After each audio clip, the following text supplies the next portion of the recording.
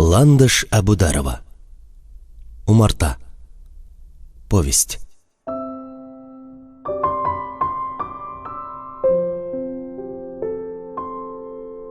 Аның әле бер кайчанда тормышка бу кадәр үк аек караганы юк иде. Ул бер кайчанда бу кадәре тире түгел иде. Юк, үлми әле ул. Үтерергә ашыкмасыннар. Камил атылып диярлек булдырга чыгып басты. Тире икәнлеген иңелек үз-үзенә раслар өчен күкрәк киереп сулу алды. Көзнең боз исе кергән салкын һавасы җылы канны уятып, үпкәләргә төшеп утырды. Авыл өстенә эленгән кичке тынлыкка да үзенең тире икәнлеген расларга кирәк иде. Камил ишек тупсасына ук терәп куелган кабакка җен ачу белән китереп типте. Кабак тынык тавыш чыгарып очып китте дә, шундый ук тынык тавыш белән дөп итеп җиргә килеп бәрелде. Һәм урталы ярылып, аның бер кисәге акрын гына җиргә янтайып төште. Келәт янында үсеп утырган карт шымырттан бер көтү чыпчык фыр итеп күтәрелде дә, тагын нинди тамаша булыр икән дигәндәй, электр чыбыгына тезелешеп утырды. Ишек алдына төче кабак исе таралды. Менә нәрсә өчен кайтырга кирәк булган икән авылга? Аңа чын исләр, чын төсләр кирәк иде. Сирәк очрый, тотып капшап була торган. Тормышның чынымында икән. Әхмәт дусты юкка гына чакырмаган. Камил кабакка якын ук килеп, җиргә тезләнде, аның йомшак сусыл эченә борынын төртте. Иреннәре белән тешләрен капшап тапты, бер-икесен авызына алып, шул килешкенә чәйнәп төкерде. 25 яшендә туган авылында ярык кабак эченә башын тыгып торганда, әллә кайчанга бер көнне исенә төшерде ул. Сирәк була торган көннәрнең берсе иде ул. Ул вакытта Каракүл зур булмаса да, һәр өендә 5-6 кеше яши торган 60-70 ихаталы бер авыл иде. Иләре бәләкәй, бүренәләре дә әллә ни эре дип әйтерлек түгел. Шулай да хуҗалыклар ныклы, бөтен авыл белән умарта корты тоталар. Кемнең кем булуына карамастан, Каракүллеләр бал кортларына бердәй мөнәсәбәттә иде. Бөтенесенең ихатасында аллы-гөлле умарталар рәт-рәт тезелеп утыра. Бакча артларында юкә тезелеп үсә, арасында алмагачлар. Ашаганнары да, эчкәннәре дә балгына. Каракүл халкының бөтен авыруга бер даруы, бер дәвасы бар. Прополис, бал, балавыз. Күл буенда урнашканга, авылга шуның исеме бирелгән иде. Каракүлнең үзенең дә риваятләре бик күп. Гомер узган саен, дәверләр алышынган саен яңалары өстәлә бара. Күлдән ерак түгел Кама ага. Ул елны яз җитү белән елга ярларыннан ташып чыкты. Күлне дә узып, авылның аскы урамына ук килеп терәлде. Яшелчә бакчасы су астында калды. Су киткәнне дүрт күзләп көттеләр. Су көтүлекләргә дә җәелгән, көтү йөртергә булынлыклар кирәк. Авыл халкы эшсез тора алмый, бакчада үстерәсе бар. Каракүл халкы тирә-як авыллар арасында беренчеләрдән булып помидор үстерә башлаган иде. Быел да помидорлары белән шак катырасы килде аларны. Һәм көннәрдән бер көнне су китте. Ул иртәне авылның йөрәге булып, көннәр буе тик-тик басып, урамнарны урый торган Миңнегали карт таң беленүгә хәбәр салды. Анда дип, үз алдына сөйләнә, абына сөртенә ашыгып атлый иде ул.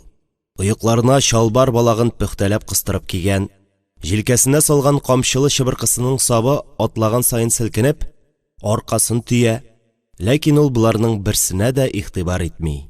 Кәкре бармагы белән Кама ягына күрсәтә. Әле капкаларын ачарга өлгермәгән Каракүл халкы Миңнегали картның шаукымын әллә каян тоеп алды.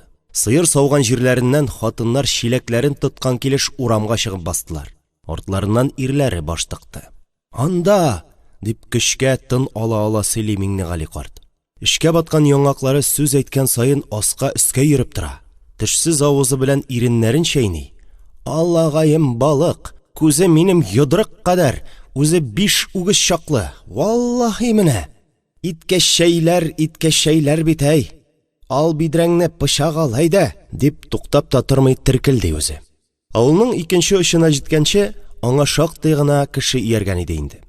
Миңнегали карт очына җилпенә кагына халык җыеп, яшелчә бакчасына таба төшеп китте. Теге балык чыннан да зур ахрысы.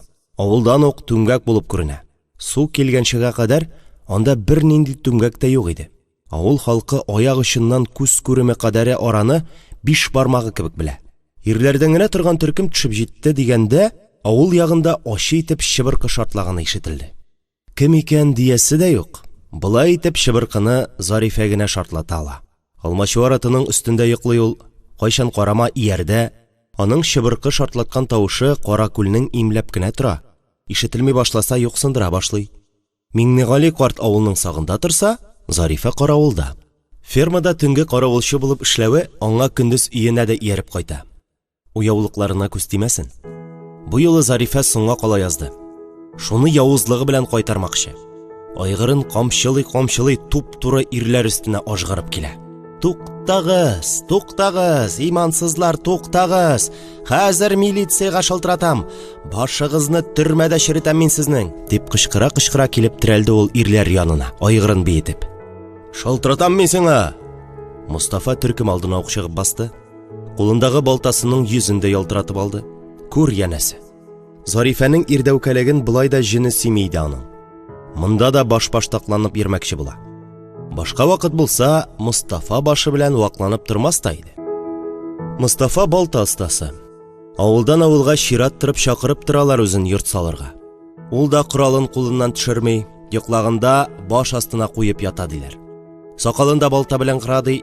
Бер вакыт базар көнне кайнысы Шәкүр белән сүзгә килеп, бөтен кеше күз алдында балта белән тегесенең мыегын кырып алган иде. Шуннан бирле Шәкүрнең мыегы үскәне юк. Синнән сорап торганнар димендә. Хатының бәбәйгә тулгаклыян да бар, кайт, районга алып барасың булса. Монда үләксә каравыллап йөргәнче хатыныңны кара, дип Мустафага гына карап сөйләде Зарифа. Аннан бөтенесенә бер юлы. Кагыласы булмагыз коңгызлар. Лейлинур түткәй төшмичә торып, якында килмисез, имансызлар, дип кычкырды. Зарифаны Мустафа гына куркытырлык түгел иде. Ирләрдән курыкмаска ул төнлә фермада каравылда торганда өйрәнде. Кемнәрне генә күрмәде ул төннәрен. Янына нас өмет итеп килгәннәре бер хәләле. Алары эт булып өрергә дә, кушсаң, күләгәгә әйләнергә дә риза. Караклык юлында йөрүчеләренең иманы бөтенләй юк.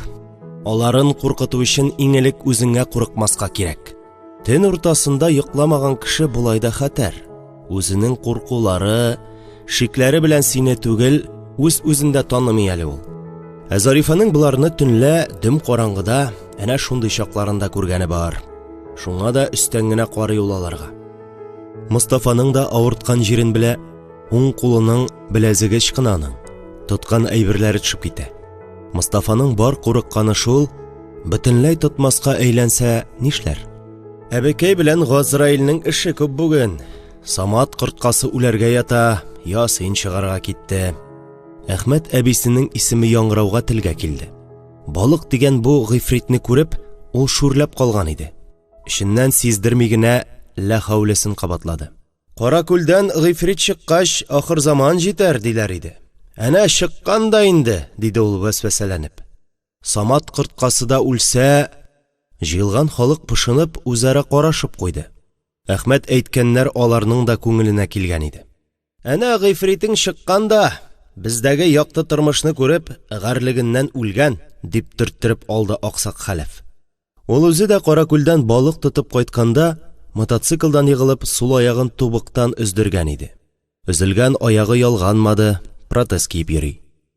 Балык җене кагылган иде аңа. Көн этене балыкка чаба торган гадәте бар. Каракүл халкы булайдан җенләнгәнне бер дә өнәп бетерми. Үз башыңа ашкынасың ди. Хәлефкә дә әлияры аяк белән генә кутылдың. Күл иясе җаныңны да сорар, дигән сүз ишеттерүчеләр дә булды. Аксак хәлеф мондый хурафатларга кул гына селтәде. Минем урында коммунист Зәки булса, аңа да шулай дияр идегезме, дип шаркылдап көлде. Әбиеңнең әкиятләрен өйләнгәч тә тыңларга өлгерерсең әле, дип төрттерде берәү Әхмәткә.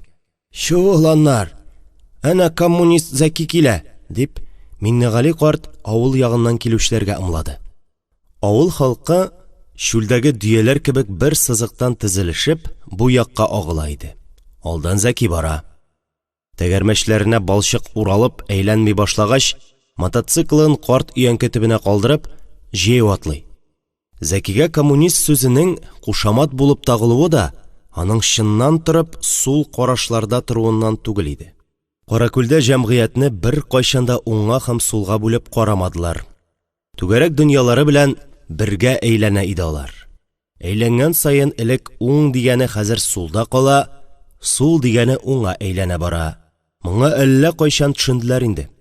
Колхоз төзергә кушкач төзеделәр, социалистик ярышта катнашырга дигәч, артка да калмыйча, алга да чыкмыйча эшләп йөрделәр. Авыллардан кулакларны чүпли башлагач, чекистлар аптырап бетте. Бакчасында кимендә 40 умартасы булган. Келәтендә мишкә балы утырган кешене кайсы төркемгә кертәсең? Каракүлдә исә бөтенесе дә шундый.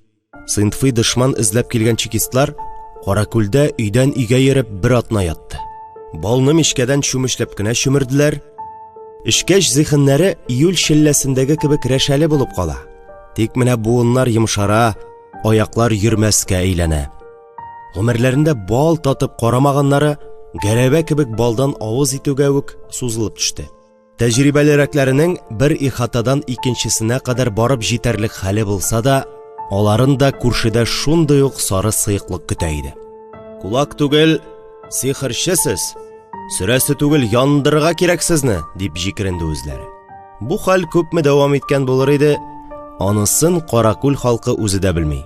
Алар инде дә бу әрәм тамаклардан туя башлаган иде. Ярдәмгә кортлар килде.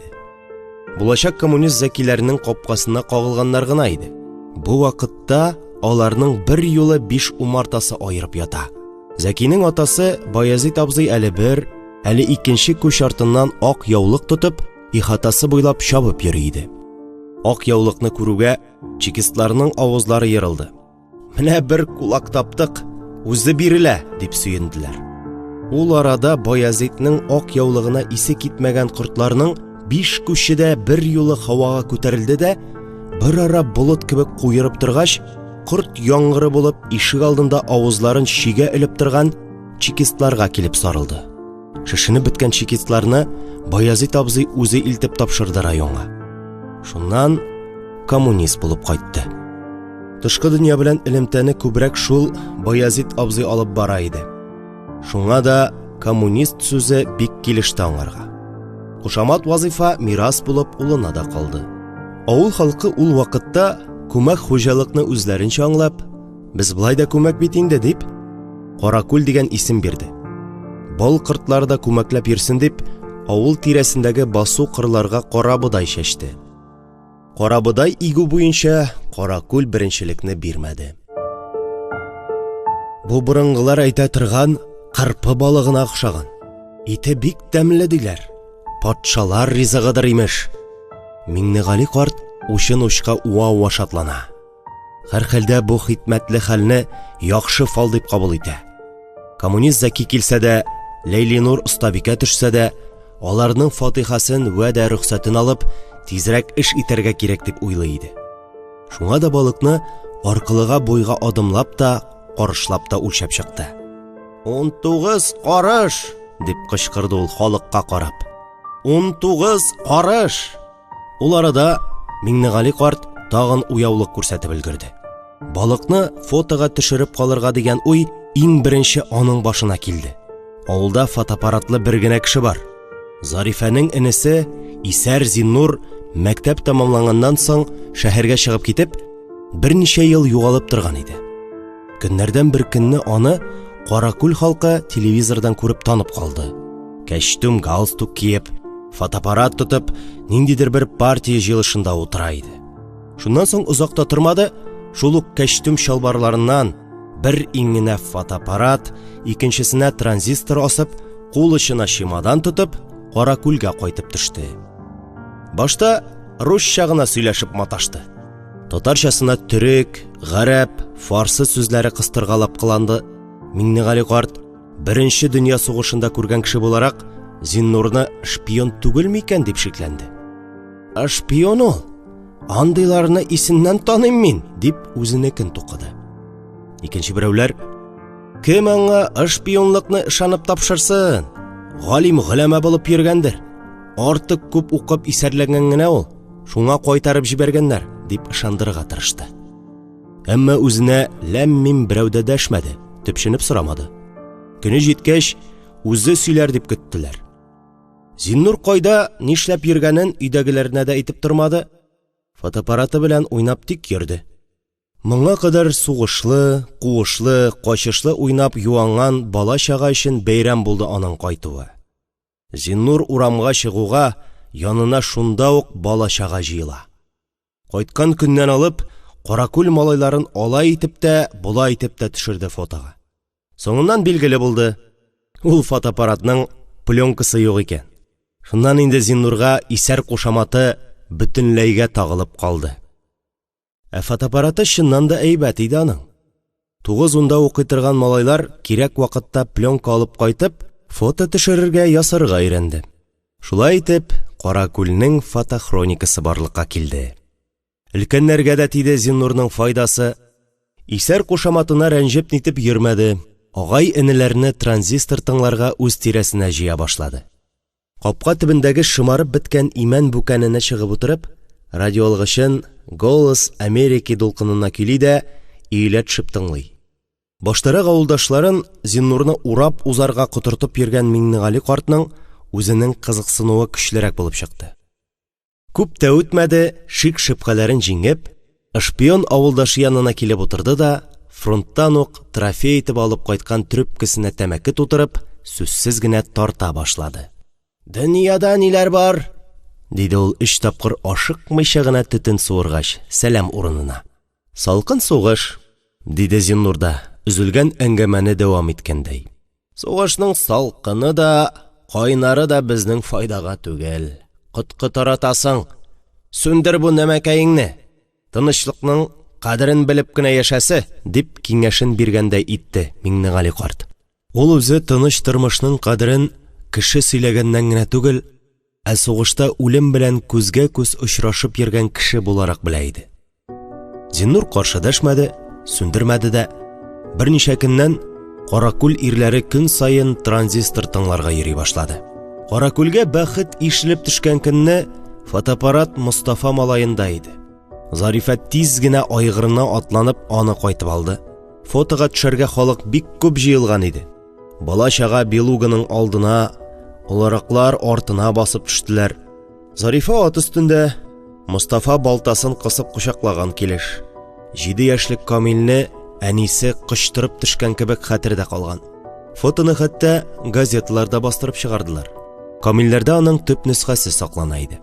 Камил аны шәһәргә китеп яши башлагач яңарттырып та карады. «Монда миндә бар», дип ядкәр итеп сакламакчы. Гаилә кырып, балалары, оныклары туа калса, аларга төртеп күрсәтеп сөйләмәкче иде. Ләкин ни гаҗәп, фотода үзен таба алмады.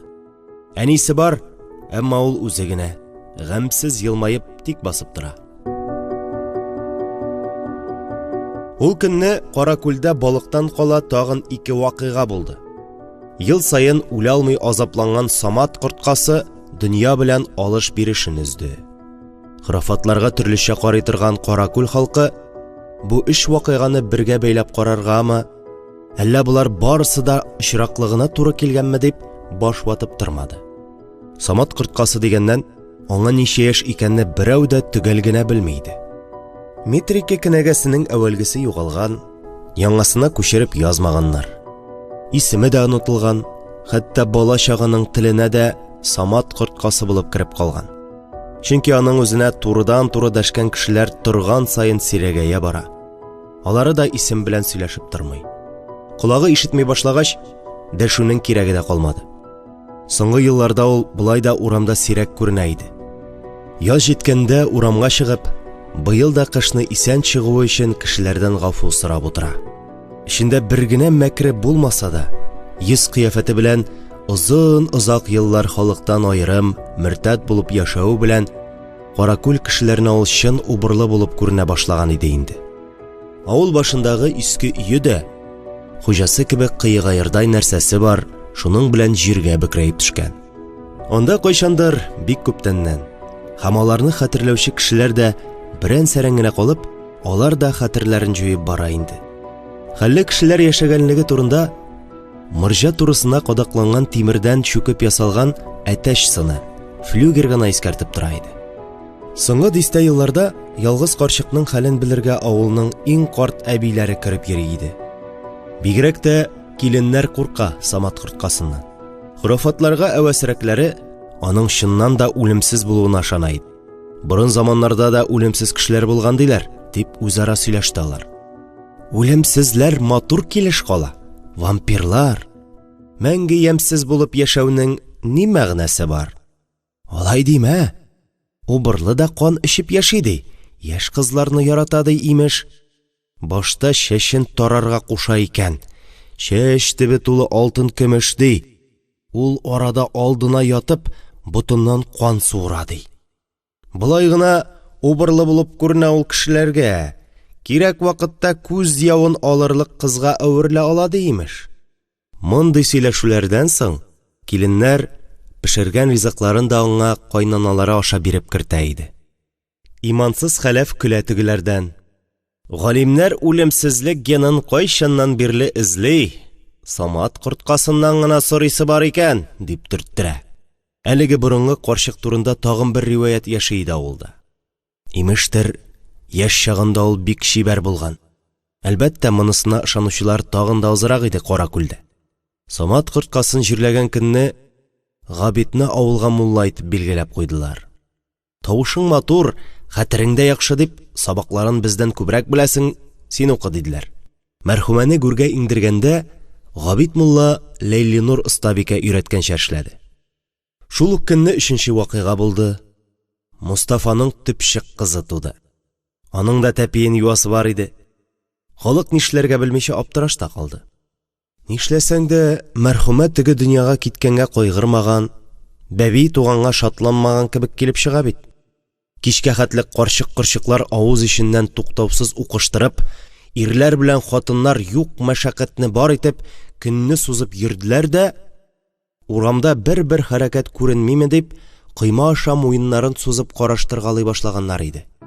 Шул вакыт яңа гына табадан төшкән мулланың ишеге дөбер шатыр килеп, кирилеп ачылып китте дә, аннан шактый кызмача көйгә хромка гармонын тотып, Габит мулла чыгып басты. Өстендәге күн кәҗәне белән аягындагы кирза итеге шыгырдап тора. Чигәннеке кебек кара бөдрә чәчләре башындагы күн кепкасы астыннан салынып төшкән. Баскычка чыгып та басты, гармонының бакасына басып акыртты да «Кыммарика!» дип сузып җибәрде. Ишек алдында чиремдә утлап йөргән кәҗә бәтиләре төрле якка чәчелде. Тәкәсе акаеп хуҗасына карап тора башлады. Гадәттәгечә зиннурларның капка төбенә җыелышкан ирләр телсез калды. Мондый ук тамашага әзер түгел иде әле алар. Телсез каласы көннәре моның белән генә бетмәгән булып чыкты. Хикмәт шунда, Мустафаның төпчек кызына Нәфисә дип исем сайладылар. Бәби туып биләүгә төрү белән өйдәгеләр аны күреп телсез калды. Анда тиңе булмаган гүзәл бер бала ята иде. Нәфисәнең бер атнасы тулганчы Ләйлинур әбине чакырып исем куштырмакчы булдылар. Мул итеп табын әзерләделәр. Мустафа белән хатыны Фатиманың 2 улдан соң бик теләп алган кызлары иде ул. Ак биләүгә дә биләделәр, бәхет тә теләделәр. Фатима да, Мустафа да биләүдәге кызга карап нишләргә белмәде. Моның кадәр дә камил, гүзәл баланы күргәннәре юк иде әле. 2 абыйсы Илнур белән Илсур Нәфисә кызчыкның бишеге янына сакка бастырып куйган солдатларга әйләнде. Сеңелләрен бер мизгелгә дә калдырмас булдылар. Янына берәүне дә китермиләр. Бәби ашы кертә кергән күршеләрен дә бишеккә якын җибәрмиләр. Азан әйтеп, исем кушарга кирәк дип үгетләгәч кенә Ләйлинур остабикәне чакырырга ризалык бирделәр. Ул арада Мустафаның бик тә гүзәл кызы туу турында хәбәр авылга таралып өлгергән иде инде. Бәби күрергә теләүчеләрдән чират җыелды. Ләйлинур әби, исем кушарга хәзер безнең авылда мулла бар. Габиткә әйтегез дип караса да, берсе 9, берсе 11 генә яшьлек Илнур белән Илсур ризалык бирмәде. Никырыс Мустафа да үгеткә кертә алмады үзләрен. Муллагыз да, абыстайыгыз да кирәкми. Теләсә кемне чакырыр булсагыз, Нәфисәне алып качабыз дип куркыттылар. Алар инде булай да моңа кадәр бик шук, бик шая балалар булып, әниләре Фатима катырак әрләгән саен чыгып качалар да төн авышкач кына саксык көен көйләп кайтып керәләр иде. Шанырсың икән, баланы алып чыгып качарлар. Фатима үзе әкиятләр белән генә үстерде шулаларны. Мустафа атналар буе чит авылларда йорт салып йөргәндә, төннәр озын. Малайлар төн кышлары кебек йокламыйча аптыраталар иде. Ләйлинур остабикә ак яулыгын җилкәсенә салып бәйләп, бер кулына диспесен, икенчесенә хәфтиякләрен тотып кергәндә, Нәфисә кышчык бишегендә ята иде. Фатыйма табын әзерләү белән мәшгуль, остабикәне Мостафа каршы алды. Анысы озакка сузмады, исәнлек саулык алышкач, тизрәк бишек янына килеп укый да башлады. Ярый әле, тиешле дугаларны укып бетерә алды. Колагына исемен пышылдыйм дип, бәбинең йөзен ачкан иде, телсез калды. Валлаһи бер кәлимә сүз әйтә алмас булды. Нәрсә булды дип сорамакчы булып авызын ача, ләкин бер сүз чыкмый. Нәүмизләнеп йорт хуҗаларына карый. Тегеләре дә берни аңларлык түгел. Ярый әле Фатыйма абайлап алды. Тизрәк чүмеч белән су китереп бирде, Ләйлинур әбине диванга утыртты. Су эчкәнгә карап кына теле кайтмады. Әби чын-чынлап курыкты. Бөтенләйгә шулай булып калса, шуңа да Ләйлинур әби Мостафа белән Фатыйманың ай-ваена карамыйча, җәһәт кенә итәк җиңен җыйды да чыгып та китте. Өенә кайтып күпмедер вакыт узгач кына, «Я Алла!» дип әйтә алды. Тиз генә чәй куеп, йөзем җимешләре кабап чәй эчкәч кенә хәл керде үзенә. Бала исемен кабул итмәде. Шуңа күрә дә фәрештәләр телемне кисте дип уйлады ул бераз аңына килгәч. Тынгысызланып, яна Фатыймага кирип китте. Шик-шөбһәләрен сөйләп бирде-бирүен, тегеләр генә артык илтифат итмәде. Ләйлинур түткәй, бер дә аптырама, кем белән булмый андый хәл. Нәфисәбез кабул иткәндер исемен. Син чыгып китүгә изрәп йоклады дип тынычландырды алар остабикәне. Ләкин Ләйлинур остабикә белән булган хәл башкалар белән дә кабатлана башлагач, алар пышаманга төште. Кем генә кирип Нәфисәгә күз салмасын, барысы да телләрен йоткандай сүзсез калалар. Сөйләшә алмыйча нәүмиз булалар иде. Сүзсез калуына бер хәл әле. Аларны эчтән ниндидер бер билгесез хис биләп ала. Алар бу хисне тел белән аңлатып бирә алмый, шуңа да аннан куркалар иде. Бу хәбәр Каракүлдә яшен тизлеге белән таралды. Чыннан да шулаймы түгелме икәнен сынар өчен халык Мостафаларга агылды. Бу хәлгә Илнур белән Илсурның түземе тиз төкәнде. Алар кичкенә сеңелләрен булай да кешегә күрсәтергә атлыгып тормый иде. Хәзер инде килгән берсен капкадан ук куып җибәрер булдылар. Шулай итеп, бер кая чыкмыйча сеңелләрен сакладылар. Мостафа белән Фатыйма нишләргә белмичә аптырап калды. Иң элек аларны кызларының бүгенгесе түгел, ә киләчәге борчый иде. Гомергә шушындый хикмәте белән яшәргә язганмы Нәфисәгә? Ничек үстергә дә, ничек итеп тәрбияләп бетерергә? Син гаепле, диде бер көнне Мостафа Фатыймага. Нишләп мин? Син, дип каршы төште тегесе. Шуннан артык сүз булмады. Һәр кайсы үз казанында кайната иде уен. Гаепләр өчен дәлилләр кирәк иде, тапмадылар. Озак уйланды Мостафа. Фатыйма да озак баш ватты. Ләкин сабый янына килү белән бөтен борчулары, шик-шөбһәләре юкка чыга иде. Ул арада Каракүл халкы бу мәсьәләдә икегә бүленде. Берәүләр бишектәге сабый баланың кешеләрне телсез итә алу сәләтен шайтан коткысы дип бәяләде. Шайтан матурлык белән алдый дигән дәлил китерделәр. Яхшыга түгел бу, чарасын күрергә кирәк дип пышылдаштылар. Икенчеләре киресенчә, аны Аллаһ мөгъҗизасы итеп кабул итте. Рәхмәте белән туган бала булсын, сөенеч китерер әле дип көттеләр. Аллага да, муллага да ышанмый торган хәләф халыкның үзеннән көлде. Бөтен бәла шул ышанулардан дип гадәттәгечә кул селтәде ул. Кемне кайчан карама салмыш, тәмәке исенә баткан хәләфкә Нәфисәне күрсәтмәячәк иде инде Илнур белән Илсур. Тегесе дә күрәм дип ашкынып тормады. Шайтан да фәрештә дә түгел, гап-гади гипнотизер, экстрасенс, тумыштан шарлатан дип нәтиҗә ясады ул. Нәфисә тиңе булмаган бер матур бала булып үсә торды. Әтисе белән әнисе дә, ике абыйсы да телдән язмый иде аның янында. Шуңа да нарасый үзенең бүтән төрле икәнен сизми иде әле. Сабый чакта аңа әтисе оста куллары белән шыгырдап торган бүрәнәдән салган 6 почмаклы өйдә, юка агачлары белән әйләндереп алган бакча да җитә иде. Көннәрдән бер көнне аны бакчагына канәгатьләндерми. Ул өйдәгеләрдән капканың теге ягына алып чыгуларын таләп итә башлады. Бүтәннәрне телсез итә торган булса да, үзенең теле иртә ачылды Нәфисәнең. Бер туктаусыз сөйләшеп, сорау биреп йөдәтеп бетерә. Өйдә ул гап-гади бала кебек булгач, Мостафалар тынычланып калган иде. Аларга кеше фәлән кирип чыгып йөрмәвенә дә күнектеләр. Үзләре дә тышкы дөнья белән алыш-биришне шактый киметте. Көннәрдән бер көнне Нәфисә койма арасыннан урамга чыгып китте.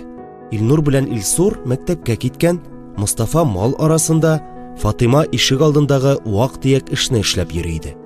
Әнисе янында такылдап йөргән Нәфисә бер ара тавыклар куып уйнады да, шуар тавык артыннан йөгереп, карлыган куаклар арасына кирип китте. Нәфисә урамда малайлар тавышы ишетеп коймага терәлде. Анда күптән тотылган койма тактасы черегәндә, кодагында чак эленеп тора иде. Бәләкәй бала авырлыгына да киртәсеннән аерылып китте. Кызчык үзе сыярлык тишек күрүгә, шунда ук аны зур дөньяга ишек итеп, теге якка атлап чыкты. Ниндидер бер эчке дәрт, кызыксыну аңа йөгерергә куша иде. Курку турында уйламады да, борылып та карамыйча чапты гына. Кичкенә кызчыкның нәни аяклары җиргә тигәндерме, юктырмы, ул дөньяның киңлегеннән кинәнеп, аны иңләрдәй булып көлә-көлә алга йөгерде.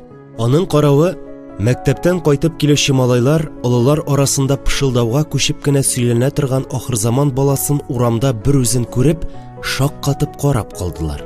Малайлар арасында Камил дә бар иде. Ул уйлап нитеп тормады, Нәфисә артыннан чапты. Кичкенә кызны куып тоту озак түгел. Ике атлап бер сикерүгә янына килеп тә басты. Бәләкәй кыз Камилне күреп туктап калды. Аның да чит кешене былай якыннан беренче тапкыр очратуы бит. Малайның да бик күпләр кебек кызны беренче күрүе.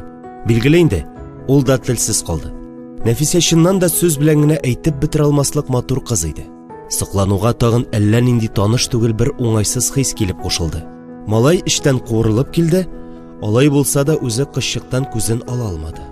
Нәфисә Камилне баштан аяк күзәтеп чыкты да, кулыннан җитәкләп алды, алга әйдәкләп тарта ук башлады. Әйдә тизрәк, әйдә дип ашыктыра иде ул. Малайның каршы дәшә алмыйча, сихерләнгән кеше кебек иярүдән башка чарасы калмады. Урамның теге башында мәктәп икәнен, озакламый аннан я Илнур, я Илсур чыгачагын бик яхшы белсә дә, Камил берни эшли алмый иде. Мәктәпкә килеп кергәндә, соңгы дәрестән чыгарга дип кыңгырау шалтырган гына булган күрәсең. Коридор тулы кеше иде. Нәфисә ачык ишектән эчкә үтте дә туктап калды. Аны күрүгә, умарта күче кебек гөжләп торган мәктәп шым булды. Кызчык Камилнең барлыгын да онытып, әле бер кешегә, әле икенче кешегә талпынды. Кичерәкләр куркып, олыраклар артына качты, олылары нәүмизләнеп бер-берсенә карашты. Ул арада Илнур белән Илсур килеп җитте. Алар тиз генә сеңелләрен күтәреп алдылар да өйләренә йөгерделәр. Бу хәл Каракүлне тагын бер дулкынландырып алды. Авыл янә икегә бүленде. Балалар куркып калганнар, хәл итегез, югыйсә зурга җибәрәбез, мөртәтләр, дип янады ат биленнән төшмәс Зарифә. Аны яклаучылар, әйе, дөрес, дип мөхер сугып тордылар. Бу сүзләрдән соң Фатыйма урамга бөтенләй чыгып йөрмәс булды. Мостафа балтасын кысыбрак тотты.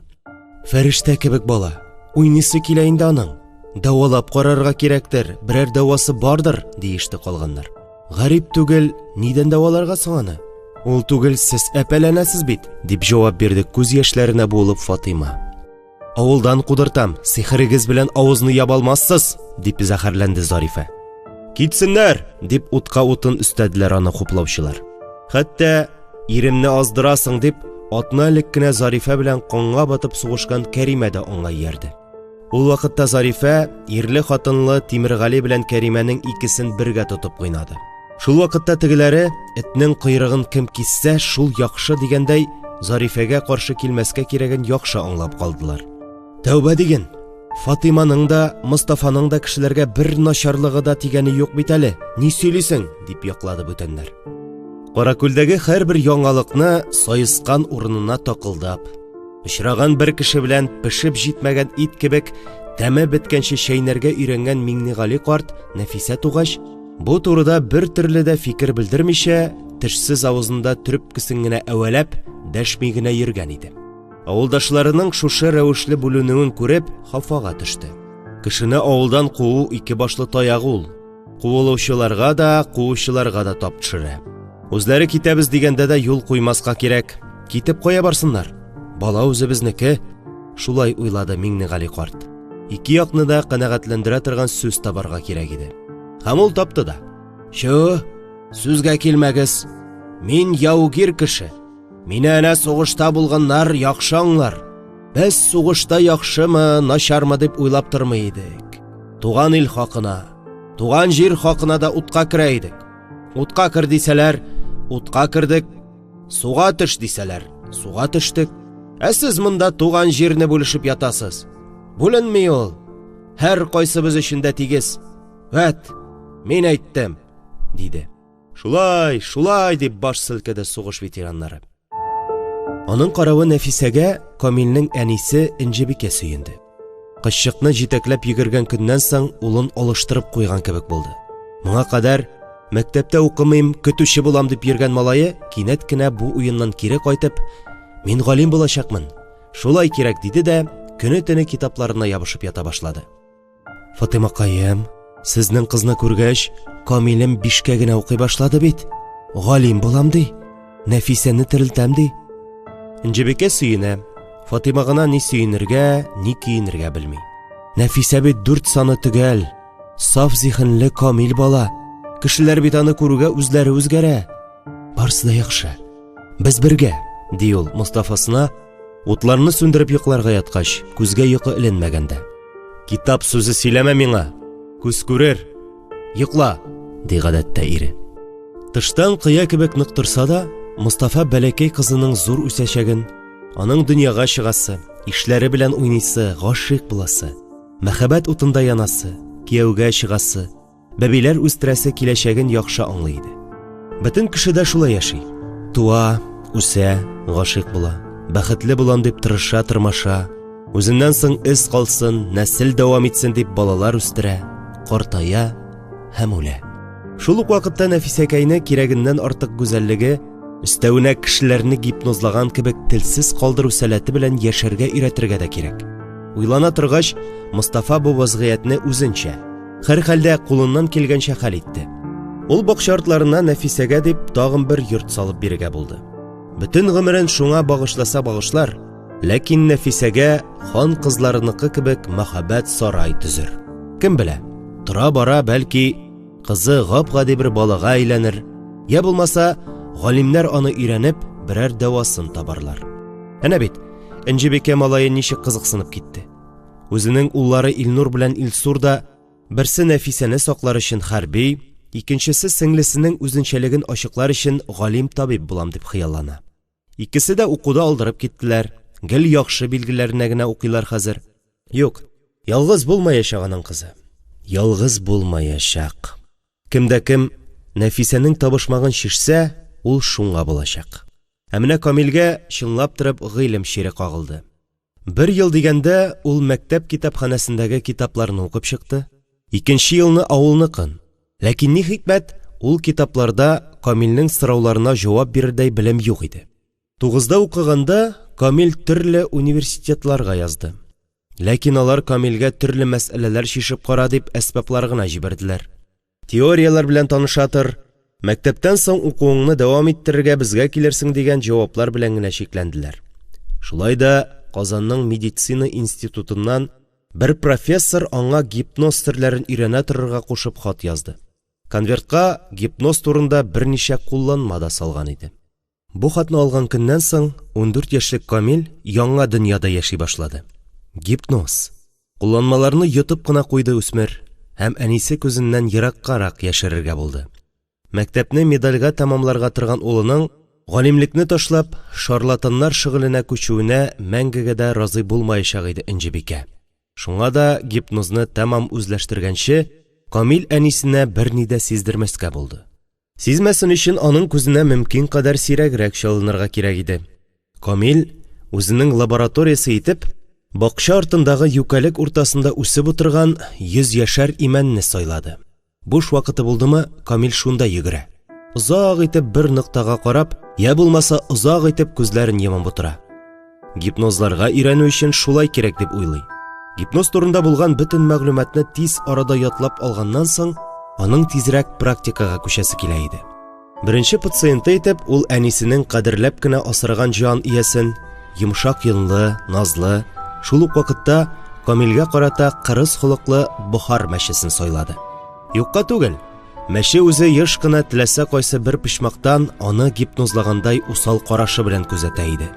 Камил өйдә вакытта аның бу карашыннан тәмам туеп, мәчене өйдән сөреп чыгарыр дәрәҗәгә җитә. Әнисе яратканга гына түзеп тора. Әйдә, Бохар, кадерле җан, синең чират. Нәфисә хакына, фән хакына, диде ул, мәчене сизмәгәндә генә эләктереп алып. Әнисе кичке савымга дип фермага киткән иде. Бохар мәчесе йонын кабартырга өлгерми дә калды. Камил аны кочагына алып, йомшак итеп сыйпый башлады. Мәче шикләнсә дә каршы килмәде. Шуннан яшь гипнозчы хайванны аркасына салып, тәпиләрен гәүдәсенә терәде. Тегесе күзләрен йомып мырларга кереште. Алга таба Камил аның тәпиләрен әкрен генә бөтен буена тарткалады. Һәм шул мизгелдә Бохар мәчесе мәрткә киткәндәй тынып калды. Бераздан Камил аны теләсә нинди кыяфәтләргә кертеп әвәләп карады. Мәче балавыз кебек иде. Үсмер шатлыгыннан нишләргә белмәде, шунысы кызганыч. Бүлешер кешесе юк. Дөресрәге, бу аның сыры иде. Әле Бохар кунагын уятасы да бар. Анысын нинди техника белән эшләргә икәнен белми иде әле ул. Әнисе кайтканчы ничек тә мәчене үз хәленә кайтарырга кирәк, югыйсә эләгәчәк. Энҗебикә бер карашы белән генә дә тәрбияли белә торган хатын. Бер юлы әти дә, әни дә ул бердән-бер улы өчен. Бәхет бер килсә, ишелеп төшә бит ул. Уятасы да булмады. Мичтә янган утынның шарт итеп шартлавы булды, мәче сикереп тә торды. Камил янында шатлыгын уртаклашырдай бердән-бер җан иясе булгангамы, әллә мәчене җиңә алуына сөенепме, аңа аштан тәмле калҗа алып бирде. Шуннан соң Бохар егет артыннан ияреп йөрер булды. Имән төбенә дә ияреп бара, хәтта берсендә ул Камилгә тышкан тотып алып килеп бирде. Кыр тышканы тере, алай гына да түгел, Бохар аны имгәтмәгәндә иде бугай. Алып килде дә Камилнең учына салды. Һәм карап тора башлады, карашы белән. Әйдә, тәҗрибәләреңне кабатла дию булды ахрысы. Тышканнан да балавыз ясады Камил. Һәм мәчегә бирде. Бохар аны алгы тәпие белән тегеләй әйләндерде, былай тәгәрәтте дә, молодец, булган бу дигәндәй хуплап Камилгә карады. Узакламый алар тавык китәклегенә керделәр. Бер юлы әтәче белән 5 тавыкны тезеп салды Камил. Бохар бәтиләр янына кереп китте. Камил аның артыннан. Ул арада фермадан кайтып, китәклеккә йомырка карарга кергән Энҗебикә тезелешеп яткан тавыкларны күреп, чырылдап кычкырып җибәрде. Шуны гына көткән кебек тавыклар да сикереп торды. Өстәвенә әтәче йоклап торгач, таң дип белеп, бер туктаусыз кычкырырга тотынды. Шулай итеп, ул көнне бәтиләргә чират тими калды. Камилнең осталыгы көннән-көн арта иде. Остарган сайын гипотезасында шикләре дә күбәйде. Нәфисәнең сире башкада кебек тоела аңа. Гипноз белән бәйле түгел бугай. Шуңа да үзенең уй-фикерләрен берәрсе белән бүлешәсе килә иде. Илнурга әйтеп караса, ул да галим булам, Нәфисәгә шулай ярдәм итәм ди бит. Ярминкә көне иде. Камил төрле хайваннар карарга дип иртән иртүк ярминкәгә чыкты. Үз эшләре шактый иде ярминкә мәйданында. Араларында Илнур да бар. Камил озак сузып йөрүнең мәгънәсен күрми иде, шуңа да Илнурны читкәрәк чакырып алып, сырын чиште. Кит аннан. Чынмы? Диде Илнур шаккатып. Валлаһи, теләсә нинди хайванны гипнозлый алам. Кешеләрне дәме? Кемне? Синең белән беренче бүлешәм. Кайчак дәрестә тарих укытучысы Мәхмүд абыйны йоклатыштырган бар, әмма белеп булмый. Ул булай да аяк өсте йоклап йөри торган кеше, ышанычлырак кеше кирәк. Әйдә, күрсәт әле. Булай гына ышана торган нәрсә түгел бу. Нишләп үземнең башка килмәгән? Дип Илнур Камилдән хәзер үк гипнозлап күрсәтүен сорады. Аның көтеп торасы килмәде. Камил белән Илнур рәт аралары буйлап китте. Күрше авылдан кызыл җирән яулыклы, йомыры битле Марый апасы тере тавыклар сатарга алып килгән. Тавыклары да үзе кебек җирән кызыл иде. Апа, тавыкларың әйбәтме? Карт түгелме? Дип сорады Камил, чын хуҗалыкчыл ирләрчә кызыксыну белдереп. Әйбәт булмаган кая, күкәйне кыеп кына торалар. Ышанмасаң тотып кара, дип сүзгә саранланмыйча, татарчасын марыйча көйгә җырлап бирде кызыл яулыклы апа. Үсмер егетләргә шул сүз генә кирәк иде. Камил җитез генә бер тавыкны алды да, сатучы апа икенче тавыгын алырга кәҗиненә иелгән арада гипнозлап салды. «Нишләттең?» дип яшелле кызыллы тавыш белән кычкырып җибәрде. Яшел кызыллы яулык бәйләгән Йомра апа, балавыз кебек сузылып төшкән тавыгын күреп. «Карагыз! Тавыгымны харап итте, тотыгыз!» дип такмакларга тотынды шунда ук. Камил белән Илнурга тиз арада табан ялтыратырга кирәк иде. Алар икесе ике якка атылды. Мария апасы әтәч тавыкларын онытып, ду килеп, малайларны куа китте. Ул арада үлгән дигән тавыгы сикереп торды. Кәрҗиндәгеләре дә иркен дөньядан шикләп торган япма юклыгын күреп, җиргә сикереп төштеләр дә, нәкъ кешеләр кебек кайсы якка карап чабарга икәнен дә белмичә, төрле якка чәчелделәр. Әтәч белән Миңнегали карт кына бу шаукымга иярмәде. Әтәч койма башына сикереп менде дә, бер туктаусыз кычкырырга тотынды. Миңнегали карт исә кайда торган булса, шунда басып, берәр нәрсә күздән ычкынмасын тагын дигәндәй, ялт-йолт килеп, диккать белән күзәтә башлады. Ике малай рәт араларыннан йылгыр гына, берәүгә дә тоттырмыйча сикергәләп үттеләр дә, кырыйдагы куаклыкка кереп чумдылар. Мария апасы Зоя болай гына тынычлана торганнардан түгел иде. Шуңа да ул малайларны тота алмагач, Илнурның әнисе Фатиманы танып, аны җиңеннән эләктереп алды да, сөйрәп диярлек кәрҗиннәре янына алып китте. Үлгән тавыгын әни кешенең борын төбендә селкетә-селкетә, улын эт итеп сүгәргә теле кычытып тора иде. Шандыр, җинак гәүдәле Фатима тетя Зояның кулыннан бигрәк аның теленә эләгүдән курка иде. Апакай аны да гадәтенчә оят сүзләрнең барысын бер юлы бер җөмләгә сыйдырып мыскылласа, ничекләр күтәрер? Кып-кызыл итеп буяган олы авызын ачкан җирдән ябарга да онытып туктап калды Зоя апакай. Хәтта Фатима да Зояның ныклы кулларыннан ычкынырга теләп, өстерәлеп барган җиреннән киресенчә аңа ныклап ябышты. Тавыклар бер җепкә тезгән кебек ниндидер бер көчкә буйсынып, җидесе бергә әтәч артыннан бардылар да, каз оясы кебек киң авызлы кәрҗингә берәм-берәм сикереп менеп утырдылар. Иң соңыннан әтәч кунаклады. Зоя Фатима турында шундук онытты. Соңгы 5 минут эчендә булган хәлләр аны чын-чынлап кыен хәлгә куйган иде. «Кара әле, Зоечка!» диде телгә килеп кит-кит-киткелдәп Миңнегали карт. «Синең тавыкларың да үзең кебек артист икән». Күрше Мария авылында яшәүче Зояны тирә-якта белмәгән кеше юк.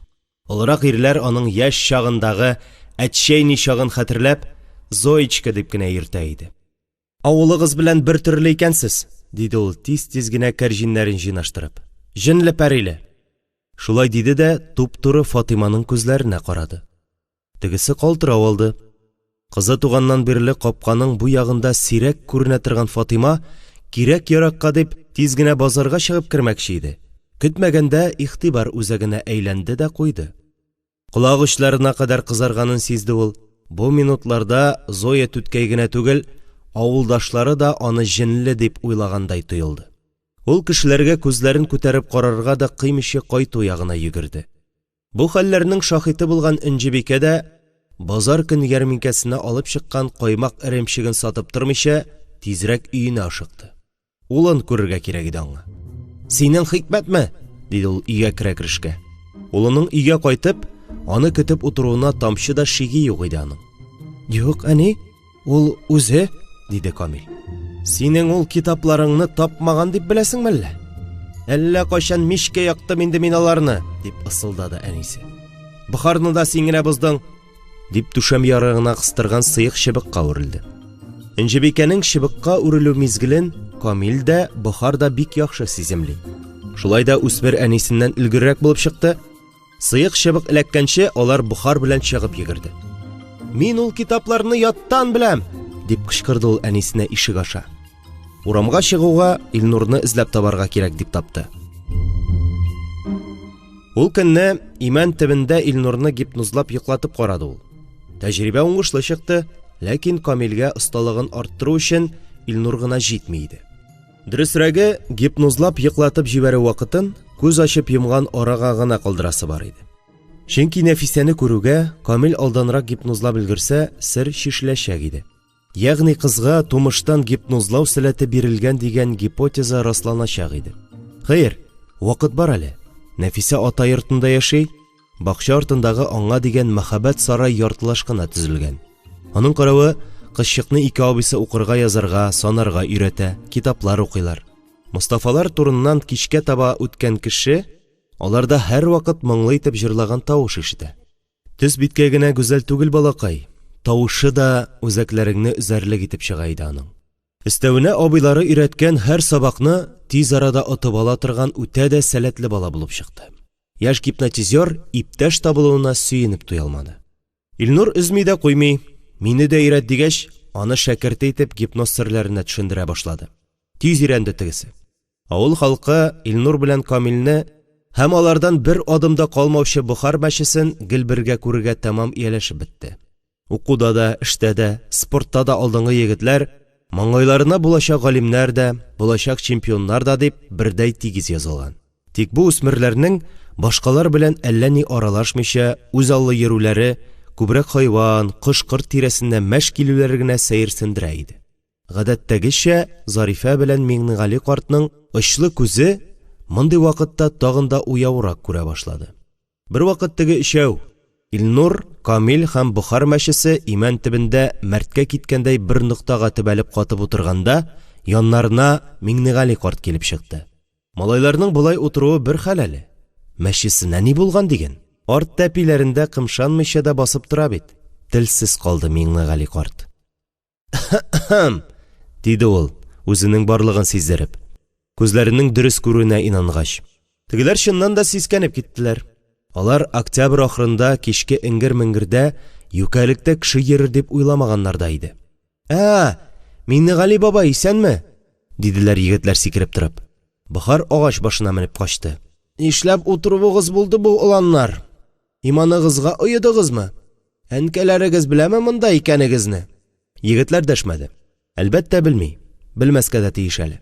Миңнегали карт күргәч, әнкәләре генә түгел, иртәгә таңга кадәр бөтен авыл радиодан тыңлагандай булачак. Шуңа да алар бер-берсенә карашты да кагышты. Белә, Миңнегали бабай, диде алар. Һәм Камил әкрен генә килеп, Миңнегали картка кулын сузды. Карт буыннары йомшарып киткәнен генә тойды, калганын хәтерләми. Каравыл йортында аны төнгә эшкә килгән Зарифа уятты. Пост сдал, пост принял, дип шаяртты ул Миңнегали картны. Нишләп соңга калдың? Өйдәгеләр югалтыр бит үзеңне. Урап кайтыйм әле дип чыккан идем. Аякларны ял иттереп алыйм дип утырган идем. Картлык бит. Миңнегали карт чыннан да берни дә хәтерләми иде. Бары тик берничә көннән соң теге ике үсмергә ияргән Бухарны күргәч кенә күңел төбендә ниндидер бер хис хәтере кымшанып куйгандай булды. Ләкин ул да искә төшкәнче онытылды. Миңнегали карт кичә генә түгел, моннан 40-50 ел элек булганнарны яхшырак хәтерләр яшькә җиткән кеше иде инде. Аның каравы, Камил үзендә ниндидер тыелгысыз зур бер көч барлыгын сизде. Бу хис аңа тыңы бирмәс булды. Үсмер егет бу көчкә сөенергә дә, көенергә дә, аның белән алга таба ничек яшәргә икәнен дә белмәде. Ул хәзер кешеләр белән идарә итә ала иде. Нәфисә кебек. Кыз бер генә кеше белән дә түгел, гавам белән идарә итә ала. Ләкин үзенең нинди көчкә ия булуын ваемламый гына. Менә Камилнең күңелен кытыклый башлады инде. Алай ярамый, алай дөрес түгел, ди ичке тавыш әнисе Инҗебикә тавышы белән. Мин зыян итмим аларга, минем максатым башка, дип каршы төшә аңа Камил. Ләкин теләсә кайсы көчкә каршы көч бар дип аңлатты физика дәресендә укытучы Мансур абыйлары Ньютонның 3нче законын. Монда да Зарифа булды шундый көч. Көннәрдән бер көнне Камил Илнур белән ферма сарыклары янына керде. Бохарда калмады. Сарыклар таныш булмаган әлеге ике үсмернең мыштым гына утарга керүләрен сагайып каршылады. Пишән китәрдәтеп торган җирләреннән туктап, малайларга карап тора башладылар. Күз алдыңа китерәсеңме? Булар сарык түгел, кешеләр имеш. Клубта рәт-рәт тезелеп утырганнар да сиңа шушы сарыклар кебек карап катканнар, дип килде Илнур. Тс, диде Камил. Ул чын фокусчы кебек яңа аудиториясын өйрәнә иде. Юк, күз алдына китер әле. Берничә мизгелдән барысы да йоклый. Йоклатырсың бар безнең авылларны. Хәләф абзый белән Зарифәттәй үлсә дә йокламаячак, диде Камил өлкәннәрчә. Аның бу турыда уйлап караганы бар иде инде. Зарифәне искә төшерү белән үк сыртын чыбыркы әчесе яндырып үткәндәй булды. Ул каравылга төшкәнче өлгерергә кирәк иде. Илнур ферманың авыр ишекләрен иштән бикләп куйды Сарыклар селкенмичә дә бу икәүне күзәтә. Камил шәүлә кебек йөзеп кенә сарыкларга якынлаша башлады. Ничек? Илнур түземсезләнә иде. Камил инде көтүгә килеп терәлә язды, тегеләре һаман селкенми. Илнур эш пеште дип кулын уагына башлаган иде, кинәт түшәм ишелгәндәй булды. Һәм аннан тавышсыз гына кемдер сикереп төште. Сарыклар дәррәү диварга ташланды. Теге кеше Зарифа иде. Үсмерләргә караганда Зарифа елгырырак булып чыкты. Тегеләр аны-моны аңышканчы ул Камилне эләктереп алды да авызына яулык каплады. Тегесе эрегәндәй җиргә бөгелеп төште. Ул арада Илнур иптәшен коткарырга дип Зарифага килеп ябышты. Тегесе бик җиңел хәрәкәтләр белән икенче үсмерне дә тынсыз итте. Буларны күзәтеп торган Бохар да читтә кала алмады. Ул да Зарифага ташланмакчы булды, әмма каравылчы мәчене дә тегеләр янына сузып салды. Зарифаны ике аягында басып торган көйгә күргәннәре булмагач, егетләр булай да югалып калганнар иде. Өстәвенә түшәмнән төшсен әле. Бираздан алар өчесе дә һаман да ярым аңсыз хәлдә каравыл өендә ята иде. Күп тә үтмәде, районнан милиция килеп төште. Милиция УАЗига үткәнне күреп, Энҗебикә аларның эзенә бастырып килеп җитте. Икенче мизгелдә ишектә Мустафаның башы күренде. «Улым!»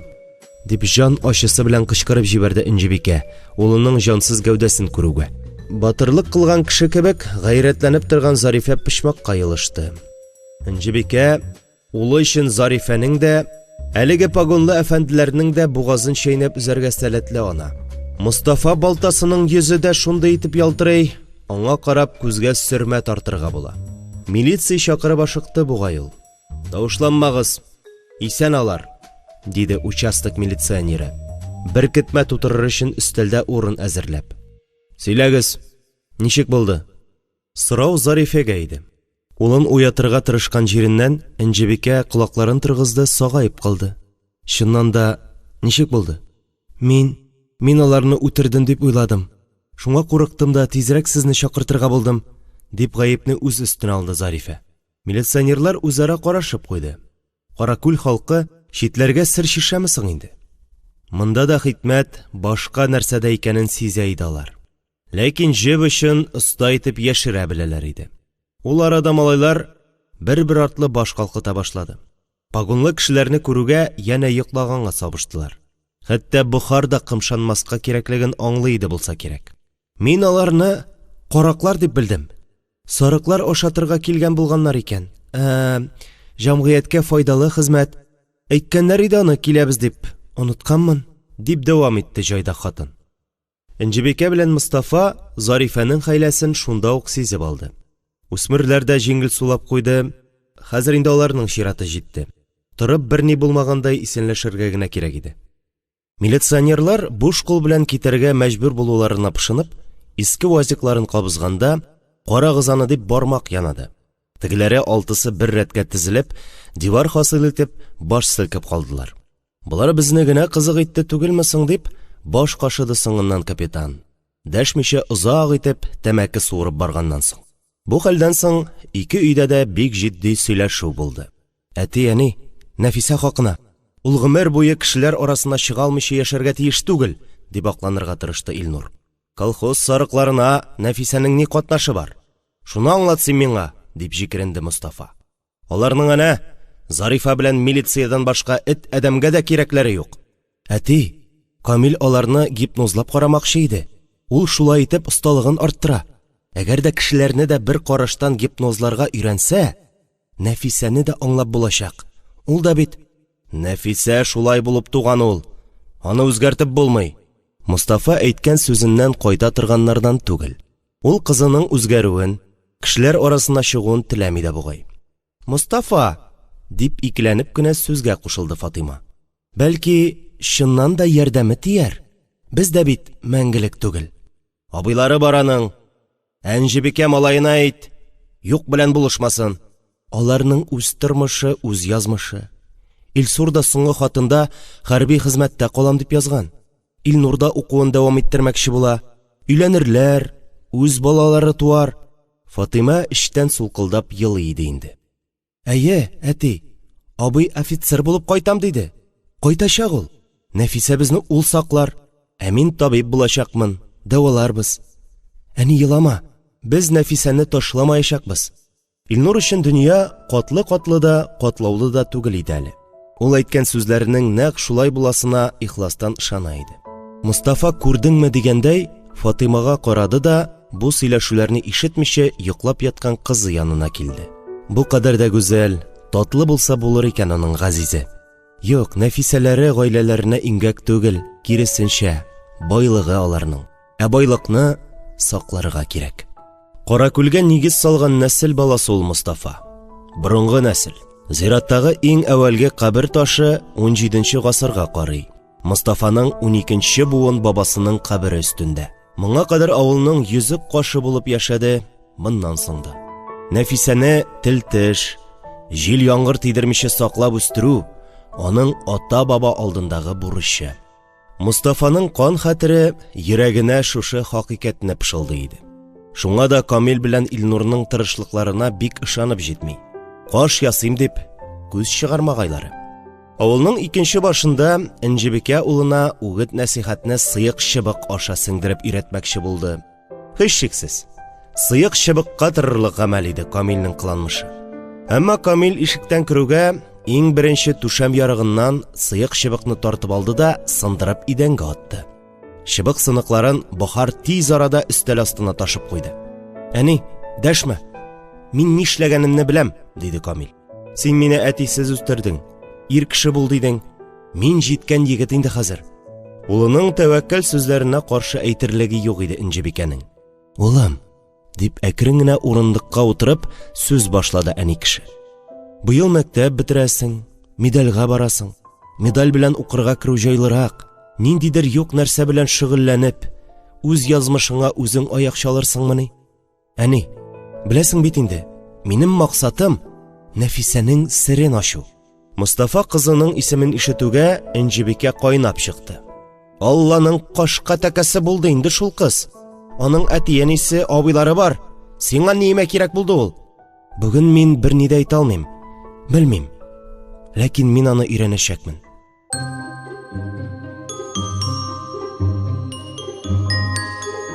Дөньяда өйрәнер нәрсә бетмәгән. Энҗебикәнең улын ышандырыр дәлилләре бетеп килә. Кирилеге генә калган иде. Шундыкта бит аның Камиле барыбер көтүче булачакмын дип юньле башлы укымый да иде. Нәфисәне бер күрүгә арттан алга әйләндереп куйган кебек булды. Бүген әнә галим булачакмын дип тора. Әни, мин аңа өйләнәчәкмен. Нәрсә? Өйләнәчәкмен? Ничек итеп? Гомер буе әпә булып яшәрсеңмени? Энҗебикәнең зихене аяз көн кебек ап-ачык иде. Юк, алай яшәмәм. Әпәләнмәс өчен минем үземә үзгәргә кирәк. Шулай диде дә, туп-туры итеп әнисенең күзләренә карап тора башлады. Буларны Камил уйлап әйтмәде. Әнисенең игътибарын читкә юнәлтүе идеме, әллә юри тагын да кытыртасы килдеме? Әмма теле ни сөйләгәнен колагы ишеткәч кенә аңына килде. Өйләнү турындагы сүзләрен әнисенә уйлап бетерергә калдырып, ул җөмләсенең үземә үзгәрергә кирәк дигән өлешен аерып алды. Тел шартлатырлык ачыш ясады ул үзе өчен. Үз ачышына үзе шок катып торганда, кинәт әнисе кычкырып җибәрде. Карама миңа алай иттереп, шайтан алгырым алай. Газизаның мин синең. Һәм ишетсен колагың, бу эшеңне туктат. Бүген Зарифа кулына эләктең. Алга таба аның күзеннән ычкынырмын димә. Энҗебикә дөрес әйтә. Зарифа белән сак кыланырга кирәк. Камил шулай итте дә. Дөресрәге, үзе атлы бикәнең корбаны булганчыга кадәр. Авылның сарык көтүе чираты үзләренә җиткәч, Камил таңнан торып көтүгә чыгып китте. Иртәнге 5тән көндезге 10-га кадәр вакытын үткәрә алмый тилмерде. Имеш, көтүче булачакмын дип, мыскыллы елмайды ул эченнән генә. Ярый әле көне әйбәт, яңгырлы түгел, кояш кыздыра. Уннарда көтүне күл буена алып килеп ишертеп, төякләтергә кирәк иде. Камил сарыкларны шул якка таба барды. Тегеләре үлән кетердәтә бурыннарын җиргә төртеп бара башлады. Озакламый килеп тә җиттеләр. Күлнең пеләшләнеп беткән ярына килеп төртелүгә ял итеп алырга вакыт җиткәнлеген аңлагандай, көтү бер тирәгәрәк укмашып тукталып калды. Камил дә калкурак урын сайлап, кояшка аркасын куеп, җиргә сузылып ятты. Таңнан торуы үзенекен иткән иде. Кояш нурлары аркасын җылытып, үзе сарыкларның мыш-мыш сулаганнарын, камышлар арасында ара-тирә бака бакылдаган, үлән арасында чикерткә сайраган тавышларны тыңлап ятып, йоклап та китте. Шул арада төш күрде. Имеш ул бала чактан ук хыялланганча чын көтүче икән. Иртә таңнан кичкә кадәр. Көн саен бер көтүче генә булгач, сарыклар аңа ияләшеп беткәннәр. Камил аларга бер генә карап куя янәсе. Тегеләре шунда ук нәрсә эшләргә кирәген аңлап үти икән. Үзләре белеп ашап килә, ятып ял итә, тагын ашарга китә. Шулай көннәрдән бер көнне көтүче сарыкларын төякләтеп, кыенып чыгарга уйлаган имеш. Күк йөзе зәп-зәңгәр, тирә-як ямь-яшел, күл өсте көзге кебек шып-шыма икән. Күлнең аръягындагы камышлар да тип-тигез рәт булып үсеп утыра. Камил үз киемнәрен салып, күлгә чумим дип тирән итеп сулыш алган гына иде, шул чак камышлар арасыннан йөзеп килгән бер сылу кызны күреп туктап калды. Шундый сәер итеп йөзә кыз, әйтерсең лә куллары белән түгел, ә балык кебек койрыгы белән генә ишеп бара. Камилне күргәч, ул туктап калды. Шактый озак карашып тордылар. Гипнозлы ахры дип уйлый Камил. Үзе бирешмәскә тырыша. Карашын кыздан айырмакчы була, ләкин ничек кенә тырышса да барып чыкмый. «Коткар мине моннан!» ди шул чак кыз. Камил инде үз-үзен аңламыйча суга ташланмакчы була, ләкин шул мизгелдә аягыннан нәрсәдер уралган кебек абынып егыла. Караса, аякларына йылан уралган. Йыланны күрүгә ул кыз турында онытып шәбәләнә башлый. Шәбәләнгән саен йылан аны ныграк урый. Менә инде биленә җитте, кулларына үрмәли. Шулчак Камил йыланның бугазыннан эләктереп ала. Йылан гипнозлый белә диләр. Күзләренә карамаска кирәк дигән уйны истә тотып, ул күзләрен чытырдатып йома. «Шәбәләнмә, ул сине коткарырга тели» дигән тавыш ишеткәндәй була. Әллә ичке тавыш шулай дәшәме? Камил инде булар турында иркенләп уйлый алмый, ләкин күлдәге теге кызның юкка чыкканлыгын абайлап кала. Юкла, теге кыз йылан булып уралган икән бит. Ул инде сул аягын селкетә дә алмый, йылан аны хәрәкәтсез итмәкче була. Менә инде ул аягының тез тиңентен сизгерлеген югалтты. Ул арада йылан аның муеныннан урап алды, туп-туры күзләренә карап тора. Камил шыбыр тиргә батып уянып китте. Сул аягы үтереп авырта иде. Караса, чыннан да йылан уралган. Йыланны күрүгә Камилнең йөрәге меңнәрчә тимер кыйпылчыгына вакланып, бөтен тәненә таралгандай булды. Һәм төшеннән айнып бетмәгән Камил ни сәбәпледер күлгә борылып карады. Күл өстендә беркем дә юк. Ул тип-тигез булып җәйрәп ята. Әмма йылан чын. Дөрес, төшендә ул күпкә зурак иде. Каракүлдән ерак түгел генә 9-10 чакрым ераклыктагы Имәнәй авылында туып үскән булса, йылан күрдем дип ул кадәр үк кыелып төшмәс иде Камил. Имәнәйдә тузбашлар урам уртасында кояшта кызынып ята дип сөйлиләр. Ә менә Каракүлдә бик сирәк кешеләрнең генә аларга юлыкканы бар. Шуңа да Камил үзенең аягына нинди йылан уралганын да белми, тузбашмы, кара йыланмы? Карасы чага диләр. Камилнең уянганын сизеп, йылан да хәрәкәткә килде. Әмма һөҗүмгә ташланмады, ысылдап егетне өнсез итмәде. Камилнең төшендәге куркуын өнендәгесе алыштырды. Дөресрәге, өн белән төш буталды. Төшендә аңа кемдер «Шәбәләнмә, ул сине коткарырга тели» диде бит. Камил нигәдер төшенә ышанды. Башка чара юк иде. Ул селкенмичә дә, кымшанырга да кыймыйча утыра бирде. Аңа уйларга, белгәннәрен искә төшерергә вакыт кирәк иде. Бәлки әле алай куркыныч янамыйдыр да. Камилнең кинәт торып утыруын сарыклар да күреп алды. Берсе арты берсе гаҗәпләнү билгеләре чыгарып, алар көтүчеләренә карап катты. Ара-тирә бәрәннәренең генә «бә» дип сузганнары ишетелә иде. Бераздан егетнең колагына башка тавышлар да керә башлады. Аның йөрәге кыйпылчыклардан кабат җыелып, хуҗасын бу дөньяга кабат кайтарып килә иде. Әнә, күкне ярып кызгын кычкырып үтте. Авыл яклап искән җил тәгәрәп килде дә, шыгыр-шыгыр тавышлар чыгарып, камышлар арасына кереп югалды. Кайсыдыр бәрән бәэлдәгән тавыштан куркыпмы, бер бака чулт итеп суга сикерде. Ә елан җай гына Камилнең аягына уралган көйгә ятуында булды. Көтүче егетнең аягы инде уеп, бер ни сизмәс хәлгә килде. Әмма ул куркуын җиңгәнче шактый вакыт узды. Аягын тыйымламау кебек хис тә бик авыр тәэсир итә иде. Шуңа да аның куллары үзеннән үзе еланга үрелде. Башыннан тотып сүтсәм, дөресрәк булыр дип уйлады ул. Һәм еланны тамагы турысыннан тотып тарта башлады. Елан шунда ук боҗраларын бушатканда итте, бираздан бөтенләй йомшарып, сузылып төште. Камил уң аягына торып басты. Сулы үтереп сызларга кереште. Әмма аңа игътибар итеп торыр хәл юк иде. Елан бөтен буенча сузылганда метрдан артыграк озынлыкта булып чыкты. Карашлар очрашкач, елан телен чыгарып алды, әмма ысылдаган тавышы ишетелмәде. Камил аны җиргә куеп төрә башлады, тегесе каршылык күрсәтмәде. Төреп куйгач, 30-40 сантиметр диаметрлы боҗра килеп чыкты. Әле кайчан гына үләмме, каламмы дип куркуы белән көрәшеп утырган егетнең күзләрендә җиңү шатлыгы бии иде. Елан белән бавыгып, ул үзе янына кеше килгәнне дә сизмәгән. Тояк тавышына игътибар итеп, башын күтәреп караса, үзеннән 20 адым чамасы гына Зарифа апасын күреп алды. Килеп җитсә, еланны күрәчәк.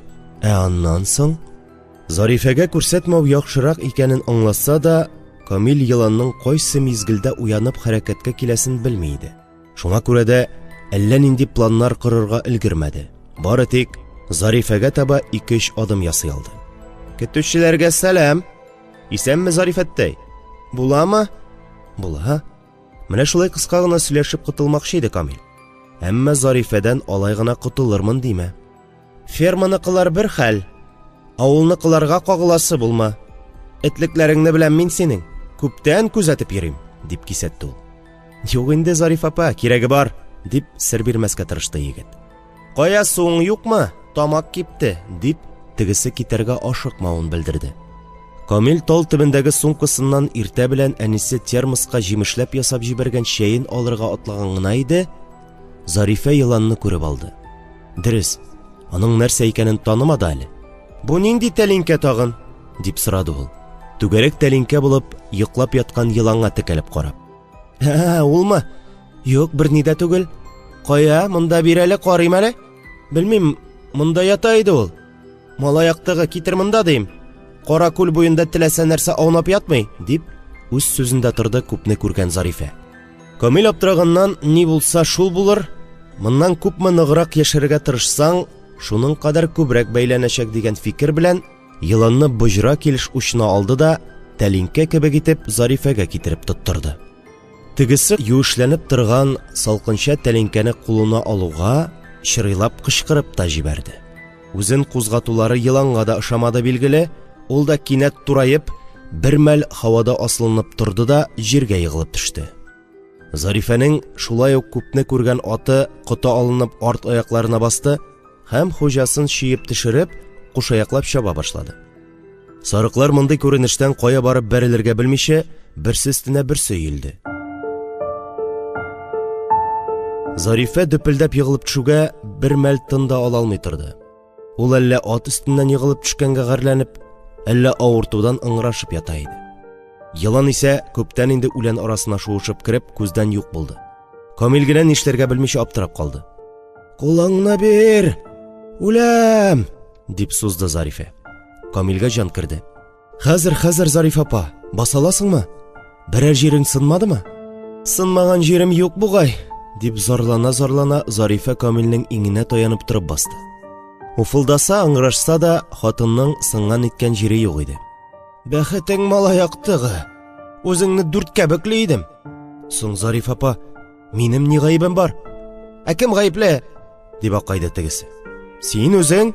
Диде Камил күздә йоммыйча. Зариф апа, кирәкмәгән җиргә үзең күп кысылып йөрисең. Көтүне таратасың хәзер.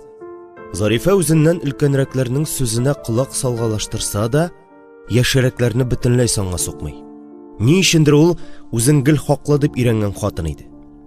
Монда тәрбиясендә ата кайышында татып карамаган маңка малайның аңа каршы дәшеп туруын күргәч, өстәвенә шул малай алдында ат өстеннән мәтәлеп төшеп, егылып та яткач, бөтенләй шыгырыннан чыкты. «Нәрсә дидең?» дип ажгырып, Камилне изүннән эләктереп алды. Зарифа өчен балачага булып тыелган Камил буй җиткергән пәһлевандай егет иде. Ике куллап килеп ябышкан әлеге олы хатынны бер кулы белән этеп кенә куйды. Тегесенең генә көчсезлеген таныйсы килми иде. Итек кунычындагы чыбыркысына тотынды. Камил чыбыркы бавы сызгырып килгән шәпкә очыннан эләктереп алды да, хатынны үзенә тартып китерде һәм янә җиргә егып салды. «Зариф апа, хәзер үк тынычланмасаң, гипнозлыйм да бөтен эш сереңне алып бетерәм», дип бер генә җөмлә әйтте ул хатынга. Тегесе тишек шар кебек шиңеп кенә төште. Яшерер нәрсәләре күп булмаса да, Энҗебикә малае белмәскә тиешле сере бар аның. Кайчандыр Камилнең мәрхүм атасы да Зарифәне шулай бер кулы белән генә егып салган иде. Дөрес, ачу белән түгел, назлар өчен. Күл буендагы җиргә дә түгел, ә мунча ләүкәсенә. Энҗебикәнең Зарифәгә ачу саклар сәбәбе булса да, ул буларны берәүгә дә белгертмәде, эшенә йотты. Менә бүген Камил шушыларны белеп алса, Энҗебикә Зарифәнең телен үзеп алып этенә ашатачак иде. Менә шушылар ирдәүкә хатынның кикреген шиңдерде дә инде. «Булдыным, аңладым, җибәр. Монда булган хәлләр миннән чыкмас, синнән дә чыкмасын», диде ул торып, өстен кагыштырып. Һәм артык сүз әйтеп тормый гына атын эзләргә китеп барды. Арттан караганда килеш-килбәте белән дә ирләргә охшап барган бу хатын канатларын сөйрәп барган ата казны хәтерләтә иде. Шулай итеп, Камил туган авылында тулы ирек яулап алды. Аны инде авылда атасыз бала дип, сүз белән дә, мөгамәлә белән дә кимсетүчеләр калмады. Кечкенәдән әтисе белән әнисе, абыйларының иркә кочагында үссә дә, Нәфисә үзенең авылы барлыгын, ул авылда башка кешеләрнең яшәгәнлеген, хәтта ки өйдәгеләр сөйләшкән, аларның холык-фигыльләренә кадәр бик яхшы белеп бетергән иде. «Абый, кешеләр нигә тик торганнан сөйләшмәс булалар?» дип, Илсур абыйсының, Илнурының да башын катырып бетерә иде элегрәк. Тегеләре җаваптан кача, дөресрәге сеңелләреннән нәрсә дип җавап бирсәләр дә, ялгыш булачагын аңлаганга күрә дәшми калу ягын карыйлар иде.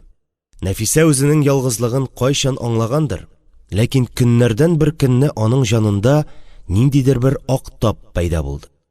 Ул көннән-көн зурая иде. Шулай, декабрь аенда ук башланып киткән бураннар аркасында авыл халкы капка төпләреннән ары бик кирәкле йомыш булганда гына китеп йөргән көннәр иде. Нәфисә иртән торуга тәрәзәгә килеп капланды. Урам тәрәзәсеннән каршы якта яшәүче Миңнегали бабайларның өе күренми дә диярлек. Төне буе улаган буран өй кыегыннан тигезләп көрт салып киткән. Әле дә ябалаклап тын гына кар явып тора. Нәфисәнең җанындагы теге ак тап урамдагы аклыкка тоташкандай булды.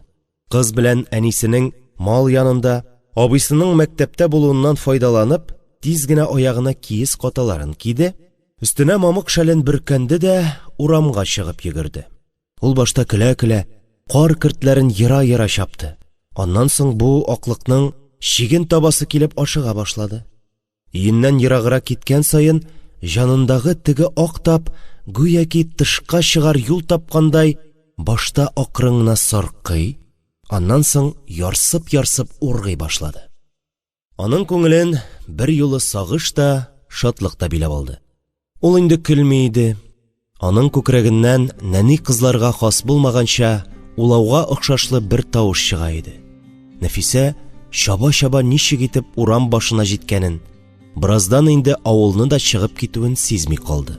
Кинәт туктап, тирә-ягына күз салганда, бөтен тирә-ягы тынык кына аклыктан тора иде.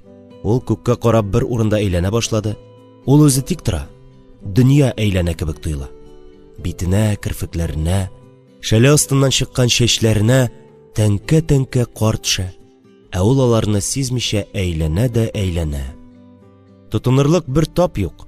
Бөтен дөнья ак кына иде инде хәзер. Ул үзе шушы аклык эчендә бер нокта иде.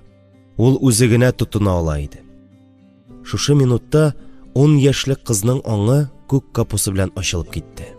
Шушы минутта ул үзенә үзе генә хуҗа икәнлекне аңлады. Моңа кадәр Нәфисә әти-әнисе авыл акылы белән яшәгән. Моннан соң Нәфисә үзенчә яшәячәк. Өйдәгеләргә дә шулай диде ул. Капкаларны япмагыз. Мин үзем теләгән вакытта чыгып, йөреп кайтачакмын диде. Ни гаҗәп. Аңа әтисе белән әнисе дә, хәтта абыйсы да каршы килмәде. Алай гына да түгел. Илнур аңа чаңгыларын бүләк итте. Нәфисә бигрәк тә бураннардан соң чыгып, йөреп кайтырга гадәтләнде. Ерак китми үзе. Буранлы озын төннең иртәсе җитүгә, аның күңеле тыелгысыз рәвештә шул аклыкка ташлана. Авыл тирәли чаңгы эзләре сала-сала, керт йыра-йыра йөргәндә, аның шулай ук бураннан соң эзләнергә, иснәнергә чыккан куян, төлки ише җәнлекләргә юлыкканы булды. Андый вакытта туктап, карашып торалар да, берни булмагандай юлларын дәвам иттерәләр. Еш кына Нәфисәне песнәк, чыпчык, сайыскан һәм кара бүрек кебек кошлар озатып бара. Үлеп ярата кыз шушындый көннәрне. Фатыйма белән Мостафа төпчек кызлары шулай юанып йөргән арада ут ятып, берсе тәрәзәдән, икенчесе капкадан күзен алмаса да, аны-моны сиздермәделәр. Бәхеткә артык озакламый иде Нәфисә. Алай-болай көттерә калса, абыйсы теләсә кайсы мизгелдә сеңлесе калдырган чаңгы эзенә басарга әзер иде. Ә бураннар күп булды ул елны Каракүлдә. Хәтта март башында да үтәли җилләре белән кар себереп уйнады кыш. Китмәскә килгән кебек тоелса да, календарда көннәр язга таба авышкан сайын чигенде үзе. Аның каравы язы да дөбердәп, дулап килде. Төрле яктан камап алган ташу күперләрне дә ишеп китеп, Каракүлне олы дөньядан аерып куйды ул язны. Ташу көннәрендә авыл халкының колагы да, йөрәге дә үтә сизгер була. Алар шаулап кар эргәнне, кар суларының бергә җыелып тулышканын, ташу белән төшкәнен күреп ишетеп кенә калмый, гүя үз тәннәре аша үткәрә. Салкын йөгрек кар суы бөтен тәнгә тарала. Йокымсырап яткан канны әйдәкләп куа башлый. Яш шаукымын тойган беренче күзәнәк уянуга, Каракүлдә туып үскән кеше һичшиксез урамга ашыга. Бераздан ул күзәнәкләр бихисап булып берләшә дә, бер җан, бер тән булып укмашкан хәлдә ташу карарга китә. Ихатадагы атларга кадәр колакларын шымрайтып, ташу көткәнне тыңлый Каракүлдә. Атларга да кинәт килә ул өн. Хайванкай җирдә яткан саламны элеп кабарга иелгән җиреннән башын кинәт чиеп җибәрә дә, башка айгырлар, алашалар, бияләр һәм колыннар ишетерлек итеп кешнәп аваз сала. Озакламый безнең юеш иреннәребез яшел үләнгә кагылачак. Озакламый безнең танауларыбызны яңа гына тишеп чыккан үлән исе иркәләячәк дип хәбәр итә ул җирне күкрәтеп ташу төшүен ишетүгә. Каракүлдә яз әнә шулай иң элек җирдән килгән өн булып аваз сала иде. Бакча артында Нәфисәгә дигән йортына ишек куеп ята иде Мостафа. Колагына тынык кына булып килеп кергән гүләү тавышын шунда ук таныды. Таныды да, аны-моны уйлап өлгергәнче ике атлап бер сикрә-сикрә урамга чыгып йөгерде. «Фатыйма! Ташу төшә!» дип кычкырды ул үтеп барышлый гына. Үзе белән көрәк тәләктерде. Инеш ярларыннан чыкмасын өчен кар ярырга кирәк булуы бар.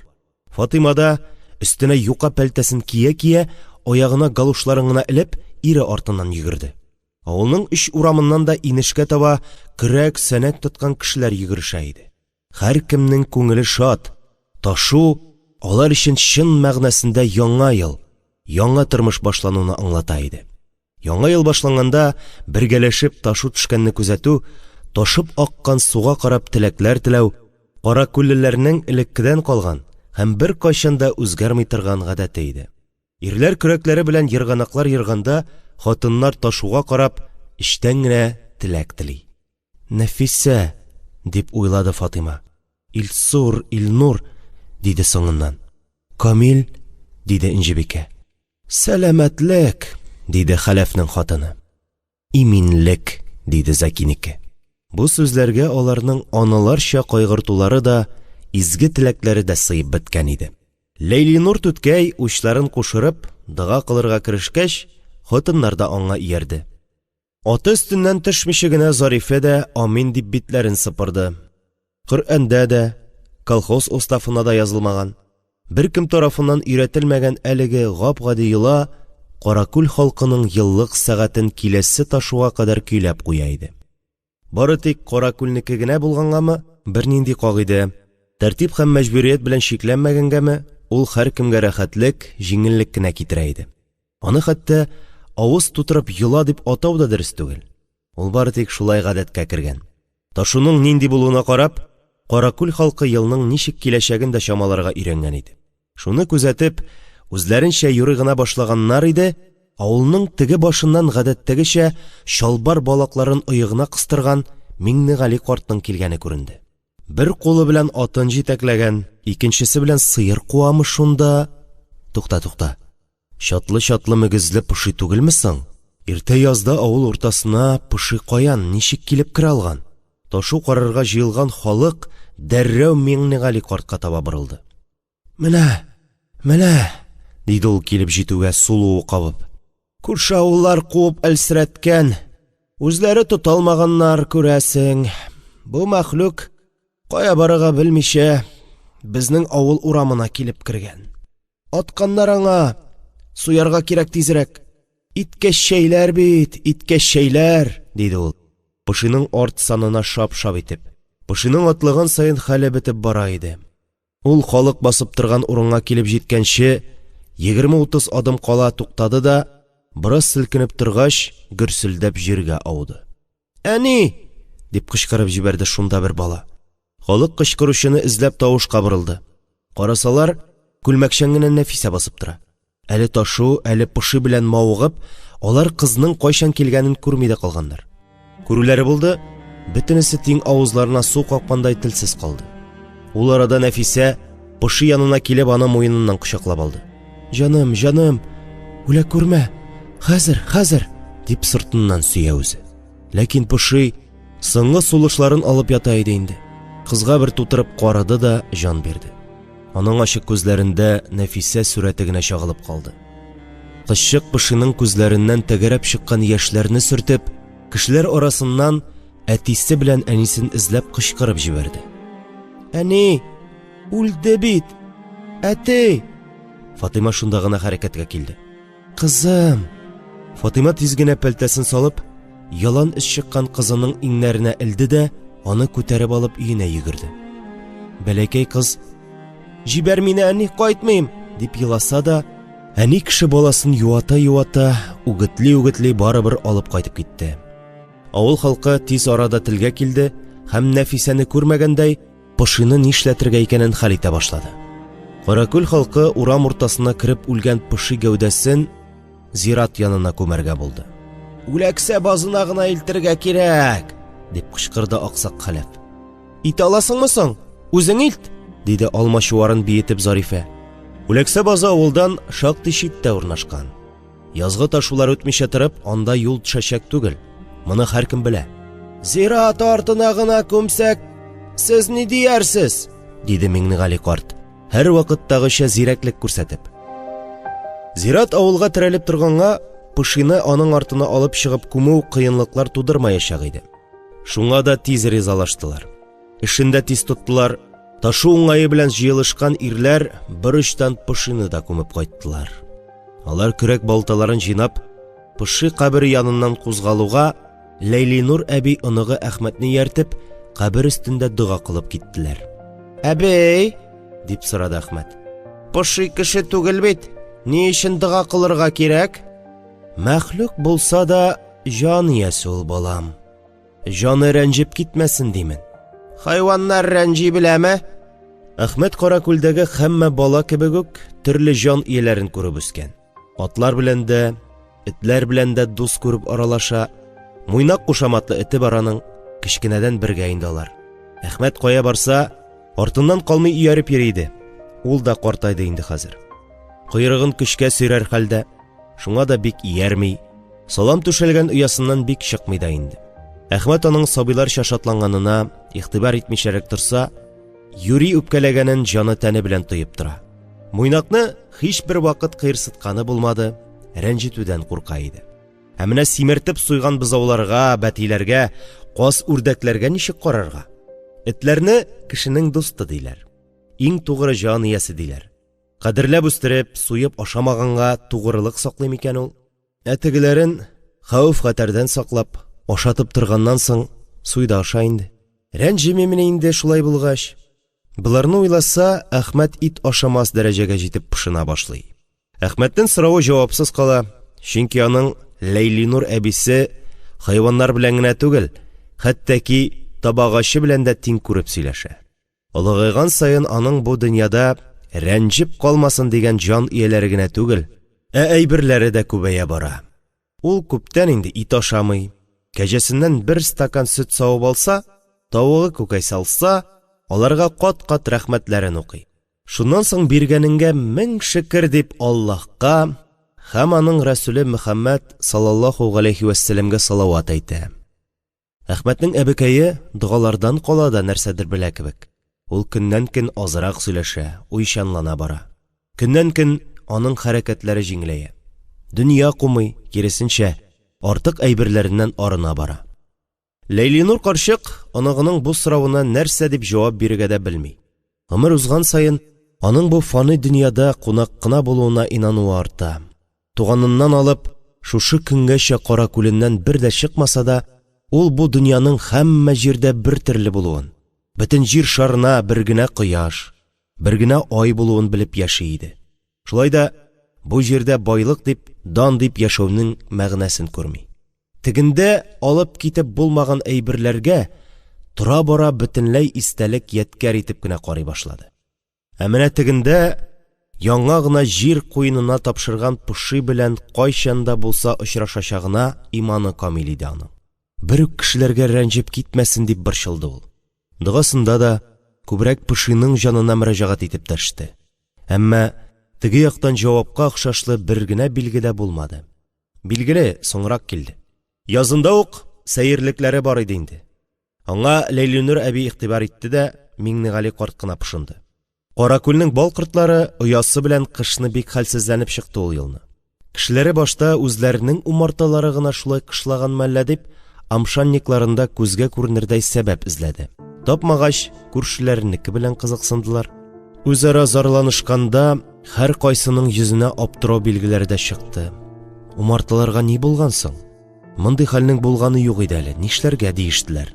Миңнегали карт иренмәде, ихатадан ихатага йөреп, кортларны сәгатьләр буе күзәтеп йөрде.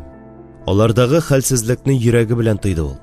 Алайда үзләре кар эреп бетеп, төннәрен салкын төшми башлагач, бакчаларга чыгарылгач, шәбәеп киткән кебек булды анысы.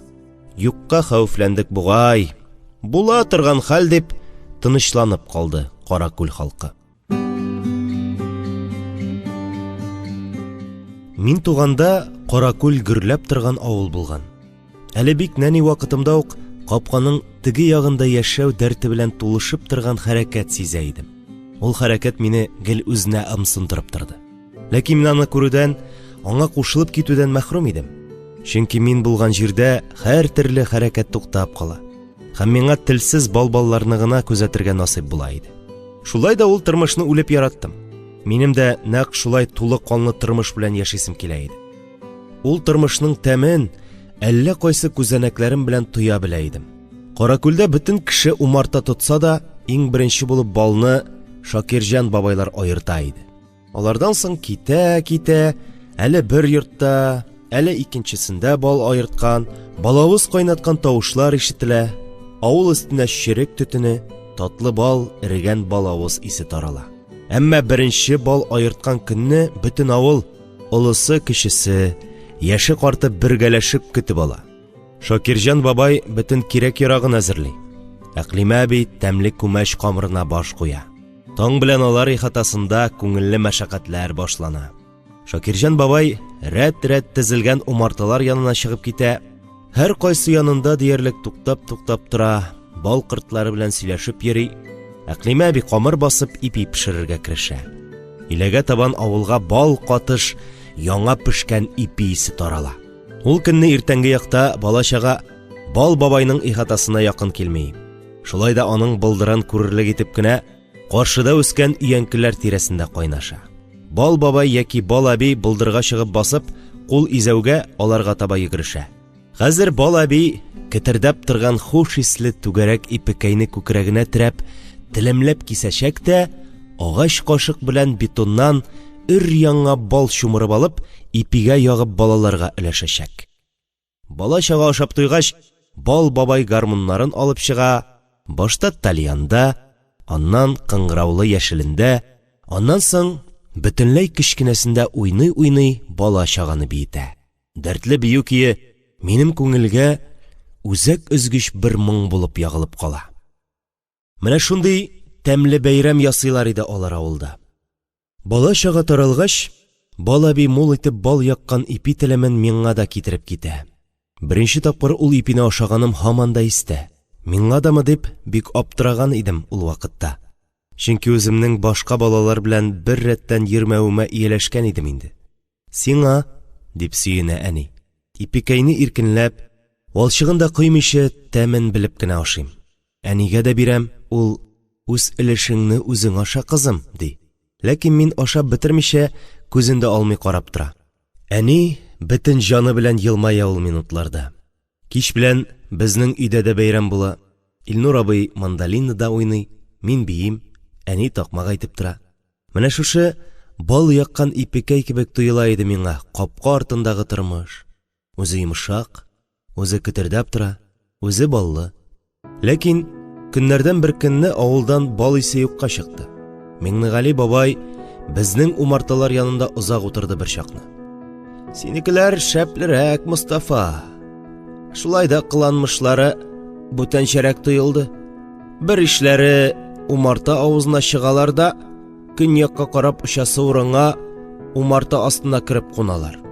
Нишләп торалардыр алар анда? Һич аңларлык хәл түгел, дип бик хәүфләнеп сөйләде Миңнегали бабай әтигә. Әти гадәттәгечә дәшмәде. Соңрак әнигә генә: "Мин бер үзгәреш тә күрмим, сиңа ничек?" дигән булды. Әни дә әтинең гадәтләрен үзенә сеңдереп бетергәнгә: "Күз күрер, чебешләрне көзен саныйлар, бал аертканда карарбыз", дип кенә куйды. Шул көннән соң мин бал кортларын көн сайын күзәтер булып киттем. Минем тагын бер шөгылем артты. Бал кортларының умарта астына кереп иелешүен бик озак күзәттем. Аларны бал алып кайтмасалар, сакчы кортлар ояга кертмәй икән. Бигрәк кырыс инде тәртипләре. Эштән буш кул белән кайтсалар, өйгә кереп тормыйча хәл җыялар да тагын китәләр. Шулай да төп шөгылем чишмә иде. Каракүлнең кичкенә генә инеше башланган чишмә безнең аяк эченә терелеп кенә ага. Умарталык аша юкәлеккә килеп керәсең дә, аның аша чыгуга инешкә килеп төртеләсең. Ул якта кеше кара сирәк йөри. Чишмәгә суга йөрмиләр инде. Су һәр кемнең ишек алдына ук кергән. Ә минем иң яраткан урыным ул. Чишмә өстенә үк иелеп, әтинең дә кулашы җитмәстәй юан өянке агачы үсә анда. Карт инде ул. Мин туганчы ук аны яшен сугып икегә аерган, эче куыш.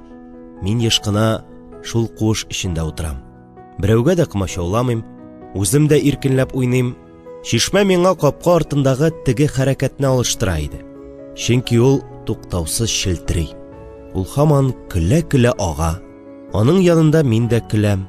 Ә бер көнне бал кортлары янында озаграк йөрдемме, соңга калып кына төшсәм, чишмә пышылдап кына сөйләшкәндәй тынып калган. Гадәттә, чишмә тавышы көзгә таба гына шулай бер тынып ала торган иде. Әле җәй башы гына бит. Күз күрер, дип уйладым мин дә әни сүзләре белән. Әмма чишмә тынганнан тына бара кебек тоелды. Бу турыда әтигә дә әйттем. Ул да төшеп, озак итеп чишмәне тыңлап торды. Кызым, борчылма, була торган хәл. Күптән инде яңгыр яуганы юк. Яңгырлар явып үтсә, дип әллә мине, әллә үзен тынычландырды. Ул кичне озак итеп кояш баешы ягына офыкка карап торды ул. Офыктагы кояш бер дә яңгыр вәгъдә итәргә охшамаган иде. Яңгыр яумады ул җәйне. Каракүллеләр иртән торсалар да, кич ятар алдыннан да үләннәрне күзәтә торган булып киттеләр. Чык төшкәнме, төшмәгәнме? Һәр көнне айга карыйлар. Яңа ай туарга тиеш иде, кырын ятып туганмы, яны беләнме? Ничек итеп тула? Тулган айны болыт каплаганмы? Кояш баегында болытлар артына тәгәрәп кермиме? Радио телевизордан һава торышын әйтә башласалар, авыл сәҗдәгә киткәндәй тынып кала. Кышкы бураннардан мул булып калган кар суының дымыннан туенып кына үскән арыш бодайлар кыска гына башак чыгарып, вакытыннан иртә саргая башлаганда, көтүлекләрдә сарык бәрәне элеп кабарлык яшеллек биткәндә, Ләйлинур әбинең дә түземлеге төкәнде. Килен балакайлар, кызлар, булай булмый, Пуши каберенә барып дуга кылырга кирәк, диде ул таң белән көтү куганда. Көянтә чиләкләрегезне дә алыгыз. Бер йотым суга тилмереп жан бирде хайванкай. Алар барысы да ак яулыктан иде.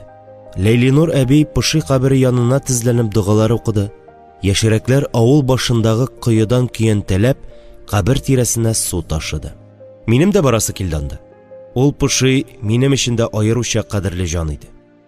Беренче тапкыр буран артыннан чыгып йөгергәндә үк очраган иде. Шуннан соң ул мине урман авызында көтеп ала торган булды. Якында килмей, еракта китми, озатып йөри. Киткәндә нарат төбендә аңа дип алып чыккан ипи катларын калдыра идем. Язгы ташулар төшкәндә кемдер аңа атты. Ничек кулы күтәрелгәндер. Мин тагын ялгыз калдым. Бу юлы һәр төрле храфатларга көлеп кенә карый торган аксак Хәләф абый да сүз әйтмәде. Карап торды да, кулын селтәп, аксак аягын өстерәп китеп барды. Аңа Миңнегали бабайдан кала башка ерләрдә иярде. Шул көнне кич телевизордан «Җил кем батыштан, яңгыр явуы көтелә» дип хәбәр иттеләр. Хәләф абый шунда гына телгә килде. Аның «Ләйлинур карчыкны каян белә икән ул синоптик дигәннәре?» дип башлаган сүзенә җавап бирүче булмады. Узак итеп, буранлап яуды корылыктан соңгы беренче яңгыр. Юешләнәбез дип тормадылар, урам тулып кешеләр йөгереште. Икенче көнне иртән үк мин чишмәгә йөгердем. «Ни хәл син?» дип сорауыма ул шулай ук пышылдап кына җавап бирде. Яңгырда түгел иде аның хикмәте. Шулай итеп, барысы да элеккечә дигән өметләрем акланмады. «Ләйлинур әбиең мәрхүм булган», дип каршылады мине әни чишмәдән кайтуга. Нәрсә дип әйтергә дә белмәдем, гаҗәпләнмәдем дә бугай. Бу хәбәр чишмәдән күңелемә салып алып кайткан хәвефнең дәвамы кебек тоелды. Ләйлинур әбинең җиназасын капка артыннан гына күзәтеп калдым. Әмма беренче тапкыр минем шул кешеләргә ияреп зиратка барасым килде. Моңа кадәр күрше-күлән бергә җыелып, шаулаша сабан туйга ашыгып киткәннәрен капка артыннан күзәтеп калганым булды, ләкин ул вакытларда мин Ләйлинур әбине озаткандагы кебек яман суламаган идем. Үтереп су эчәсе килгәндәге кебек бер мизгелгә дә кичектереп булмый торган теләк. Минем кешеләр янында буласым, аларны үземә каратасым килә. Уйларым белән бернигә дә карамый халык артыннан ияргә дип карар итсәм дә, аякларымны тыңлата алмадым мин ул көнне. Шуеннан коелган сыннар кебек җиргә береккәннәр. «Әни, Ләйлинур әби анда үзе генә калдымы?» дип сорадым олылар кайткач. Зираттан тиз әйләнеп кайттылар ул көнне. Бәлки, миңа гына шулай тоелгандыр. Һәр хәлдә әти белән әни капкага кагылганда, мин урынымнан кузгалмаган идем әле. Ләйлинур әбинең җиназасы да үзе кебек тыйнак һәм артык мәшәкатьсез генә булгандыр. Мине күрүгә әнинең күз каралары ук киңәеп киткәндәй булды. «Балакаем, балам, курыктыңмы әллә?» дип ул мине тизрәк кочагына алды. «Юләр дә инде үзебез. Кем инде үлем китем вакытында баланың үзен генә калдыра?» дип үзләрен битәрләргә кереште. Әни минем сорауны үзенчә шулай аңлады. Ә менә һәр вакыт җитди әтинең балтасына үрелгән кулы һавада эленеп калды. «Юк, кызым», диде ул каядыр аяк астына карап. «Ләйлинур әбиең ялгыз түгел анда. Ул карты Газиз бабай янына, әтисе белән әнисе янына китте». Әти шулай диде дә, берәүгә дә карамыйча гына балтасын алып, бакча артына төшеп китте. Без әни белән өйгә керергә борылган идек. Тәрәзә каршындагы миләш агачында утырган ак төстәге бер кошны күреп туктап калдык. Ул да төймә кебек шем кара күзләрен безгә төбәп карап тора иде. «Әни, кара, нинди кош килгән безгә?» дип, әнинең итәгенә сарылдым мин. Гәрчә ул кошны әни дә шунда ук күреп алган иде. Әни тавышланма дигәндәй бер кулын күтәрде, шактый озак карашып тордык без. Кош ишетелер-ишетелмәс кенә бер чыркылдап алды да, күккә күтәрелеп очып китте. Без өйгә кердек. Кич белән утларны сүндереп йокларга яткач, әни әтигә пышылдап кына булай дип сөйләде. Борылып карасам, миләш ботагына ап-пак бер кош кунган. ак күгәрченгә дә охшаган үзе, әмма безнең якта андыен күргән юк иде әле. Бу гади күгәрченнән кечерәк кебек күренде. Күзләре шим кара, шундый акыллы итеп карыйлар. Ләйлинур әбинең җаны кайткандыр дип уйладым мин. Ләкин никтер Нәфисәгә карап тора иде бугай ул. Нигә икән? Нәфисә курыкмадымы соң? Бу әтинең тавышы. Ул бер сүз дәшмәде, бер сорау да бирмәде, ди әни. Мин курыкмадым ул вакытта. Куркырга кирәк дип тә белмәдем. Моңа кадәр берәүнең дә минем күзгә туры караганы юк иде. Ә менә Ләйлинур әбинең кышы карады. Минем өчен яңа рәхәт тойгы иде ул. Шуңа да аны тагын күрәсем килә иде. Ул җәйдә безнең авыл олыгаеп китте. Моңа Ләйлинур әбинең үлеме сәбәп булгандырмы, әллә җәйнең бөтен ямен алган корылык сагышландырган идеме? Әмма авыл өстенә күзгә күренмәс, әмма күңелгә сизелерлек бер төрле сарылык ягылып калган кебек булган иде. Ул елны Илсур абыем хәрби хезмәтен тагын да ярак көнчыгышта дәвам иттерәчәге турында хат язып, әти белән әнине хафага салды. Бер дә кайтып китәргә җыенмый бу бала. 2 ел бит инде күзгә күренгәне юк дип, üzülеп елады әни сагынуына түзә алмыйча. Әти гадәттәгечә дәшмәде. Илнур абыем мәктәпне тәмамлап, алтыннан кыйган сап-сары медален кесәсенә салгач, башкала тарафларына карап юл тотты. Табиб булам, дип китте. Киткәндә миңа тырышып укырга кушты. Укыйтыр, мин барыбер синең арттан кайтачакмын, диде. Әни аның беләгенә асылынып, җибәрмим, китәрсең дә кайтмассың кебек, дип еласа да, абыйның китми кала алмасын да яхшы аңлый, әмма үз-үзен белештерми бәргәләнә иде. Әти моңа азак түзеп тора алмады. Үләргә җыенмыйсыңдыр бит. Тукта хәзер үк. Күз яшьләре белән озата торган җиргә китми ул, дип каты гына әйткәч, әни дә үз-үзен кулга алып, тавышсыз гына үксергә кереште. Әллә әнине кызганудан, әллә абый белән аерылышу сагышыннан мин дә еладым. Әти абыйны район үзәгенә кадәр автобуска илтергә дип Жигулиен кабызып, әни аларга озатырга чыгып китүгә, мин арт капкадан чишмәгә йөгердем. Абый белән Камил абый да китте. Алар икесе бергәләп имештер медицина институтында укып, зур гыйлемнәргә ия булачаклар да, Каракүл авылындагы бер кызга ярдәмгә кайтачаклар иде. Чишмәгә түкми-чәчми шушыларны сөйләп бирдем. Аның үз хәле хәл, тавышсыз гына агуын белә. Элекке кебек йөгерек шилтерәве булса, бәлки мине тыңлагандыр, ишеткәндер дияр идем. Абылай ул миңа битараф кебек тоелды. Нишләтим соң мин сине, Чишмә? Син дә мине ташларсыңмыни? Әни мине әллә ничек? Дорфа каршы алды. Кайда йөрисең син, кызый? Диде ул миңа карамый гына. 40 эш 40 җирдә кырылып ята. Булышым дияр идең бераз. Әни ишек алдын тутырып йөргән каз үрдәк чебешләренә җим сала. Хәрәкәтләре элекке кебек сыгылмалы түгел, гүя терсәк очлары белән һавада сынык-сынык эзләр калдыра. Әнинең миңа булай кырыс итеп дәшкәнен моңа кадәр бер дә ишеткәнем юк иде. Куркып түгел, аптырап калдым. Ялгыш әйтә дип уйладым. Чишмәгә төшкән идем, дидем. Нәрсә калган анда? Су алып кайтыр идең ичмасам. Төшкәч. Йөрисең, юкны бушка аударып. Әни, булышыммы? Юк. Бар өйгә кер, өстәлне җый. Табак савыт юарга да ярамыйсың. Бу безнең әни түгел иде. Әмма бусы минем генә әни иде. Абыйлар белмәгән, алар танымаган. Өйгә кереп, Илнур абыйны озатыр алдыннан әзерләгән табынны җыярга керештем. Тырышып һәр тәлинкәне, һәр йомырны, һәр кашыкны чиста булсын дип юдым. Чиста су алып чайкадым. Йомшак тастымал белән сөртеп урыннарына тизеп куйдым. Менә әни керер дә күрер. Нәфисә кызым зур үскән, кул арасына керә башлаган дип, гадәттәгечә алдына алып яратыр дип тырыштым. Мин инде эшләрне бетереп диванга утырдым да, карашымны ишеккә төбәп күз дә йоммый әнине көтәм. Ә ул юк та юк. Бер хәл булды микән әллә дип, тәрәзәдән тәрәзәгә йөреп карап чыктым, күренми. Чыгар идем. Анда ул һаман терсәкләре белән һаваны ярып-ярып, каты-каты басып, кош-кортка җим салып йөридер кебек тоелды. Мин һаман диванда утырам. Мине янә теге ак таплы ялгызлык били башлый.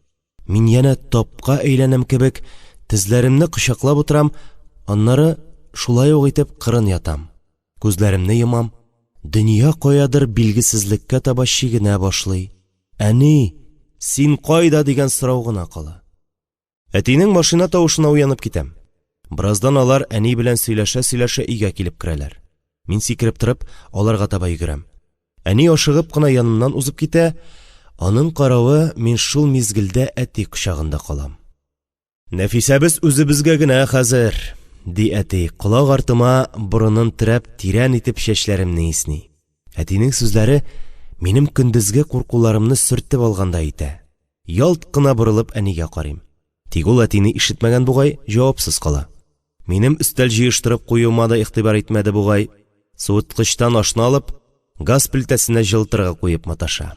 Әтинең кочагыннан ычкынгач, әни янына йөгереп барам. Әни, чиста булганмы? Ул дәшми генә миңа тәрәзә төбендә юылмый калган салат савытын күрсәтә. Күзләренә карыйм, салкын. Икенче юлы юармын. Ярар, үзем юам. Аша да ятырсың. Кадер кичәсе түгел, ди ул. Юк, бу чыннан да минем әни түгел. Юк, минем ашыйсы да килми, йоклыйсы да килми. Миңа әнинең элеккеге җылы карашы гына кирәк. Бәлки бүген абый киткәнгә борчылып, үз-үзен җиңә алмыйдыр. Иртәгә барысы да элеккечә булыр дип, йокым килмәсә дә урынга менеп ятам. Аңа кадәр әнине ачуландырмас өчен ул салганны сүзсез генә ашап куям. Әни бераз йомшарса да, элеккечә үк мин дип өзелеп тормаска әйләнде. Абыйны илтә киткән җиреннән әти яңа эш табып кайткан. Ул балта чүкечләрен җыйнаштырып, иртәгесен үк юлга кузгалды. Атна 10 көнсез кайтып булмас, диде киткәндә. Үзе көзләр җиткәндә генә уч тутырып акча эшләп кайтты. Берәүдә балта эше бетүгә, икенчеләре көтеп кенә торган икән. Без әни белән икәү генә калдык. Мин хәзер кул арасына керә торган зур кыз. Әнинең терәге булып киттем. Ә ул кышка малларга азмы-күпме ризык булыр дип, иртәдән кичкә кадәр болында печән чаба. Киткәндә әти печән эшләп торма быел, сатып кына алырбыз дисә дә, әни үзенең җәйләрен печән эшләмәй генә үткәрүне күз алдына да китерә алмый иде бугай. Бер көнне дә капка аша гына Кәримәттәйгә: "Эй, ничек печән эшләмәй каласың ди инде? Аннан башка җәй буламыни?" дип әйтеп тора иде. Мин исә җәйнең озын көн буена чишмә тирәсеннән кычыткан алып кайтып төям, кош-кортларга җим бутап бирәм, көндезләрен бакчада шу бутыйм, кичен түтәлләргә су сибәм. Ишек алды чүбен себереп түгәм, җиләс һава эзләп, эссе кояштан качып, әрле-бирле сугылып йөргән тавыклар көн саен баскыч төбенә килеп тиякли, алар артыннан юып алырга кирәк. Әти белән абыйлар өйдә булмагач, әни бәлеш тә, пәрәмәч тә пешерми. Икебез генә ашаганнан калган савыт-саба күп түгел. Аларны җәһәт кенә юып куярга күнектем. Һәр көн шундый мәшәкатьләр белән үтә. Кайбер көнне чишмә янына төшкәч, аның белән сөйләшергә, умарталарымна әйләнергә дә вакытым кала. Миңа инде чишмә белән сөйләшүләр, өянке куышында утырулар гына җитми башлады. Мин хәзер чыннан да зур үстем дип, чишмә аша сикерәм дә, басу яклап урманга таба йөгерәм. Битне җилгә куеп, яңаклар яна башлаганчы йөгерәм андый вакытта. Аяклар мамык кебек йомшарганчы. Ул якта кешеләр сирәк йөри, гадәттә. Шулай берсендә иртәнге эшләр тамамлануга урманыма барып кайтырга дип чыктым. Еракта ук атлар утлап йөри. Бер аягына аксабрак булса да тиз-тиз атлап Миңнегали бабай китеп бара. Аны еш кына шулай ерактан күрәм. Ул көн саен авылны берничә тапкыр урап чыга. Кайчак ул да мине күрә. Күргәндә ерактан ук кул булгый. Бу юлы күрмәде. Мин аны туктап, озак итеп күзәтеп торам. Башкалар кебек булсам, гел аңа ияреп йөрер, куса да китмәс идем дип кызыгам. Әнә, бер түгел, алар икәү бара имеш. Миңнегали карт белән Нәфисә бала. Икәүне күзәтүчегә дә күңеллерәк булыр иде. Миңнегали бабайга да, миңа да. Туктаусыз сөйләшер идек, ул сугышта күргәннәрен сөйләр иде. Тукта, ни булды? Миңнегали бабай бераз барды да кинәт чайпалып китте. Алпан-тилпән бер-ике адым атларга маташты һәм тотынырга нидер эзләгәндәй кулларын бутап алды да җиргә ауды. Үлән арасыннан күренерлек тә түгел. Уфыкта тере затлардан атлар гына калды. Үлде микәнни? Бу турыда тиз генә кайтып әнигә җиткерергә кирәк иде. Ул авылдан ярдәм җинап алып килер иде. Бәлки үлмәгәндер дә әле. Шушы уй аякларымны җилдәй җитез итеп Миңнегали бабай янына алып китә. Ни булса шул. Килеп җиткәндә, бабайның куллары суынган иде инде. Суламый да бугай. Аның каравы минем йөрәк чыгардай булып тибә. Чит кешене болай якыннан беренче күрүем. Миңнегали бабайның сынын гына танып беләм. Тоташ җыерчыклардан торган кара тут йөзле икән ул. Калын куе кашлы, зур борынлы булган. Сакал урынында сирәк кенә ак төкләр. Минем йөрәк күкрәк читлегендә дөп-дөп тибә. Миңнегали бабайныкы да шул тирәдәдер дип, кулымны күкрәгенә куеп тыңлап карыйм. Сизелми. Колагымны куям, ишетелми. Шул чак баш очында ак канатлы кош пайда була. Бер-ике әйләнеш ясап очкач, якын ук килеп куна да, шым кара күзләре белән миңа карап тора башлый. Таныш кошны күрүемә сөенеп куям. Килдеңме? Кош миңа тоттырмый. Бабай яныннан да китми. Минем аяклар янә таш белән бастырып куйган кебек бер адымда атламас була. Миңнегали бабай, зинһар алай итмә дип эчтән генә ялварам. Күзләргә яшь тула. Нинди кеше соң мин? Кем мин? Бөтен дөньяга ачуым чыга. Җанымны рәнҗеш нәфрәт баса. Бөтен көчем белән Миңнегали бабайның күкрәгенә басам. Аның күкрәген ачып, йөрәген аласым килә. Алышыр идем йөрәгемне аныкы белән. Нигә кирәк миңа бу йөрәк? Илнур абый, йөрәк туктаса кеше үлә дигән иде. Менә Миңнегали бабайның да йөрәге туктаган. Җансыз ул. Бир миңа җансыз йөрәгеңне дип, йылый-йылый мәрхүмнең күкрәген төям икән мин. Ә Миңнегали бабай күзләрен ачкан да миңа карап тора. Дәшми, дәш алмый билгеле. Кинәт кулларымны артыма яшерәм, шым булам, еларга да куркам. Үлмәгән бит. Үлмәгән икән ул. Шулай дия-дия өйгә йөгерәм. Әмма кайтып җитәрәк тынычланам. Ә нигә сөйләргә өлгерми калам? Ни гаҗәп идә юк икән ул. Кая барып, кемгә әйтим дип аптырап калам. Янә Миңнегали бабай янына чыгып йөгерәм. Ни булса шул. Чишмәне узып авылдан чыгып җитүгә, Миңнегали бабайның атына атланып, берни булмагандай кайтып килүен күрәм. Яңа гына минем белән булган хәлләр әйтерсең лә төштә генә узган. Тукта, чынлап та төш күрмәдемме соң мин? Бераздан әни дә кайтып керде. Кәефсез, хәтта күзләре кызарып тора. Ул минем яңа ук килде дә, нәкъ элекке кебек алдына алып утырды. Миңнегали бабай атына атланып кайтып, өендә җан биргән, диде ул тыныч кына. Гүя көндәлек хәбәрне җиткерә. Соңгы сүзе Нәфисә булган. Нәрсә әйтергә теләде икән? Шунда аңа төшемнеме, әллә өнемнеме сөйләп бирергә дип ачкан авызымны ябарга туры килә. Үлгән иде, суламый иде, суынган иде. Теге ак төстәге кош килгән иде. Мин аны төя-төя еладым да ул терелде дисәм, ышанмаса, ачуланса, әмма тагын кем белән бүлешә алам мин күргәннәремне? Әни, мин күрдем аны. Яланда. Ул үлгән иде. Әнинең күз каралары зурайып китте. Байрак кына Миңнегали бабай белән булган хәлне әнигә бәйнә-бәйнә сөйләп бирдем. Шуннан соң әни мине каршына бастырды да, күземә туп-туры карап булай диде. Бу турыда берәүгә дә сөйлисе булма. Хәтта әтиеңә дә, абыйларыңа да, ишеттеңме? Һәм моннан соң еракка китеп чыгып йөрисе булма. Әнинең бу сүзләреннән соң минем бер куркуны икенчесе алыштырды. Мин бит Миңнегали бабайга яманлык кылмадым, киресенчә, аңа ярдәм итәргә теләгән идем. Әни, нигә берәүгә дә сөйләргә ярамый? Кызым, Нәфисә, син гаепле түгел, ләкин кешеләр төрлечә уйларга мөмкин. Алар синнән курка, кызым. Ул көнне әнигә тагын бер сорау бирдем. Әни, мин кем?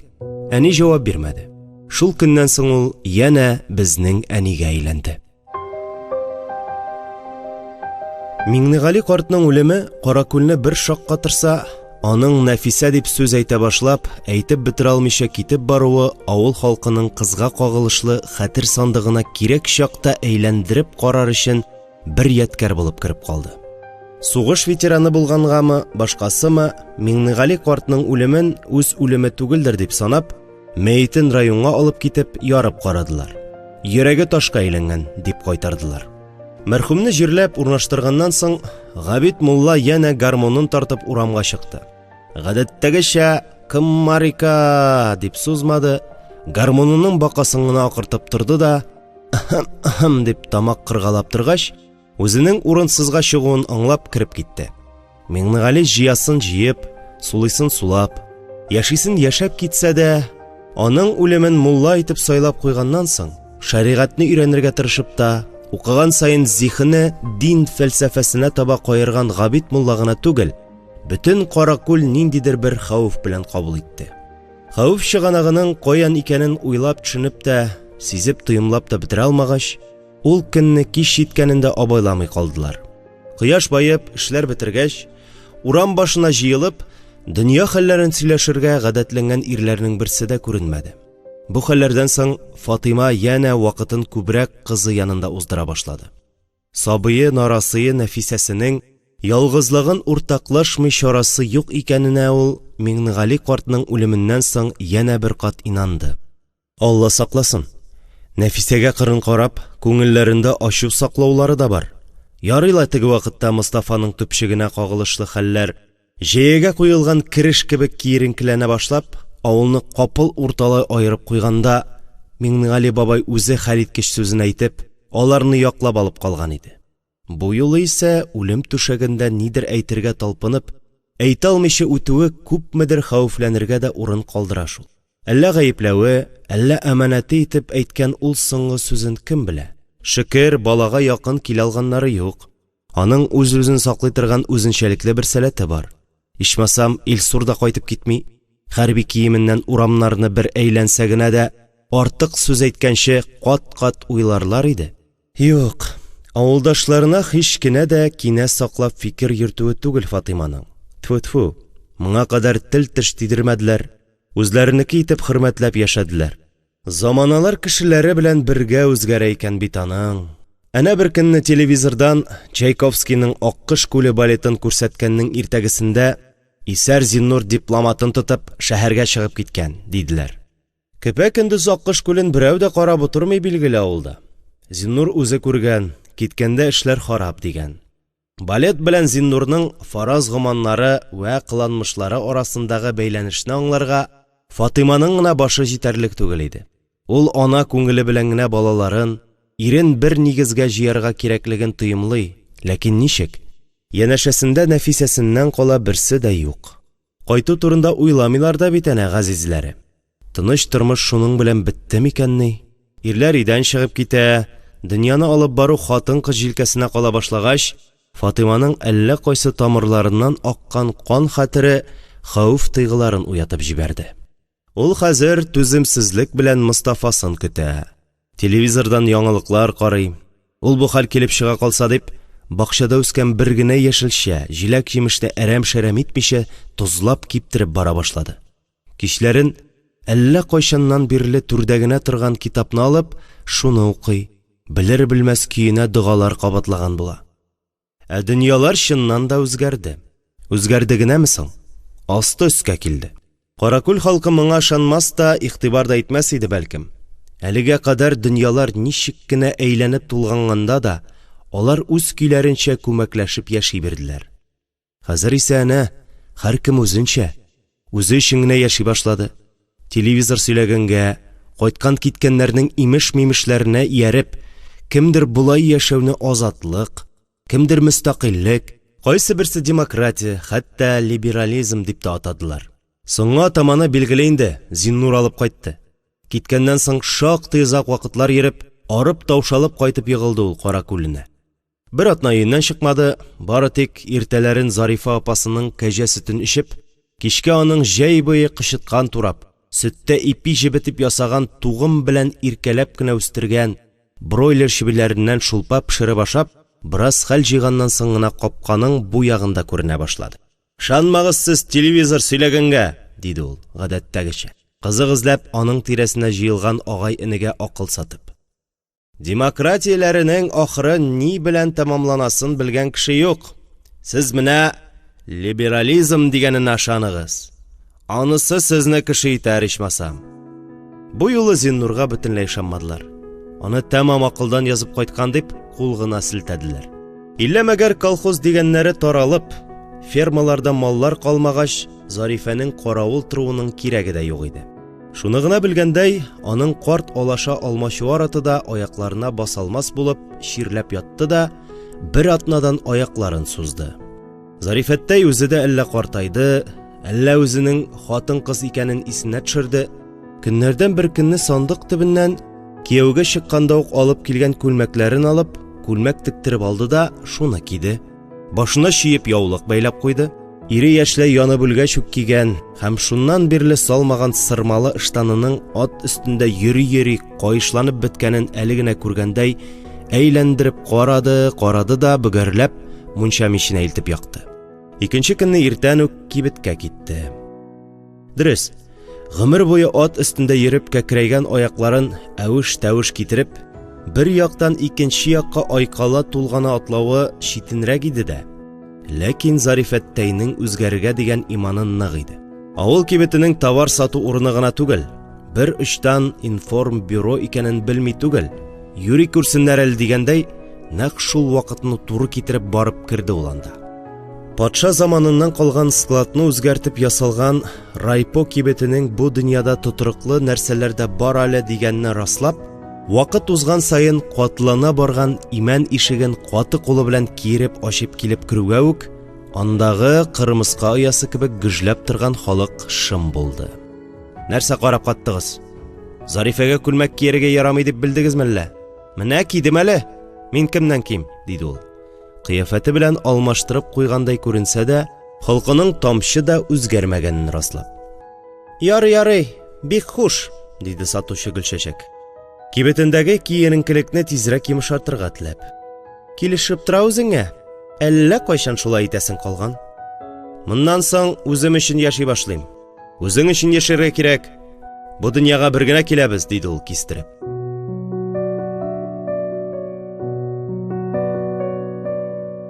Кибеткә җыелган халык Зиннурның сүзләренең мәгънәсен шунда гына аңлады. Менә нинди була икән ул либерализм. Бу хакыйкатьләренә апалы-энеле икәү аерым-аерым ирешкәнме, апасы энесенең нутыкларын күңеленә сеңдереп, үзенчә шәрехләгән идеме, кибет халкы һичшиксез буларны үзенчә аңлап, үзенчә нәтиҗә ясады.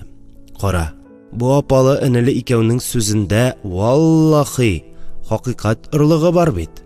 Әнә шулай Зарифәттәй үз мисалында күргәзмә әсбаб булып аңлаткач, яңа тормышның да ни икәне шәйләнә башлады кебек.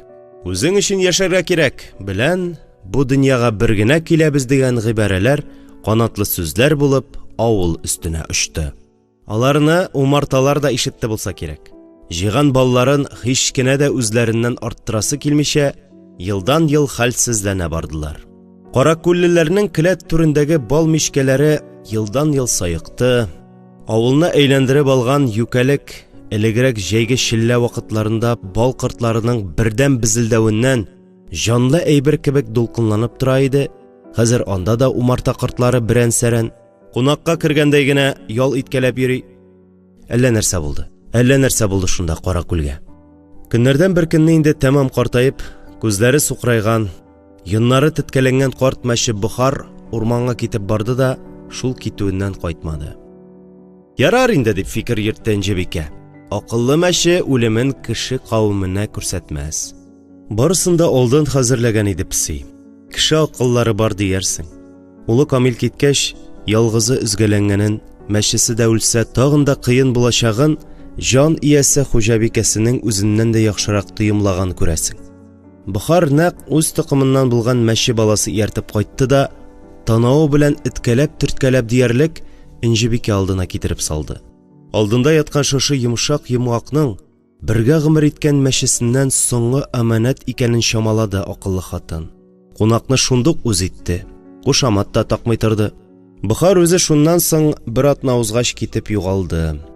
Энҗебикә яңа өйдәшенә аның кушаматы белән дәшәр булып китте. Яшь Бохар тиз ияләште. Әмма бер сәер гадәте бар. Ул карт Бохар эзеннән урманга китеп йөреп кайта торган иде. Инде бер-берсе белән аралашу, күрешеп, булай гына хәл-әхвәл белешү, бер-береңгә кич утырмага керешү гадәтен сирәгәйтә башлаган Каракүл халкы Энҗебикәнең ихатасында карт мәчесенең яшь нөсхәсен күреп шикләнеп калды. Ялгыз хатынның бер кая чыгып нитеп йөргәне юк. Янына килгән-киткән кеше дә күренмәде. Малайның кайтмаганына да ярты еллап узгандыр, кемдер эшли укый дигән хәбәр тараткан иде. Камиле дә булмагач, саварга ферма сыерлары да калмагач, Энҗебикә булай да кеше арасында сирәк кенә күренештерә иде. Ә менә Бохарның яшәрүе үтә дә сәер тыелды авыл халкына. Ниндидер хикмәт бар монда, диеште алар. Каян килсен аңа яшьмәче? Энҗебикә әллә сихер-михер белән шөгыльләнәме? Әлеге дә баягы хәләф утка күмер өстәде. Фиргавеннәр затыннан булгандыр ул мәче. Фиргавеннәр шулай яңадан туа торган булганнар, дип учын учка ышкый-ышкый көлде. Китаннан, чыннанмы? Диеште хатын-кызлар. Шуның ише юк барга ышанырга гына торалар иде. Шуны гына көткәндәй, әй китте хатирәләрне яңартып, Энҗебикәнең сихерчелегенә дәлилләр эзләү шаукымы. Булар. Без 10 сыер сауганчы, ул 15-не сава торган иде. Гомер буе алдыңгы савымчы булып эшләде. Җиннәре булышкандыр инде аңа. Җиннәре булышмаса, 40 литрлы флягаларны җилтерәтеп кенә йөртә алыр идеме? Без сыер савып кайтабыз да, билне турайтып тормыйчы да шул килеш бәрәңге бакчасына чыгып китәбез. Ә ул киштән эшен бетереп куйган була инде. Менә, төннәр буе ни өчен йокламаганы аңлашыла инде хәзер. Эй, ире Хәбир мискендә булган икән. Үлеп кенә котылган. Соң Камиле кемгә охшаган алайса? Гел әнкәсе инде. Энҗебикәгә сихерче кушаматының мәңгелеккә тагылачагын менә шушы соңгы дәлил билгеләде. Дөнья арбасын ялгызы гына тартып барга күнеккән Энҗебикәнең бу кушаматка әллә ни исе китмәде. Ире үлгәннән бирле аңа нинди генә гынах иләргә маташып карамадылар инде. Кеше ирләрен аздыручы сиберке дә, ирле хатыннардан көнләшүче гайбәтче бишә дә булды, ләкин дөреслеккә туры килмәгәч, берсе дә йыкмады. Монысы да мәче кыйрыгына таккан консервы калайы кебек шалтырап алыр да тора-бара төшеп калыр әле, дип уйлады Энҗебикә. Яшәгән саен андый имеш-мимешләргә карата тиресе калыная барганлыгын тоеп. Хәләфендә әйтер иде инде, үзен белсен әнә. Хәер, Энҗебикәнең сихерчелеген тәмләп чәйнәргә мөмкинлек калмады. Хәләф үзе авылның яңалыклар үзәгенә әйләнде. Элегрәк балыкка жан рәхәте өчен генә йөрим дип борчак сиптерә иде ул. Хәзер каракүл балыгын тузлап киптереп сатам дип хыяллана башлагандай. Кармакка тоткан балык кына сатарлык җыелмый шул. Кияүгә чыкмыйча калган кызына, өйләнмәгән 2 улына да җитәрлек түгел. Күп уйлады бу турыда хәләф. Малайларымны да ияртсәм, өчебез бер артель булабыз. Балыкчылар артеле ачып җибәрәсе булыр. Кызны кайткан балыкларны чистартып, эшкәртүгә куярмын. Барыбер шәһәргә китеп, кеше буласы юк, кияүгә дә алмыйлар үзен, дип фикер йөртте. Алай-булай эше уң килеп, сату эшен җәелдереп җибәрә алсамы, яшәп күрсәтәчәк әле ул кара күллеләргә. Җиң сызганып эшләргә иде аксак хәләфнең исәбе. Шулай итте дә. План ниятләрен өйдәгеләре белән бүрешкәч, хатыны йоласына туры китереп, Габид мулладан хәйр-фатиха алырга йөгерде. Хәләф үзе базар кануннарының яңа заман кысаларыннан ничегрәк сыйышу турында беләсе килеп, аксак аягын җитез генә сөйрәп, Зиннурга киңәш табышка китте. Кая барасың, әйкәем? Кичә генә айнаган мулла Мунтагай эшкереп төшкергәннән генә күлдә балык үрчи димени? Дип кычкырып калды. Хәләф капкадан чыгуга, Габидләргә таба юыртып алдырып киткән хатыны Тәслимәгә. Гомер буе кирегә сукалап яшәдең. 99-лы Зиннур жүнле киңәш бирер дисеңмени? Дип каршы төште Тәслимә. Иренең барыбер аның сүзенә кулак салмаячагын белсә дә, әйтми калмас өчен генә. Габидтан да, Зиннурдан да булдырасыз дип, киңәш-фатиха алып кайтканда, инде 300 ел бергә яшәп, бакчасында үскән бәрәңгенең артып калганын карбызга, җыелган буш шешәләрне лимонадка алыштырудан кала, бер шырпы да сатып карамаган парның тамырларында сәүдәгәрлек каны кайный иде инде. Мулла Габид дин әһле буларак түгел, кайчандыр үзенең дуамаллыгы белән дан тоткан, һәр төрле маҗараларга баш аягы белән кирип чума торган кеше буларак бирде киңәшен. Молодец, Хәләф туган. Кем килен әйт шуңа. Шәп нәрсә уйлап тапкан ирең. Яшәрәк чагым булса үзем тотыныр идем. Миннән Фатиха диярсең. Сабантуй аты кебек тантаналы бии атлап, өенә кайтып килгәндә, гөнаһ шомлыгына каршы Тәслимә каршында әллә каян гына Энҗебикә пәйда булды. Һай, бик вакытсыз очраштылар нәкъ менә бүген. Элек алар икесе дә алдынгы сыер саучы иде. Ярыша эшләделәр, әмма дә ләкин Энҗебикәне узалганы булмады Тәслимәнең. Әле генә Габит мулланың шифалы догасы белән үзен фәрештә канаты сыйпаган өр-яңа эшкуар хатыны итеп хис итә башлаган Тәслимә каршысында гомерлек көндәшен күргәч, ниһаять кемлеген күрсәтергә форсат чыгуына куанып, күкрәген тагын да киеребрәк, җилкәләрен тагын да уйнатыбрак, авызын очлайтыбрак, «Исәнме, Энҗебикә?» дип кычкырып исәнләште. «Уф, котны алдың бит кинәт килеп чыгып!» дип артистланып, читкә сикергәндә итте. Соңгы араларда чыннан да сихерчегә санап, аны урабрак узарга тырышкан авыл хатыннарының кыланмышларына ияләшсә дә, Энҗебикә югалып калды. Кем? Тәслимә алай кыланырга тиеш түгел иде бит инде. «Исән генә әле, Тәслимә?» диде шулай да. Һәм тегесенең тагын нидер әйтергә теләвен күреп, «Ни эш бетереп йөрисең?» дип сорарга булды. «Без ни, ахшам вакытында иманыбызны ныгытып, мулла абзыйларның хәйр фатихасын алып йөрибез инде. Кайберәүләр кебек кояш баегач, песигә әйләнеп төнгә ауга чыкмыйбыз», диде Тәслимә, күрәлетә кыерсытырга теләп. «Ахмак», дип уйлады Энҗебикә, ахирәтенең чама югалтуына шаккатып. Кәефе артык белән яхшы моның, нидер майтарып йөрү ахры. Кычкырып исәнләшүе дә, төрттереп сөйләшүе дә бүтән. Димәк, Энҗебикә уйларга да өлгермәде, теле белән әйтеп ташлаганны үзе дә соңыннан гына ишетте. Кыяфәтенә юри серлелек биреп, ахирәтен иңеннән кочаклап алды да тегенең колагына. «Теләсәң, эшең уң килеп чыксын өчен, сихер ясап бирәм, ахирәт, синең хакка гына», дип пышылдады. Тәслимәнең кикриге шунда ук шиңде. Буларның ни эш белән йөргәнен каян белгән бу Энҗебикә дип аптырады. Халык сөйли дип, ахирәтенең сихерчелегенә ышанмый иде бит әле ул. Әллә кемнәр булырга мөмкин Энҗебикә, хәттәки абыстай булып, дыгалар да өйрәнерлеге бар. Тик менә сихер-михергә махирлеге барыбер ышандырмый. Артыгы белән бер катлы иде бит ул. Беләгендә ирләрнеке кебек көч булганганмы, Энҗебикә хәйлә белән яши белми иде. Тәслимәнең үзенең генә дә ничә тапкырлар тәмле теллеләнеп, кәкре каенга терәткәне булды аны. Шуңа да хатын ни дияргә белмичә тынып калды. «Я?» дип ашыктырды аны ытыры кыза барган Энҗебикә. Кабыргасына да төртеп алды. «Иртәгә шушы вакытта миңа килерсең. Әзерләп куярмын». Шулай диде дә, ахирәтен эңгер-меңгер уртасында калдырып кайтып китте.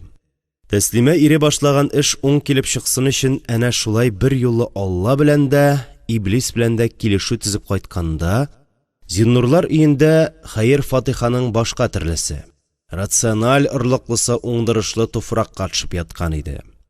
Аксак Хәләф килеп кергәндә, Зиннур Зарифа апасының тур караватында каз йоныннан күпертеп ясалган ястык өстенә кырын ятып, бер күзе белән телевизор карап, икенче күзе белән читтә йөргәндә җыйнап алып кайткан китапларының иң калынын укып ята иде. Зарифа апасы кәҗәләрен савып, кош-кортларын төнгә урнаштырып кергән, мишкә пешәргә бәрәңге тәкәләре төреп тыккан, йон өрләргә кабасын алып утырган гына иде. Бусагыда Хәләфне күргәч, апалы-энеле туганнар аптырап калды. Шулай да берсе бер кыяфәтләренә чыгармады. Хәләфнең ни йомыш белән килүен белгәч исә, бөтенләй җан керде буларга. Зиннур бу киңәшмәдә үз миссиясен төгәл төшенеп, түгәрәк башы белән Каракүл тарихының яңа битен ачачак әлеге яңалыкның оеткысында эшкуарлык микъдарын исәпләгән арада, Зарифа авылның үткәнендә булган кайбер вакыйгаларны искә төшереп, Хәләфнең ниятен какшамаслык итә торган сүзне әйтте. «Хәләф, синең Сафа бабаң революцияга кадәр сәүдәгәр булган бит. Безнең бабай Габди картта аның йомышчысы кебегрәк кушканны эшләп йөргән әле. Габди бабайның Сафа мировой кеше иде. Берне 3, икене 5 итә торган кеше иде», дигән сүзләре колакка кереп калган. Бәләкәй чакта белдекле кыланып, бабайлар сүзен тыңлап тормый идек шул. Күбрәк сөйләтәсе калган да, авылны бөтен кирәк-ярак белән тәэмин итеп торган. Мәкәрҗә ярминкәсенә кадәр йөргән кеше булган ул синең бабаң. Әнә бүгенге ләфкә дә шуныкы бит ул. Зарифаның бу сүзләрен ишетүгә Хәләфнең күзләре йылтырап куйды. Кинәт кенә җитдиләнеп, ушы белән тезен ышкып алды. Менә бит ничек килеп чыга. Әбисе җинан карчык аларны: "Улым, кем баласы икәнегезне кешегә әйтмәгез", дип үстерде. Үзе сандыгындагы укалы камзулын алып кияргә куркып, гомерен кия кисеп бетергән киез бишмәттән үткәрде. Сафа бабай турында сөйләргә бик яратмый иде. Хәләфнең дөресен генә әйткәндә, үзенең кем баласы икәнен бик төпченеп торганы булмады. Бары тик бала чакта аларны ачы хәерчелектә яшәргә мәҗбүр иткән кулак бабасына хәтере калып йөргәнен генә белә. Менә хәзер бабаңның кулак икәнен искә төшереп, нәсел җебен шуннан суза башла инде. Бөтен Каракүл халкы кебек үк Хәләф тә бер хакыйкатка инана. Дөнья уң белән сулга гына аерылмый, дөнья түгәрәк ул. Һәм менә шушы түгәрәк дөнья тәлинкәсендә әйләнә торгач, Аксак Хәләфнең дә сәгате сукты.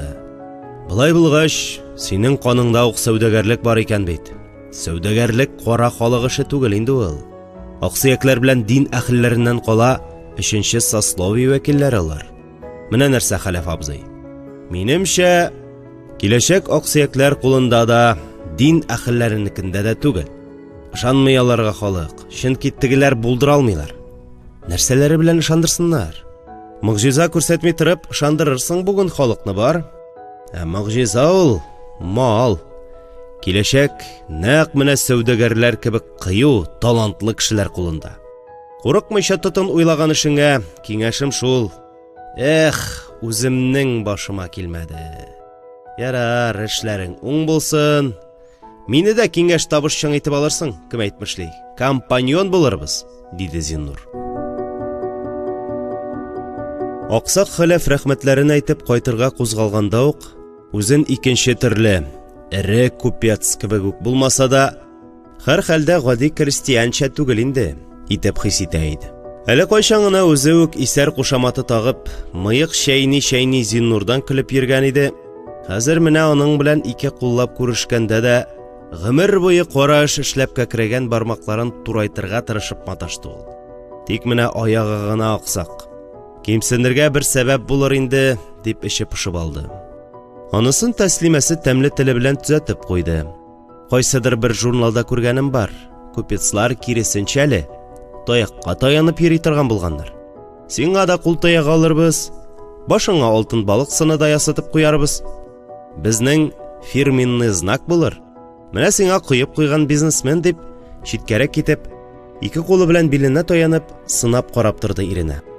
Гомер буе яшәгән хәләлен беренче күргәндәй өстән аска, астан өскә күз йөртеп бәйләп чыкканнан соң, эченнән генә ничава икән әле бу дип тә куйды.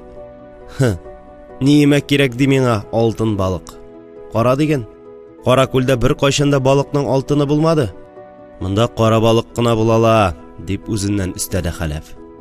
Каракүлдә иске яңа эшкуар сәүдәгәр әнә шулай туды. Һәм җиң сызганып, дөньяны мөгезеннән алып, эшкә тотынды. Иң элек теге имән ишекле кибетне үзенә кайтарып алды ул. Зиннурларда эшкуар күлмәген киеп кайтканнан соң, тавышы биердән булмаса да, күкрәк түреннән чыга башлаган Хәләф иртә белән үк килеп, кибет халкына хәбәр җиткерде. Ишекне киереп ачып килеп керде дә, нәкъ уртага басып, ике генә сүз әйтте ул. Бу минеке, диде. Таш кибетнең таш идәненә төртеп күрсәтеп. Сатучы Гөлчәчәк лып итеп урындыгына утырды. Калганнар күзләрен шилт-милт йомгалап, үз колакларына үзләре ышанмыйча, гәүдәләрен бер яктан икенче якка авыштырып тын калдылар. Хәләф тагын бер мәзәк уйлап чыгарган икән дип тыңларга әзерләнделәр. Ничек инде синеке, дип әйтә алды бераздан Гөлчәчәк, авызы белән һава йотып. Ул инде телевизордан кибет басучылар турында кинолар карап, фантазиясе өчен байтак мәгълүмат туплаган тәҗрибәле сатучы иде. Алай гына да түгел. Көтә иде инде ул үзе белән шуның ишрәк берәр төрле хәл килеп чыгуын. Югыйсә көн сайын кабатлана торган бер төрлелектән туя да башлаган иде. Хәләф абыйсының куеныннан уенчык булса да мылтык чыгарып үзенә төбәвен көтте. Ләкин Хәләф бер нәрсәдә төбәргә җыенмый иде аңа. Гомумән ул монда берәү белән дә җәелеп китеп сөйләшергә җыенмый иде. Шуңа да сүзен баскын карак кебек кыска тотты. Минем Сафа бабайныкы булган ул. Димәк ки, бу аның мирасы буларак миңа фарыз. Белеп торыгыз, диде дә сәүдәгәр булу хөрмәтенә каз майы белән майлап кигән кирза итекләрен шыгырдатып чыгып та китте. Кибет синеке түгел, бирмибез дип тормадылар. Тиешле документларын алып килеп күрсәткәч, Хәләф бабасының мирасына хуҗа булып та алды. Гөлчәчәкне кирәген чыкса дәшәрмен, әлегә эшчеләрем бар дип кайтарып җибәрде. Сатуга тәслимәсен бастырды. Тегесе бизнесмен хатыны була торып, прилавка артында торырмын менә, дип күкрәк киерә башлаган иде. Хәләф аны тиз туктатты. Мақыт булма, әйкәем. Син бит прилавканың бу ягында, халык теге ягында. Син түгел, алар синнән сорап килә торган булачак. Күз алдыңа китер. Бөтен яңалык синең колак аша үтә. Бөтен товар синең кулда, диде. Тәслимәгә властьның бу ягы ошый иде. Кызы Тәнзиләне шәһәрдән кайтартты, малайларына да эш тапты. Дөресрәге, Хәләф ике улы Хәсән һәм Әхсән белән бергәләп, бөтен эшкә бердәй тигез чапты. Кагаз эшләре бер айга сузылды, калганы җайга тиз салынды. Әллә фәрештәләрнең амин дигән чагына туры килде, әллә Хәләф яңа заман җилләренең кай тарафтан исүен дөрес чамалаган иде, эшләре майлаган кебек гел уң булды аның. Хәләфнекеләр үзләре балыгын да тота, үзләре эшкәртә дә, үзләре сата да. Кама буена ук урнашкан 7 утрау авылы урыслары белән балыкка йөрүе бушка китмәгән. Хәләф бу турыдагы сулыкларның холык-фигылен 5 бармагы кебек яттан белә. Кайсында нинди балык, кайчан тотарга була, кайсын ничек итеп тузларга, кайсын киптерергә, кайсын какларга яки ысларга икәнен дә бик яхшы белә. Озак та үтмәде, Каракүлдәге кара балык фирмасының даны бөтен тирә-якка таралды. Маугуның шушы рәвешле табыш чыганагы булып китүенә гаилә башлыгы үзе ышанып та җитә алмый иде әле. Ә менә Тәслимәсе балыкчы иренең көннән-көн күбрәк балык тотуын таләп итеп, кергән керемнең тиенен тиенгә санап бара. Көн сайын таң беленгәнче үк уянып ирен эшкә куа. Хәләф иренми. Бары тик моңа кадәр ире балыкка барам дисә, кара тавыш чыгарган Тәслимәсе үзе хәстәрләп җибәргәч, юнлегә микән соң бу дигән кебек бер кадәр аптырабрак та йөргән иде әле. Тора-бара хатыны белән дә кирегә сукаламыйча гына эшләргә өйрәнде. Тәслимә исә бик үткер хатын булып чыкты. Кая гына өйрәнеп алган диген? Ул шыма юлдан тәгәрәгән тәгәрмәч кебек ипле генә барган бизнесларыннан һаман канәгать түгел иде. Аңа һаман күбрәк кирәк, тизрәк кирәк иде. Анда кымсызлык шире уянган иде. Ә бу ширанда Каракүл хатыннарын уздырып, аларны көнләштереп яшәү теләгеннән килеп чыккан иде. Ул үзе әтилә-әниле булып үссә дә, әтисе эшәргә яратканга, өйләрендә әни сүзе генә закон иде. Яшьтәшләре арасында да әти дәрәҗәсе белән йөри алмады. Кияүгә дә сайланып түгел, алучы барында чыгым әле дип кенә барды. Хәләфнең ыштансыз хәерче икәнен белеп чыкты. Өстәвенә, булачак ире егет чагында ук эшлим дә байым дип түгел, эленке салынкы гына йөри, җае чыкса, атналар буена кайтмыйча балыкта ята иде. Шулай итеп, ир дәрәҗәсенә дә ирешә алмады. Аның каравы, ат кебек сәламәтлегем бар. Дөньяны үзем җигелеп тартырмын дип, тормыш итә башлап, алдыңгы савымчылар рәтенә чыккан хатын булды ул үзе. Гомер буе үзе кебек үк сыер сауган инҗебикәдән көнләште. Ире күләгәсендә балда майда гына йөзеп яшәгән Фатимага кызыкты.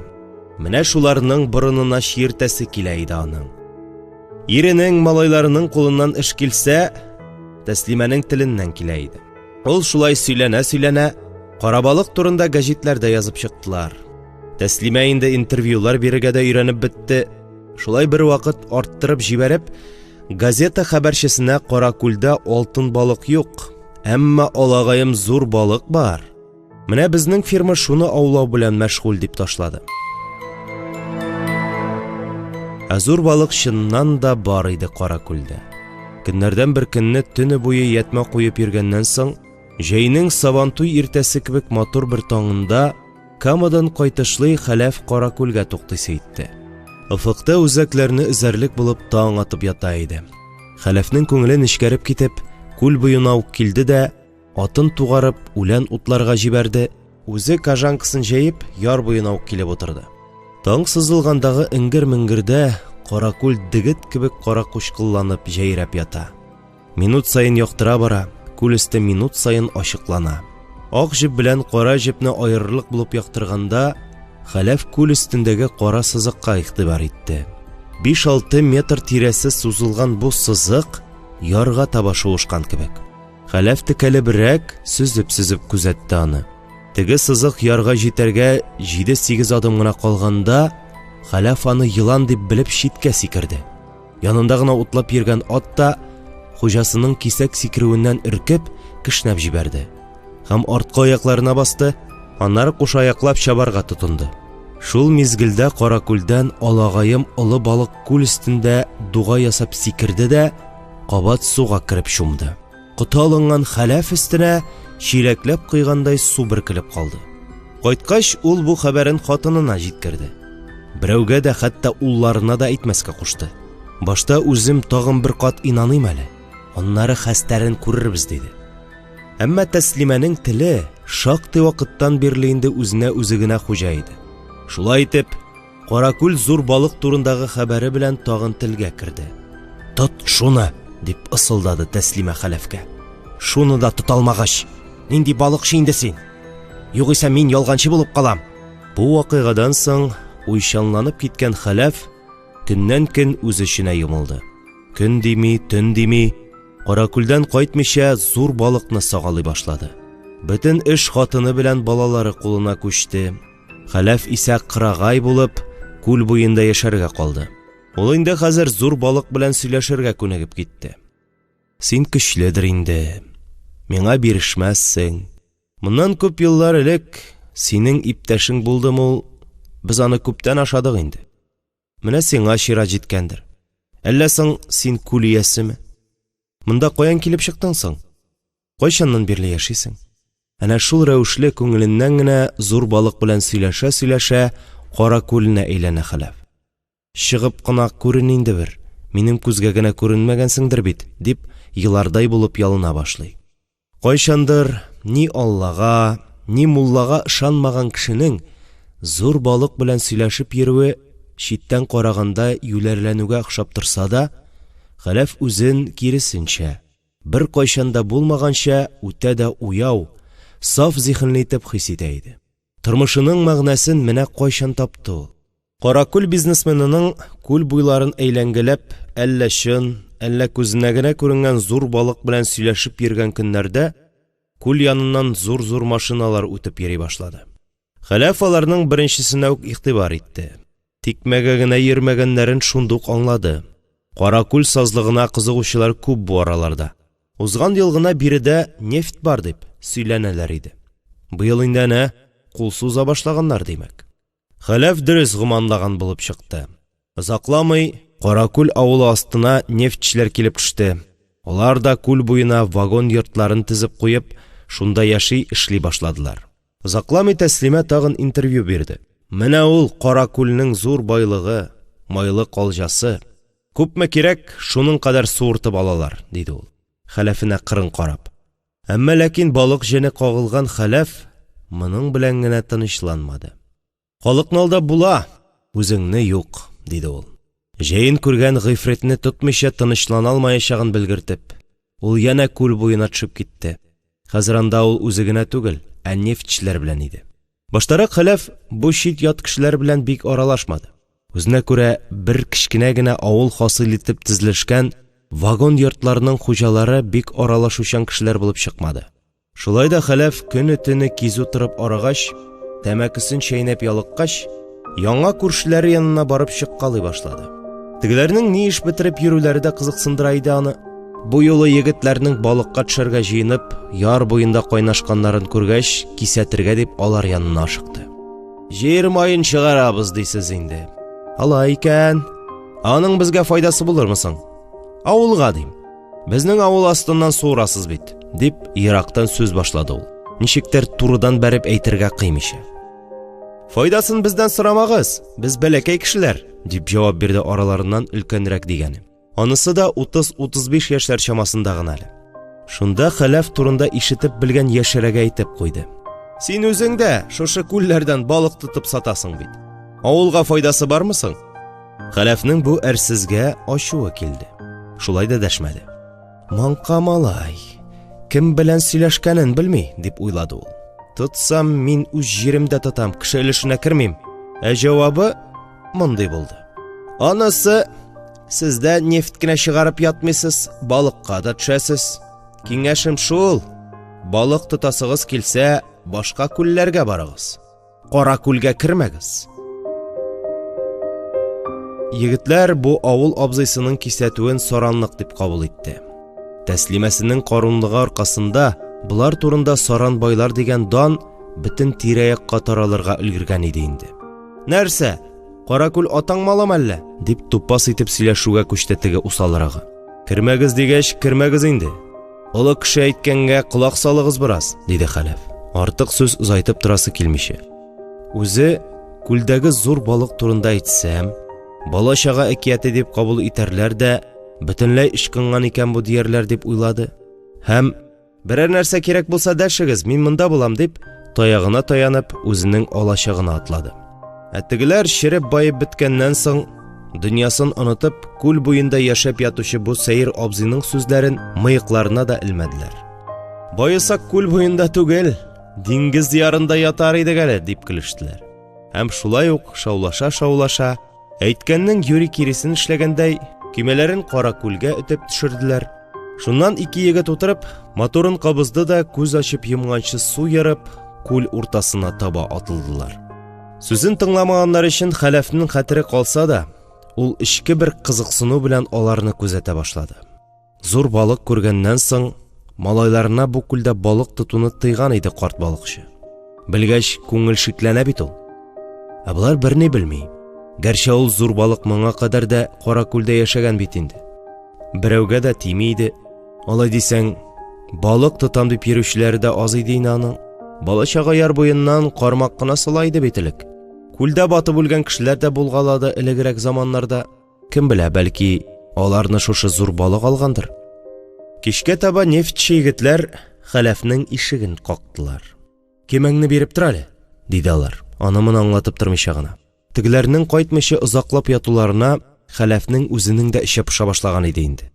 Кояш батып бара, озакламый караңгы төшәчәк, кимә һаман да булса күренми әле.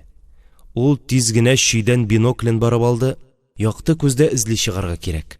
Кара күл бик зур бит ул, бормаланып еракка ук китә. Бинокльдән ул тегеләрнең кимәләрен бер нокта рәвешендә генә күреп алды. Кыймылдамый да шикелле, бер урында тик тора.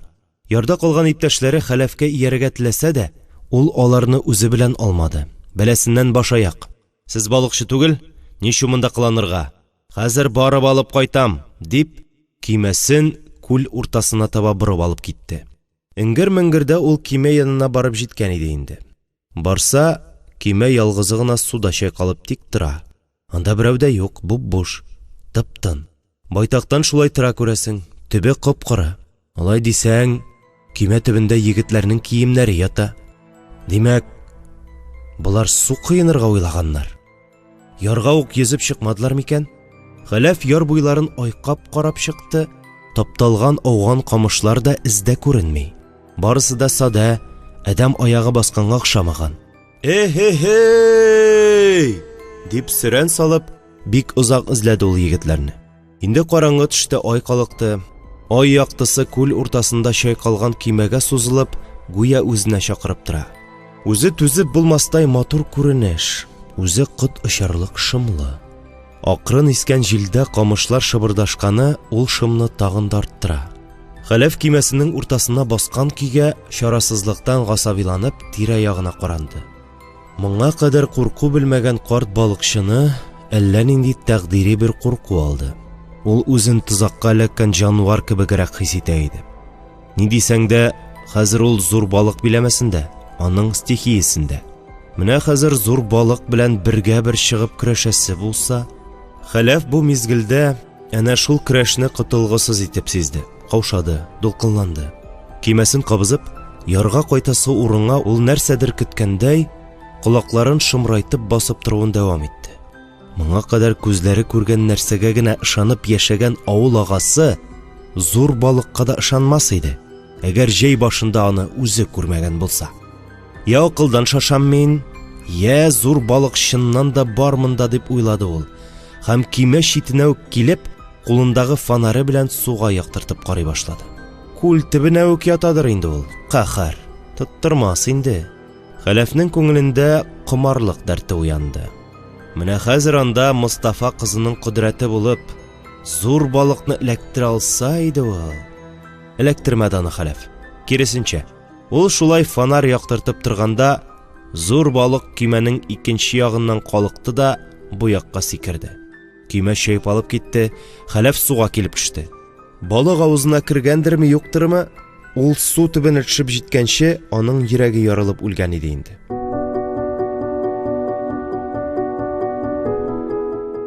Бу хәлдән соң Каракүлне аркылыга буйга йөзеп, батып үлүчләрне бер атна эзләделәр. Тапмадылар. 9нчы көнне теге 2 яшь егетнең гәүдәләре өскә калыкты. Хәләфнеке күренмәде. Халык яна үзара пышылдашып алды. Аны су иясе үзенә алган. Шулай буласы билгеле иде бит инде. Малайлары гына әтиләре Каракүлдә батып үлмәгәндер дигән фикергә килеп, аны шул тирәдәге сазлыклардан эзли башлады. Тапмадылар. Бигрәк тә хәләфнең төпчек улы бик бетеренде. Тәслимә уллары өчен кайгырып, әтиләрен эзләүне тыйса да, ул туктамады. Вакыты бармы, юкмы, өйдән чыгып китә дә көннәр буе Каракүл сазлыгын урый. Һәм көннәрнең берендә ул көзге салкынна төшәр алдыннан соңгы тапкыр дип балыкка китте. Аңа Зиннур да иярде. Хәләф абзыйга киңәш бирүче мин булдым. Аның улына ярдәмем тисен хат, диде ул. Ятмәгә балык күп кирде ул көн. Сөенә-сөенә ятмәне җыя башладылар. Шуннан Зиннур тәҗрибәсезлеге аркасында ятмәгә уралды. Аны коткарам дип кергән Әхсән дә тузакка эләккәндәй буталып чыга алмады. Алар икесе дә вафат булды. Каракүл халкы ах итте. Әтисе үлү кайгысыннан олы уллары ишүгә салышкан иде, эшләре тукталды. Кызлары тагын шәһәргә чыгып китте. Тәслимә исә үз хәле белән килешергә теләмичә, алай бәргәләнде, былай бәргәләнде. Ул язмышына үпкәләде. Хәләфенә артык кырыс булуы өчен үкенде. Ни дисәң дә, яраткан бит аны ире. Яратмаса Тәслимә итте дип, зур балык артыннан чабар идеме? Бер туктаусыз карганды ул, аның гаеплене табасы, аны җәзага тартасы килә иде. Һәм ул тапты. Улын җирләп, атна-ун көн тирәсен нәләт урып, өендә бикләнеп ятты да, көннәрдән бер көнне кичкырын җил-җил атлап, Энҗебикә өенә юл тотты. Капкасы ябылып беткәнче ишеге ачылды ялгыз хатынның. Бусагада күзе акайган, шәче башы тузган Тәслимәне күрүгә, аның йөрәге жу итеп китте. Шын күңеленнән кызгана иде ул ахирәтен.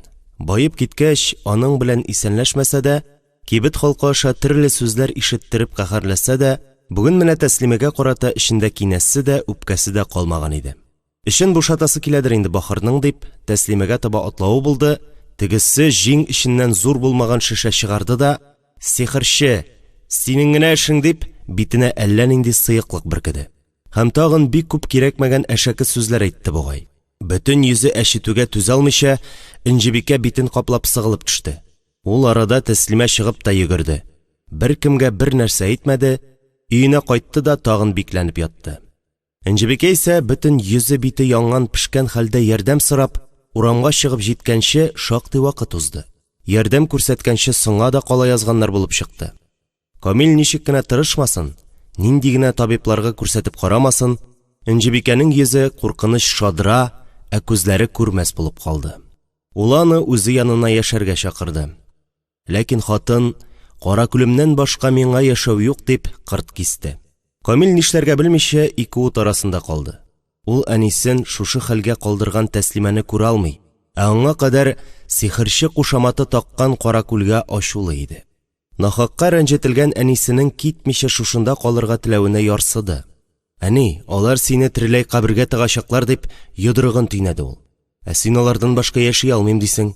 Мин моны берничек тә аңлый алмаячакмын. Мин монда еллар узгач булса да әйләнеп кайтачакмын һәм үч алачакмын, дип ант итте. Әнисе ярсыган улын ничек кенә тынычландырып карамады. Улым, мин монда тудым, монда үләм. Әгәр шушылай үләргә язган икән, димәк, бу язмыш эше. Гомер иткән җиремне ташлап, чит-ят җирләрдә кагылып-сугылып яшәдең ни дә, туган туфрагыңда кагылып-сугылып яшәдең ни. Мине бу киемә кайда да кабул итмәячәкләр. Ә монда ичмасам, мин һәр карышны беләм. Камил әнисен тыңлап тормады. Яшь Бохарны ияртеп, тәслимәләргә китте. Ишекне бөтен көченә тартып ачты. Бусагыда кинәт пәйда булган Камилне күргәч, тәслимә каушаганда итте. Әмма аның йөзендә курку билгесе дә, кылган гамәле өчен үкенү тойгысы да сизелми. Киресенчә, мәгънәсез бер тантана бар иде. Бохарны күргәч, мыскыллы елмайган булды хәтта. Килерсең дигән идем. Икегез дә килгәнсез икән. Камил бер сүз дә дәшмәде. Ул туп-туры хатынның күзләренә карап тора башлады. Инҗибикә малайына әйтәсе сүзләрен кат-кат уйлап куйган. Әмма аның гипнотизер икәнен оныткан иде Тәслимә. Буыннары йомшарып, артына утырганда гына исенә төште. Ләкин соң иде инде. Ул күзләрен йомды. Камил аннан зур балык турында сөйләтте. Хәләф аны күргән иде һәм шул балыкны тоту турында хыялланып үлде дә инде диде. Хәләфнең аны ничек яратуы турында әйтеп маташты. Камил Тәслимәнең гипноз астында да килделе-киттеле сүз сөйләп утыруына бер кадәр аптырап калды. Шул гынамы? Шундый мәгънәсез үлем һәм шул мәгънәсез үлем аркасында бер юаныч та китерми торган гөнаһлы гамәл һәм җинаят дип уйлады ул әнисен күздә тотып. Булар ирле хатынлы тилемсә булганнар икән. Шиләгенә күрә капкачы дигән нәтиҗә ясап кайтып китте. Киткәндә Тәслимәне Юри Бохар белән куркытты. Менә бу песи төн сайын синең яныңа килеп йөриячәк диде. Шул җитә калды, булай да акылы ауша башлаган хатынга. Ул чыннан да песи күрсә куркып шәрелдәр, төнлә урамга чыгып йөрмәс, шылт иткән тавышка да сискәнеп китә, катып кала торганга әйләнде. Тәслимәнең акылдан язуы тиз генә булмады. Башта йокыдан калды ул, аннары ашаудан, ямсезләнде, битеренде, саташа алмашына башлады. Аннан соң кибет төбенә килеп очраган бер кешегә «Хәләф зур балык тотарга китте» дип сөйләнеп тора торганга әйләнде. Кызгандан авыл халкы. Ничә кабатласа да, беренче ишеткәндә итеп кыланып тыңлыйлар да, җитәкләп өенә кайтарып куялар. Инҗибикәне дә кызгандылар. Улы укуын тамамларга киткәч, аны ярдәмнәреннән ташламадылар. Бигрәк тә Мустафа белән Фатыйма иртә җитсә дә, кичкә керсәләр дә, сукыр хатынның хәлен белеп, кирәк ярагын алып килеп, йомышларын йомышлап йөрер булдылар. Шул рәвешле авыл бер кадәр тынычланганда итте. Каракүл тәлинкәсе үз күчәренә төшеп әйләнә башлады дип җиңел сулап куйдылар. Башы ахры шул булсын дип амин тоттылар. Әмма бу Фатыймага кагылмады. Каракүлнең кыш кояшы ап-пак киңлек артына тәгәрәп кирип, дөньядан җылылыкны да, яктылыкны да алып китеп, җирне ятим итеп, үзеннән соң салкын караңгылык кына калдырган бер мизгелдә хатын бер кычак утын күтәреп өйгә кереп бара иде. Кинәт башы әйләнеп китте, хәле бетте. Кычагындагы утыннары җиргә чәчелде, аяклары чалшаеп, ул хушын югалтып егылды. Фатыймада яман шиш авыруын таптылар. Илнур аны әйбәт хастаханәләрдә дәвалап карады, ләкин файдасы тимәде. Шулай бер табиптан икенчесенә, аннан өченчесенә йөри торгач, Фатыйма дәваланудан баш тартты. Тагын бер яз, бер җәй үтте шулай. Көннән-көн ябыкты, хәлсезләнде хатын. Көннәрдән бер көнне яман чирнең дәвалап булмастай чиккә җитүен табип улы Илнур билгеләде. Күп дигәндә 3 ай гомере калгандыр диде ул, диагноз кагазьләренә күрсәтеп. Аннан соң ярты ел үтте инде. Шуңа да Нәфисә ул кагазьләргә ышанмады. Кыш уртасында чишмәсен уятып, саф су алып кайта. Җәйдән бик күп итеп җыеп калдырган 40 төрле үләнен шул ару суда пешереп, әнисен юындыра. Кайберләреннән төнәтмә ясый. Нәфисәнең абыйларына ышанмавының сәбәбе ул гына түгел. Бер туктаусыз тәҗрибә җыеп укып йөргән булалар, имеш Нәфисәне өйрәнәчәкләр. Ә үзләренең аны кайтып күргәннәре дә юк диярлек. Илнуры Европада, Камил абыйсы әле Тибетта, әле Кытайда. Нәфисә гадәттәгечә таң белән торып, әнисенең битләрен дымлы чүпрәк белән сөртеп, чәчләрен тарап үрә. Киемнәрен астын алыштыра.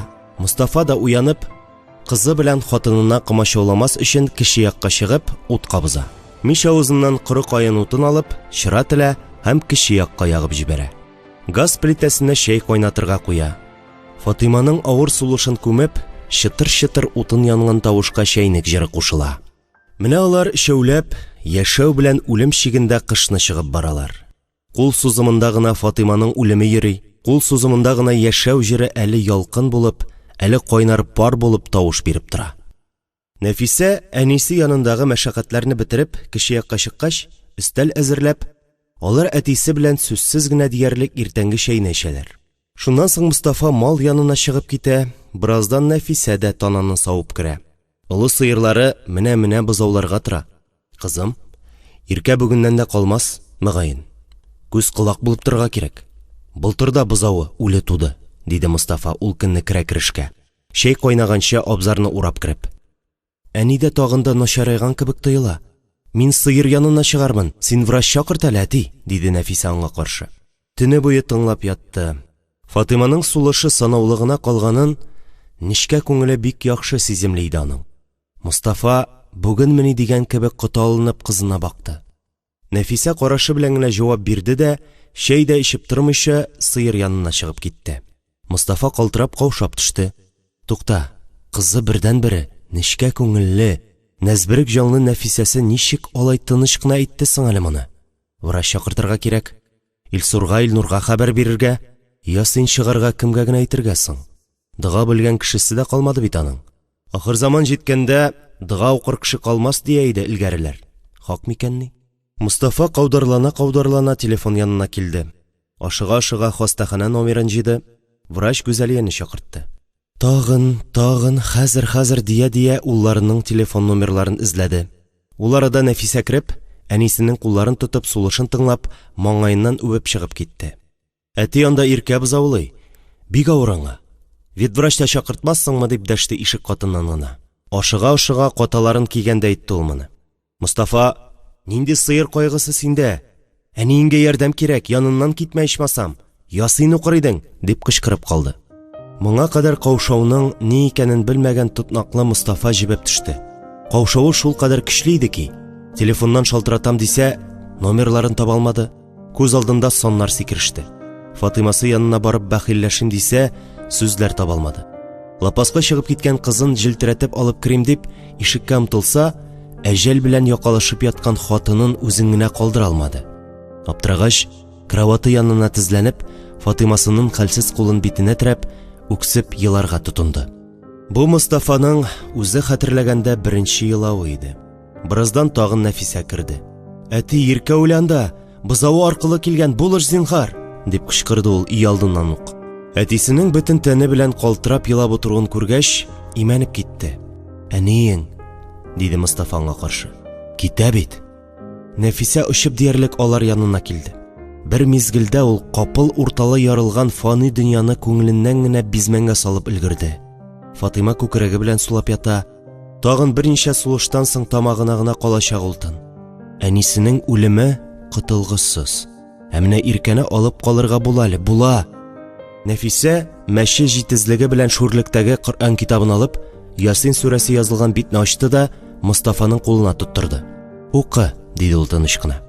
Тегесе тыела алмыйча үксүен дәвам итә иде. Нәфисә каты итеп, укы, дип җикерде.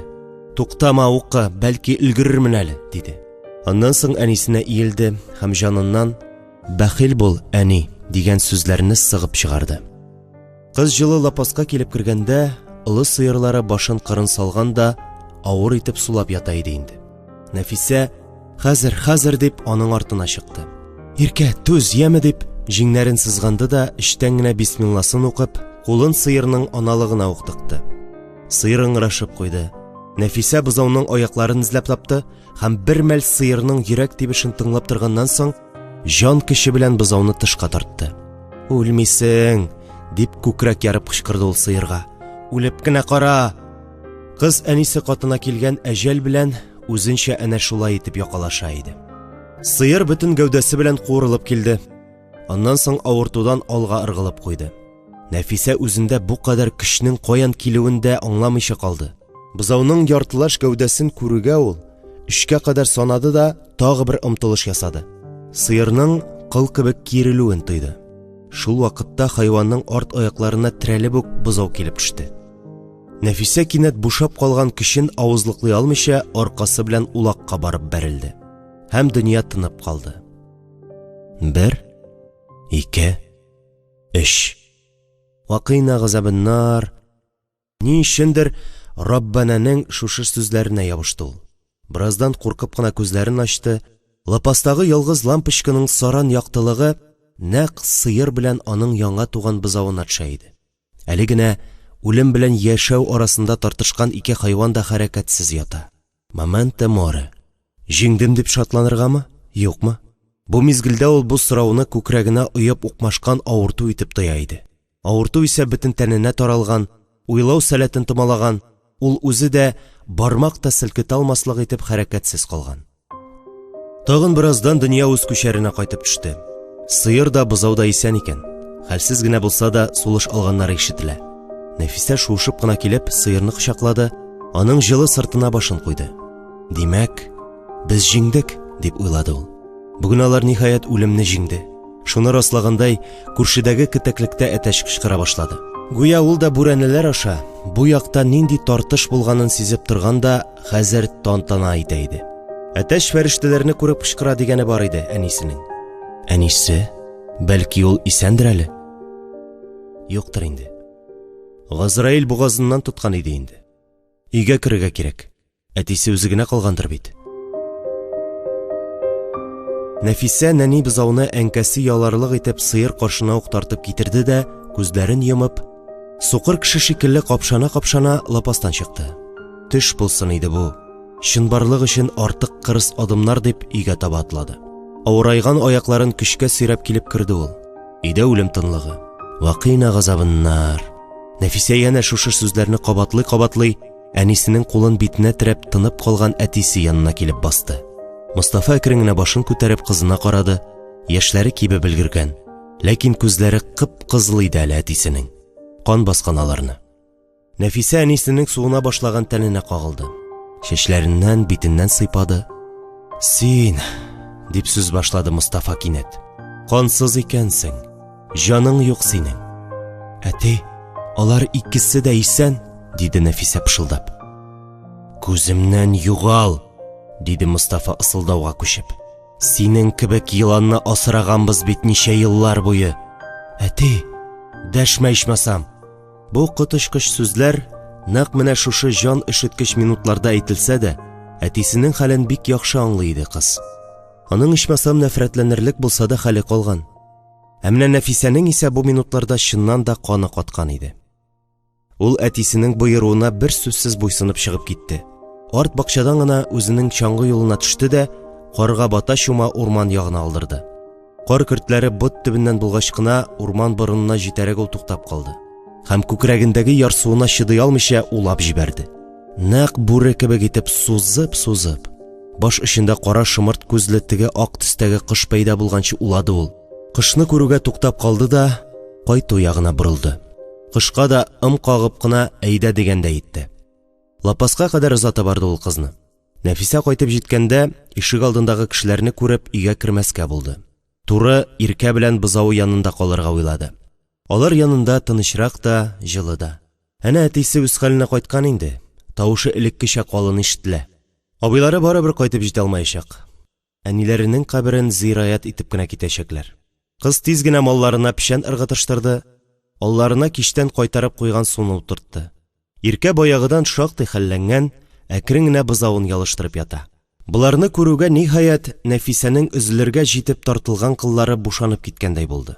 Ул улактагы пишәнне пишмаккарак өйде дә, шунда кереп бөгәрләнеп ятты. Үлмәсәң, яшисең инде. Әгәр моны яшәү дип атап булса, диде ул үз алдына әрнеп, аннан соң усал итеп мыскыллы елмайды. Ә бер мизгелдән күз яшьләренә ирек бирде. Иштән калтырап, тавышсыз гына елады да елады. Күз яшьләре төпсез кое кебек, упкыннан чыгадыр кебек тоелса да, бу кыйга җыелган күз яшьләрен мәңге елап чыгарып бетерер кебек булмаса да, күпмедер вакыт узуга аны саташулы, тәшвишле йокы алды. Үзенең йоклап китүен сизеп, сәламәт яшь организмның үз-үзен саклау инстинктыдыр инде бу дип уйларга өлгерде. Илнур абыйсының чемоданлап кайтарган китапларын уку бушка китмәгән икән. Менә кайчан искә төшеп йөдәтә кирәгеннән артык белеме. Ух, бу ыңрашу лапас иясенеке булдымы, Нәфисәнекеме? Барыбер түгелмени? Аны хатынын күмү эшләрен бетереп, кичкә маллары барлыгын исенә төшереп, ниһаять сыер янына кергән Мостафа уятты. Көн дәвамында әти кешенең кызына карата күңеле азмы күпме йомшарган. Аны бу хәлдә сыер улагында пешән арасында күргәч, хәтта кызганып куйды. Мостафа олы сыерының исән-сау икәнен, янында имчәккә үрелергә маташкан бызавын шәйләгәч, җиңел сулап куйды. Катырак бәрелдем бугай кызга дип үкенгәндә итте. Нәфисә уңайсыз итеп ятса да, йокысы тирән булгангамы, бер дә кысанлык сизми. Хәтта башындагы шәле артка шуып, ярты башы күренеп тора. Калын кара чәчләре бүселеп чыккан. Я Хода, әллә ялгыш күрә инде? Мостафа аркасы белән каплап торган лампочка яктысыннан читкәрәк китеп, текәлеп, кызының өстенә үрелеп үк карады. Кара чәчләре арасында, нәкъ маңгай турысыннан сул якка бер буй ак чәчләр сузылган. Нәфисәнең 7 толым итеп үрердәй калын чәченең бер толымы көн эчендә ап-ак булган. Мостафа күзләренә ышанмыйча, балтасының сабы кебек шыма учлары белән битен сыпырып төшерде. Күзләренә ышанмыйча, тотып карарга теләп, Нәфисәнең ак толымына бармакларын батырды. Дертләп уянды кыз. Әни? Нәфисәнең беренче соравы шул булды. Каршында әтисе басып торганны күргәч, чынбарлыкка кайтты. Әйе, әнисе бүген таң белән үлде бит әле аның. Кызының саташуын аңлап, Мостафа башын гына селкеп җавап бирде. Нәфисә исә шунда, мин монда нишләп ятам дигәндәй ашыгып торырга теләде. Шул чак Мостафа аның чәчләрен шәле астына яшерә башлады. Үзем, диде Нәфисә бер нәрсә дә аңламыйча, һәм улактан чыгып туп-туры иркә янына килде. Сыерга су бирәсе бар, диде дә тизрәк тышка чыгып китте. Бер туктаусыз үзенә мәшәкатьләр табып торса, чынбарлык бөтен дөрестлеге белән чигенер кебек тоелды аңа. Ак чәчләрен ул эш бетереп, өйгә кергәч кенә күрде. Мостафа кызыннан күзен алмаса да, күргәч үз-үзен тотышыннан бераз шүрләп торса да, Нәфисә бер мизгел көзгедәге сурәтенә текәлебрәк карап торды да, берни булмагандай китте дә барды. Керфеге дә селкенмәде, дип уйланачак бу турыда Мостафа соңрак. Йылан дип ялгышмаган, шахмары булган бу кыз, дип уйланачак. Төннәрен йоклый алмый боргаланып ятканда. Юха йылан. Ярый әле йомшак күңеле Фатимасы кызының нинди икәнен күрмичә гүриясе булды. Хәер, нинди соң ул? Мостафаның моңа төгәл җавабы юк иде. Әмма ул хатыныннан башка кызы белән ничек яшәргә кирәклеген белми. Хәтта курка, шүрле иде.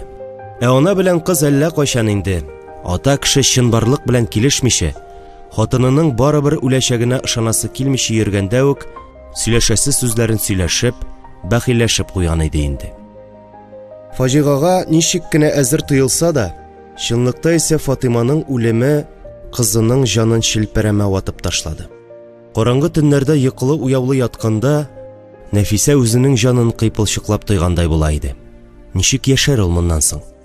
Әнисе аңа дөньяга ачылган тәрәзә иде бит әле. Менә ул да ябылды.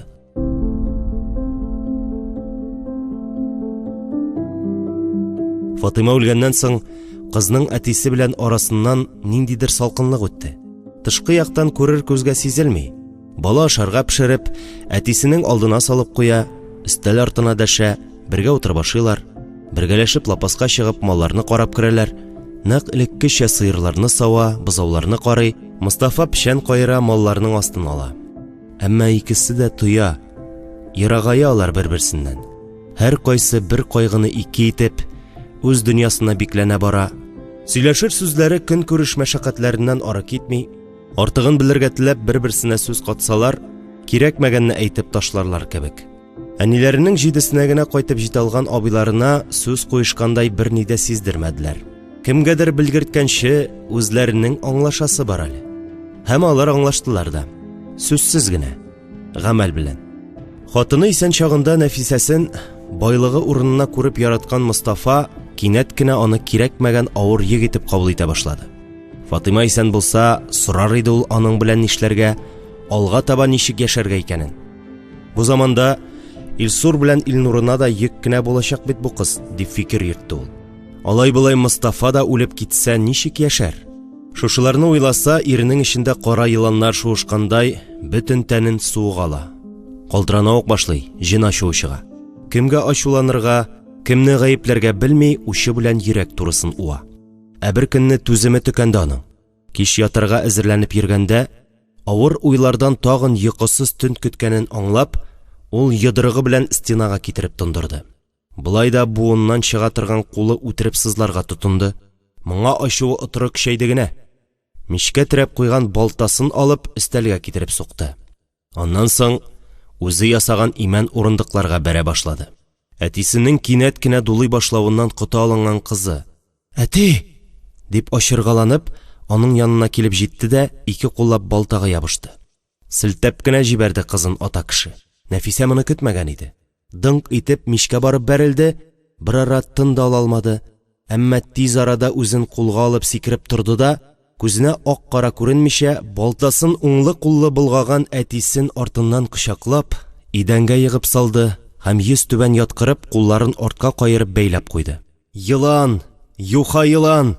дип ысылдады тегесе. Шушы ябык кына зыйфа буйлы кызының алып гәүдәле Мостафага җитәрлек кеше барлыгына шаккатып. Ул гынамы? Нәфисә үзе дә аңламый кала. Нәкъ кирәк вакытта әллә нинди көч ташый башлый аның беләкләрендә. Үз-үзен саклау көчен мулдан биргән аңа табигать. Мостафаның тынычланганын күргәч, кыз аның кулларын шишеп җибәрде. Үзе дәшми-нитми генә өстәл, урындык ватыкларын җыярга кереште. Ир исә гарләнеп келәткә чыгып китте. Бераздан көч-хәл белән ишек яңакларына тотына кайтып керде. Мостафа исерек иде. Сыгылмый гына сынды Мостафа. Катага шулай тиз сынучан була шул. Ул икенче көнне дә айнымады, өченче көнне дә, һәм Нәфисә аның айнымаячагын Мостафаның үзенә караганда яхшырак белә иде. Ник дигәндә, Нәфисәнең үзенең дә бу турыда уйлаганы бар. Көзгегә караган, үзенең гүзәллеген күргән, җанын телгәләгән сорауларга җавап таба алмаган саен, аның җир йөзеннән югаласы, вакытлыча булса да, башында кайнаган уйларны сүндереп куясы килә иде. Ләкин ниндидер бер эчке тоем белән ул бу дөньяда аек, хәзер бигрәк тә аек булырга кирәген сизенә иде. Гади кеше кебек яшәргә тумагач, гадилектән түбән төшеп үлсенмени? Ә Мостафа чамасын югалтты. Көннән-көн исереклек баткагына батып, дөньядан ваз кичүе генә җитмәгән, кадерләп үстергән кызына да көн күрсәтми. Нәфисә аның җикеренеп дәшүенә ияләште инде. Ияләште дип, авызын томалап куя алмый бит инде ул әтисенең. Әтегесе кызы каршы дәшмәгән саен отыры кызды. Элегрәк качып кына эчә иде, хәзер инде уялмыйча көмешкәсен өстәл өстенә куеп, стаканга тутырып сала да, гылт-гылт итеп авызына куя. Аннан соң Нәфисәгә: "Җырла!" дип җикерә. Баштарак җырлый иде кыз. Җырласам бәлки күңеле йомшарыр дип өметләнә иде. Әтисенең исерек авызын кыйшайтып, мышык-мышык ялаганын күреп, җырының ахырына җитә алмый, үзе дә сулкылдап бетә, яшьләренә тончыга башлый. Әтисе моны күреп: "Шыңшыма!" дип җикерә. Кыз тагын җырлый, тамак төбе белән сузып-сузып. Җырлаганда еламаска өйрәнде. Мостафа исә артында башын иеп утыра да, өстәл артында гына йоклап китә. Кыз аны караватына илтеп салып, эчке бүлмәгә кирип ята. Үзенең хәле-әхвәле турында ул абыйларына зарланмый, авылдашларына да белгертергә ашыгып бармый. Түзә ала бит әле. Мостафаның өендә ишеп ятуы турында хәбәр бик тиз таралып өлгерде. Бу вакытта инде исереклек гадәти хәлгә әйләнгән авылда моңа әллә ни гаҗәпләнмәделәр.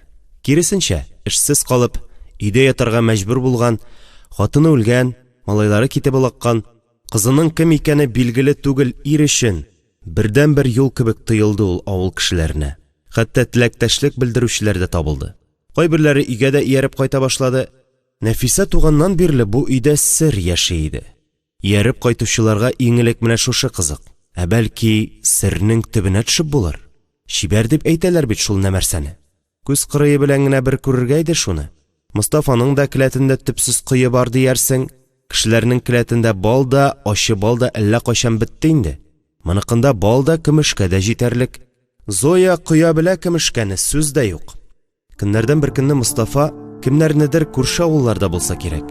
Кайчандыр үзе өй салып биргән дусларын ияртеп кайтып керде дә, үзе алданрак кирип, Нәфисәгә ияге белән генә ымлады. Чыгып тор, дию иде. Нәфисә карашында күтәрмәде, Өстенә әнисеннән калган мамык шәлне бөркәнде һәм 2 телем ипи алып аскы өйгә, кайчандыр әтисе бердән-бер кызына яратып, шаһзадәләр генә яши торган итеп салган сарайга төшеп китте. Син миннән бу киң дөньяны күпсендең, әниемне алдың, әтиемнең яратуыннан мәхрүм иттең. Бердән-бер шушы йортым калды, аны да күпсенмә, дия, эшеннән генә Ходайга ялына атлап керде ул үзенеке дигән өйнең бусагасыннан. Төпсез кые кебек иксез-чиксез караңгылыкка чумарга әзерләнгән күккә карап сорады.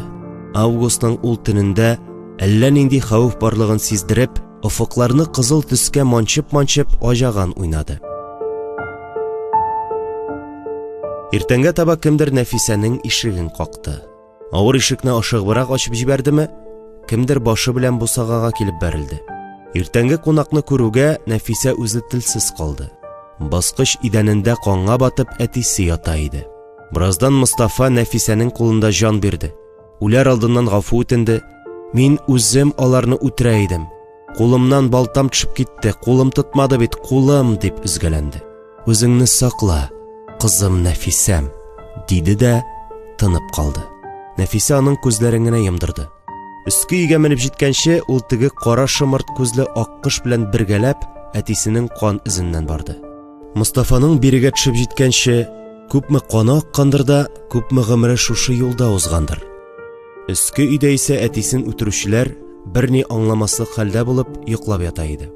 Туып үскән нигезендә алай гына да түгел, шушы киң дөньяны алыштырган тар гына өйдә Нәфисә өчен изге урында уятсыз рәвештә аунаган әдәм актыкларын күрде дә сыгылып төште.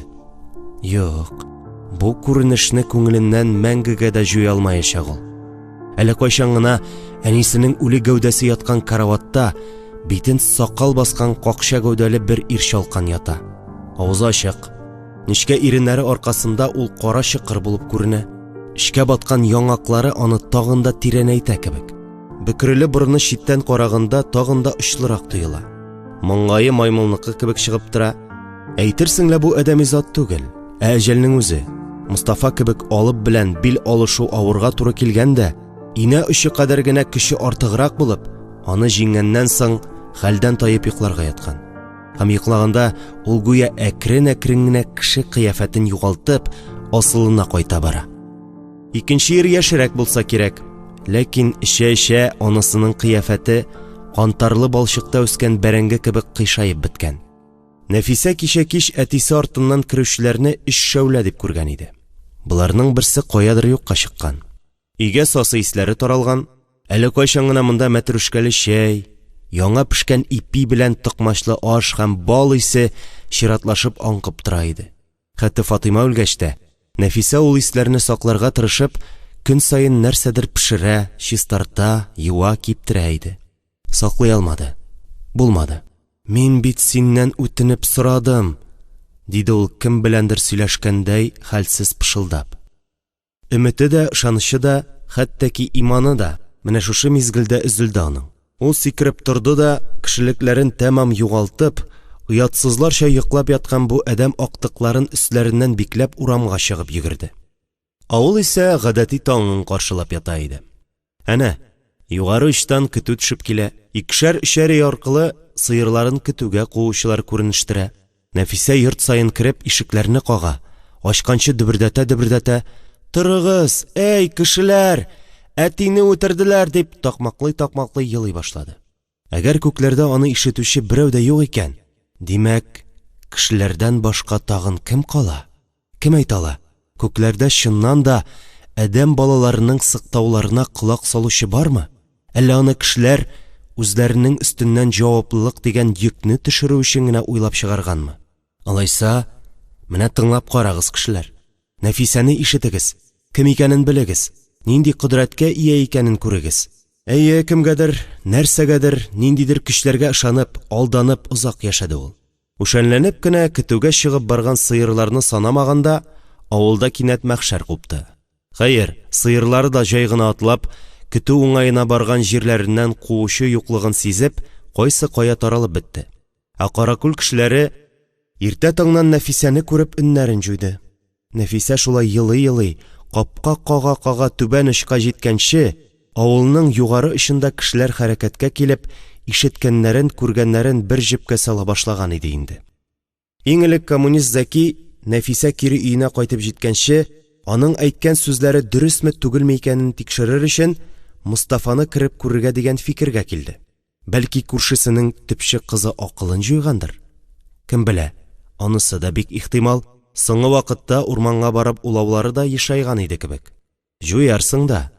Зәкинең үзенең улыйсы килгән чаклары күп була. Ай сайын Каракүлдә бер кеше җирлиләр. Каракүл өстенә үлем фәрештәсе канат җәйгән төсле тоела. Әгәр кызының сүзләре хак булып, Мустафа да китсә, авылга нигез салган нәсел баласы бит ул. Начар фал бу, начар. Шулай дип уйлана Мустафаның капкасын ачып кергәндә, Зәки аларның өенең ички ягыннан дөбердәткән тавышны ишетеп җиңел сулап куйды. Нәфисәнең саташуы гына булган икән. Дия, бикле ишекнең келәсен төшереп җибәрсә, тегеннән атлы берлә чыгып килүче ике ят кешене күреп, янә хафага төште. Мустафа кайда? Дип сорады ул, сез кемнәр диясе урынга. Хәер, бераз гына төсмерли дә кебек. Районга җыелышларга барганда күргәләгәне бар кебек буларны. Зәки киң күкрәге белән каплап ишек катына әлеге хөрәсәннәр каршына басты. Тукта, Нәфисә җитди сәбәп булмаса, урамга кеше арасына чыкмас дигәне алыштырды аның беренче уен. Тегеләр акмак килә башлагач, ул аларны ике кулы белән эчкә төртеп җибәрде дә, "Мустафа кайда?" дип кычкырды. "Тиз булыгыз!" Тегеләр бер-берсенә карашып җилкә сикертте. Ул да булмады. Зәки артыннан сулышы кабып диярлек Әхмәт килеп керде. "Әхмәт, Нәфисә хаклы булса кирәк. Тот буларны бер кая да җибәрмә. Мин Мустафаны эзлим", дип Зәки үй эшен күздән кичерде дә ашыгып чыгып китте. Аскы өйдә тапты ул күршесенең мәетен. Ул арада Нәфисә бушанып диярлек Инҗибикәнең капкасына килеп кагылды. Күзләре күрмәсә дә, авылда ниндидер бер хәвеф барлыгын сизгер колагы белән ишетеп, Инҗибикә кызның каршына үзе чыгып килә иде. Нәфисә аны күрүгә туктап калды. Сукыр хатын киресенчә, тораташтай катып калмыйча аңа якын ук килде дә Нәфисәнең битенә кулын сузды. Аннан соң ике кулы белән дә кызның күзләренә, маңгаена, чәчләренә кагылып алды һәм аны тәмам иренеп чыккач, "Нәфисә кызым, синме?" дип сорады да, кыз "әйе" дип җавап биргәнче, аны ныклы куллары белән үзенә таба тартып китереп кочаклап алды. Кыл кебек киерелгән тәне шунда гына үз-үзен тоярлык хәлгә килде кызның. Инҗибикә апасының кочагында җылы, ышанычлы рәхәт иде аңа. Бу күкләрнең җавабы иде. Кешеләр аша килгән җавабы иде. Мустафаның кырыгыннан соң Нәфисә Инҗибикәне үзе янына яшәргә алды. Ул көнне алар ике йортның ишегенә йозак илде. Инҗибикәнең гомер иткән нигезенә һәм Нәфисә туып үскән өйгә. Аларның бергә яши башлавына авыл бер сагайып, бер мыскыллап карады. Тора-бара ияләштеләр, шулай булырга тиеш кебек кабул итәргә күнектеләр. Хәер, шулай яхшырактыр да әле. Алар яшәгән өй урамнан читтә, артык игътибар итмәсәң, бер авыл дип уйламассың да. Берсе тумыштан сихерче, икенчесе карт сихерче. Үзләре безгә тимәсәләр, без аларга тимәбез диебрәк килештеләр. Шулай җайга салынган инде. Дөнья ничек кенә салуламасын, Каракүл тизрәк күчәргә утырга тырыша. Тотырыклылык эзли. Аның өчен кемнең кем, нәрсәнең ни икәнен белергә кирәк. Иркенләп билгесезлектә яшәргә вакыт юк. Һәр яңа күренешкә тышкы билгеләренә карап тамга сугасы. Аннан инде риваятә дә үсеп чыга. Менә бу икәүнең дә сихергә тырнак очы кадәр генә катнашлары булмаса да, тирә-якка сихерче дигән даннары тиз таралды. Алай гынамы? Нәфисәнең уңганлыгы, тырышлыгы аркасында гөрләп торган ихатаны читтән күзәтеп йөрүчеләр кыз баланың булай җир җимертеп, дөнья көтә алуына әллә көнләшеп, әллә чынлап та шулай уйлап, аңа кара сихерче дигән кушамат тактылар. Кызыгырлык та шул. Өй рәтеннән умарталар кыш чыгалмый кырылганда, Нәфисәнең умарталары бер башка да кимемичә бакча тулып тезелешеп утыра. Каз үрдәкләре, әтәч тавыклары да оя-оя бала чыгара, сыер сарыклары да ишле. Мустафа үләр алдыннан сатып алган кулыннары да шәпле тай булып өлгереп җитте. Бакчасында алма чияләре шаулап чәчәк атып, хәзер мул җимеш биреп бөреләнеп утыра. Әллә нишләр шунда? Авылда кешеләр үләт суккан кебек кырылганда, Исәнлекләре булган егетләр өйләнә алмый, буйдак булып, кызлары бала таба алмый, кысыр килеш картайганда, Нәфисә ихатасында гына тормыш кайный диярсең. Үзенә күрә бер утрау кебек яшәп ята бит ятимә кыз. Шикләнмәс җиреңнән шикләнерсең. Ул ана шулай итеп Нәфисәләрнең элекке нигезенең аяк очыннан инешкә таба төшкән сызыктан икегә бүленде. Бу юлысы чын-чынлап. Инешнең бу ягында булса да, урманга таба карап торган әлеге ихатаны Каракүл убырлылар утары дип йөртә башлады. Нинди генә гоманнар кылып карамады авыл халкы. Кызның Самат корткасы үлгән көнне туганында искә төшерүчеләр табылды. Самат корткасында яшь чагында зәһәр шибәр булган диләр иде. Убырлылар авылда яшәми бит. Буларны да авылда яши дип булмый инде. Самат корткасы сукрайып, саңрауланып үлде.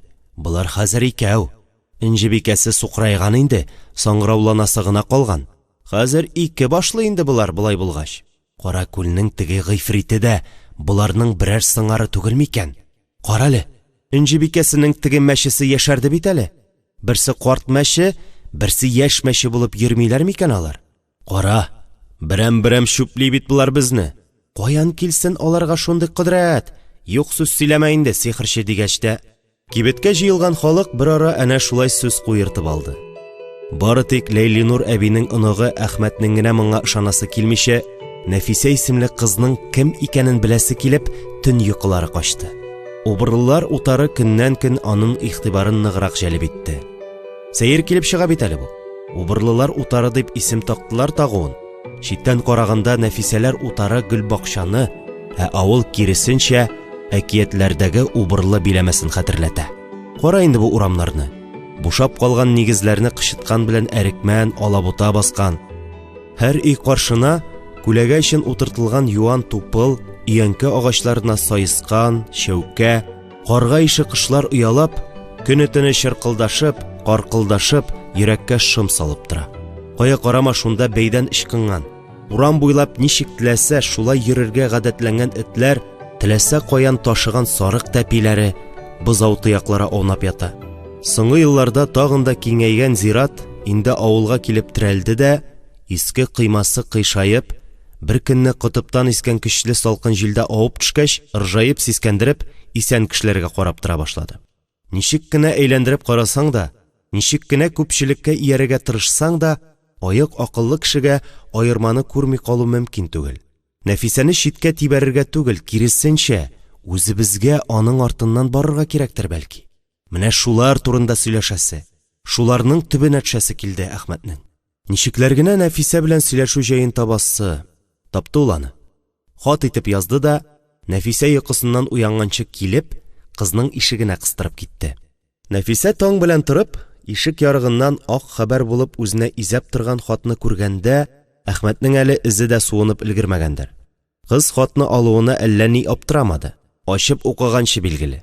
Ник дигәндә, кычкырып әйтмәсәләр дә, авыл кешеләре әйтәсе сүзләрен юк-юкта шулай кагазгә язып, кыйма ярыгына кыстырып китештерә торган иде. Шуңа да кыз бу хатны илтифатсыз гына ачып укый башлады. Нәфисә, мин бу хатны ахырыннан башлыйм. Башында әйтәсе сүзләремне 1000 кат уйлап, 1000 кат үлчәдем. Алары сиңа кызык та кирәк тә түгелдер бәлки. Синең безнең арада яшәүең турында ул сүзләр. Юкка гына безгә килмәгәнсеңдер дип беләм. Әйтәсе килгән сүзем шул, нәрсәдер булырга тиеш. Чөнки мондый хәл мәңге дәвам итә алмый. Әхмәт. Кыска гына булса да, әллә никадәр сөйләшүне ура бузган бу хатта Нәфисәгә иң кирәкле сүзләр язылган иде. Ул бит бу турыда үзе дә уйлап йөри. Ныклап уйлана. Йөри дә уфылдап куя. Инҗебикә апасы белән сөйләшеп сүзләре бетмәсә дә, үзе турында сүз башларга кыймый. Сукыр хатында бу хакта дәшми. Алар бер-берсенә терәк, алар бер-берсе хакына яши. Шуның өчен дә бүген алар тере исән әле. Ә менә Әхмәтнең хаты каядыр таныш түгел офыкларга дәшә. Көне буе күңеленнән җавап язды ул хатка. Кичкә кагазга төшерде, төнгә каршы илтә китте. Нәфисә хаты. Әхмәт абый, мин бу турыда уйланып та очына чыга алмагач, мәгънәсен тапмыйча туктаган идем инде. Нәрсәдер булырга тиеш дигәнсең. Бер нәрсәне төгәл беләм. Мәңге дәвам итә алмаган әйберләр үлем белән тамамлана. Нәфисә. Көне буе эчке бер калтырану белән җавап көтте Әхмәт. Кояш офык сызыгына килеп терәлеп, көнбатыш тарафта җәелгән ахшам кызыллыгы егет йөрәгендә дә ут дөрләтеп җибәргәндәй итте. Минут саен кул сәгатенә карап, офыктан күзен алмыйча болдырда басып торганнан соң, ул күктә берәм-берәм кабынган йолдызларны саный башлады. Телсез калса калыр, бөтен тәнен моңа кадәр таныш булмаган әллә нинди бер тойгы биләп алып катып калса калыр, әмма Нәфисәгә бер күз сирпеп калырга тырышыр. Аның сүрәтен күңеленә бикләп куяр хит. Кыз аны өнсез итеп, теләсә нишләтсен, бары тик бу билгесезлеккә чик куелсын. Киче дә, төне дә гашыйклар төне сыман тып-тыныч. Йолдыз санарлык кына бит ичмасам. Гүя нәкъ менә шушы көнне тылсым булыр, әкиятләрдә генә була торган мөгъҗизалар чынбарлыкка әйләнер кебек. Күкрәгендә ут ялкын булып яна башлагач, ул түз алмыйча өйгә кереп су эчеп чыгарга булды. Әнә шул мизгелдә Нәфисә аяк астында бармак башы кадәр бер таш кузгалган тавыш та чыгармыйча, җиңел-җиңел атлап килде дә, хатын капка ярыгына кыстырып, кайтып та китте. Әхмәт аны чыгып алганда, ул тыкрыктан борылып өлгергән иде инде. Аппак кагазгә тип-тигез итеп төшерелгән хәрефләргә карап та сокланып туя алмыйча торды Әхмәт. Нәфисәнең үзен искиткеч гүзәл диләр. Үзе генә түгел, ул ырынган һәр нәрсә камил ләбаса. Бу кыз дөньяга камиллек үрнәге булып килгән. Тик сүзләре генә артык гади хакыйкатьне ирештерә. Хәер, Нәфисәдән нинди җавап көткән иде соң ул? Җаваптан бигрәк аның кызны юатасы килгән иде. Кешеләрдән аерылып яшәргә дучар ителгәнгә, ул бу кызны ни өчендер жәлләргә кирәк дип уйлый иде. Һәм жәлли дә иде. Шуңа да икенче хат булайрак итеп язылды. Нәфисә, үлемгә ялгызлы кыз. Ул һәр кешегә аерым килә. Ягъни адәм баласы теге дөньяга үзе генә китә. Ләйлинур әбием анда киткәнче үк инде бу дөнья йөгеннән бөтенләе белән арынган иде диярлек. Ахиратны кем белеп булмый, әмма фани дөньяда үлемнән өстенрәк әйберләр дә бар. Кешелек шулар белән яши. Үлемнән өстенрәк нәрсәләр булганга, кешеләр үзара мөнәсәбәтләр кора, бергәләшеп яши. Сиңа да шуны әйтергә теләгән идем. Синең безгә кушылуыңны телим. Ләкин моның ничек мөмкин икәнен генә әйтә алмыйм. Һәм үземнең көчсезлегемне танырга мәҗбүр. Тик шуны белеп тор. Син үзең генә түгел. Һәр хәлдә мин бар әле. Әхмәт. Тора-бара бу икәү арасындагы элемтә көннән-көн ныгыды. Алар икесе дә түземсезләнеп, бер-берсеннән җавап көтеп ала башлады. Нәфисә өчен Әхмәт белән сөйләшү, чираттагы кеше заты белән аралашу тәҗрибәсе булса, Әхмәт өчен ул бөтенләй яңа дөнья. Хәтта яңа планета ачуга тиң иде. Ул шүлдә әрле-бирле йөреп адашкан, һәм инде өметсезлеккә биреләм дигәндә, акылга сыймаслык мөгъҗиза урынына пәйда булган чишмәдән йотлыгып су эчкән кешене хәтерләтә иде. Күпме эчсә дә, сусыны басылмый. Басылганчы эчеп, чишмә яныннан китсә, тагын шүлдә адашачагын. Монда калса, ялгызлыктан үләчәген белгән дәрвиш шикелле көн дими, төн дими, ике арадагы сукмакны тапты. Җитмәсә, ике тәлинкәсенә ике дөнья салынган бизмәннең Нәфисә ягы көннән-көн үзенә тартып, Әхмәтнең күңелендә кызгану белән игелеклектән өстенрәк башка хистә берләнеп маташа иде.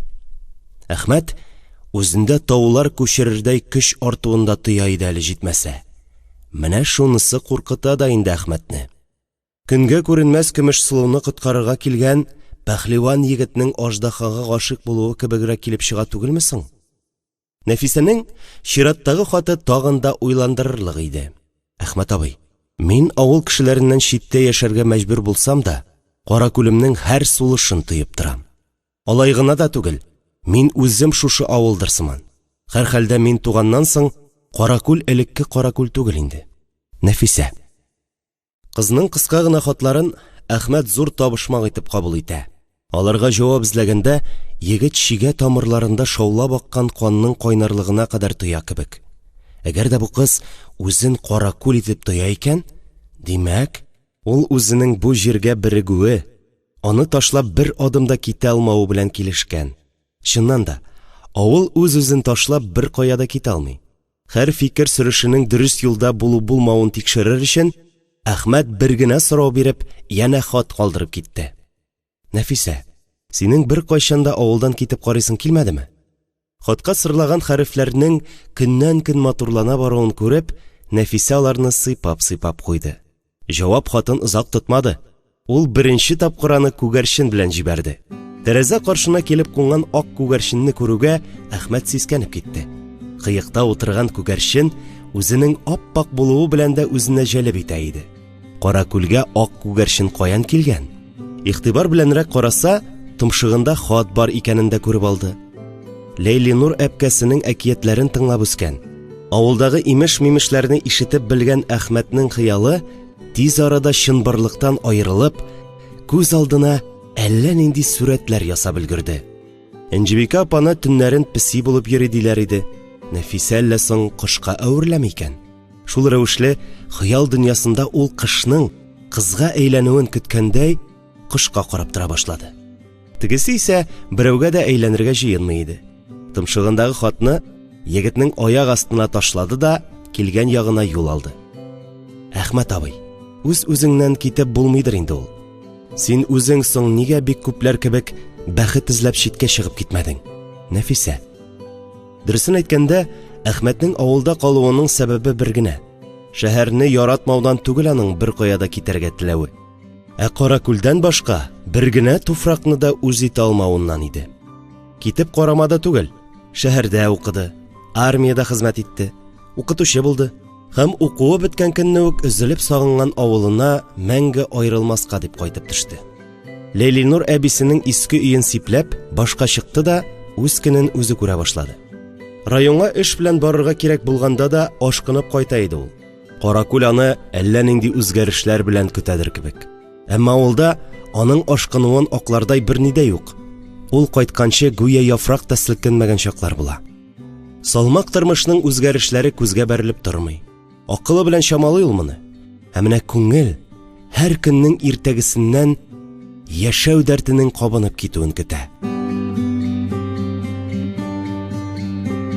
Әхмәт яшәү дәртен морҗаларның төтененнән, капка шыгырдауларыннан, кетәклекләрдә кычкырган әтәч тавышыннан, умарта кортларының безелдәп очуыннан, инеш буйлап үскән карт өянкеләр төбеннән чыккан яшь үсентеләрдән, ниһаять, авыл кешеләренең сөйләшкән сүзләреннән эзли иде. Каракүлнең яшәү дәртен күл төбенә төшеп эзләргә дә әзер иде ул үзе. Бу аның язмышы. Әгәр бәхет дип бәяләп булса, бу аның өлешенә тигән бәхет иде. Нәфисә, гап-гади аның сәбәбе. Бәхет эзләп читкә китү бәхетсезлектән бит ул. Ә мин читтә бәхетсез. Монда бәхетлерәк мин. Әмма бөтенләй үк түгел. Аның өчен көрәшәсе бар әле. Читкә киткәннәрнең дә кайсы бәхет тапты? Әхмәт. Әхмәт белән бер сүзсез килеште Нәфисә. Читкә киткәннәр. Сеңелләрен мәңге ташламаска сүз биргән абыйларын изелеп сагынып куйды ул бу сүзләрне укыганда. Бәхетсез микән ни алар? Бәхетле микән? Сирәк-мирәк кайтып киткәндә генә Нәфисә абыйларының күңел дөньясына кагылырга кыймый. Вакыты җиткәнче көтә, сабыр итә, нәкъ әнисе кебек. Аның әнисе сүзсез генә, тавыш-тынсыз гына сабыр итә белә иде. Сораулар бирмичә генә җавап ала белде. Нинди генә язмышка дучар ителсә дә, кайсы гына заманда туса да күнеп яшәр иде ул.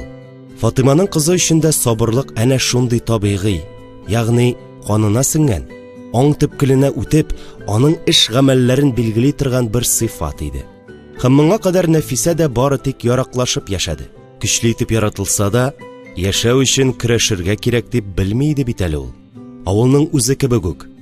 Авыл үзе яшәү кешенең чыганагы булганда, ничектер бу турыда уйланылмаган. Әллә нинди уйларга этәрә бу Әхмәт абый дип уйлап куйды кыз. Артыкка киткән уйларыннан арынырга теләп. Ни теләгәнен төгәл генә әйтми, ерактан әйләнгеч юллар белән сүз төрткәләп, гүя көрәшкә чакыра. Көрәш. Кем белән? Кемгә каршы? Ялгызымы? Әхмәт абый, көрәш асылда үзең теләгәнчә үлү хокукын даулау. Минем чиракта мин туганда ук җиңеп туганмын. Миңа хәтта сайлау иреге дә бирелмәгән. Алай гына да түгел, мин үземнең кем икәнемне дә белмим. Нәфисә. Нәфисә. Ул хокук синдә бар. Ә менә нәселеңнеке, кавымыңнеке бармы? Моны аңлар өчен Каракүлдән тагын күпме әле корбан китәргә тиеш. Көрәш үзең теләгәнчә яшәү хокукы да ул. Шуны онытма. Син үзеңнең кем икәнеңне белми торып, яшәвеңнең мәгънәсен дә белә алмаячаксың. Сиңа туганда ук шундый зур көч бирелгән. Ә син үлем турында сүз куертасың. Әхмәт әле бу хатына тагын бик күпне өстисе иде. Мәсәлән, хатның менә бу сүзләре язылган бите Нәфисәнең күгәрчене тәпиенә эленмичә калды. Без бик озак телсез дә, күзсез дә бал-бал булып яшәдек. Баш күтәргән саен безнең башка сугып тордылар. Телсезлек һәм хәрәкәтсезлек, күндәмлек безнең канга сеңгән. Иелгән башны кылыч кисми, дия без үлмәскә, исән калырга өйрәндек.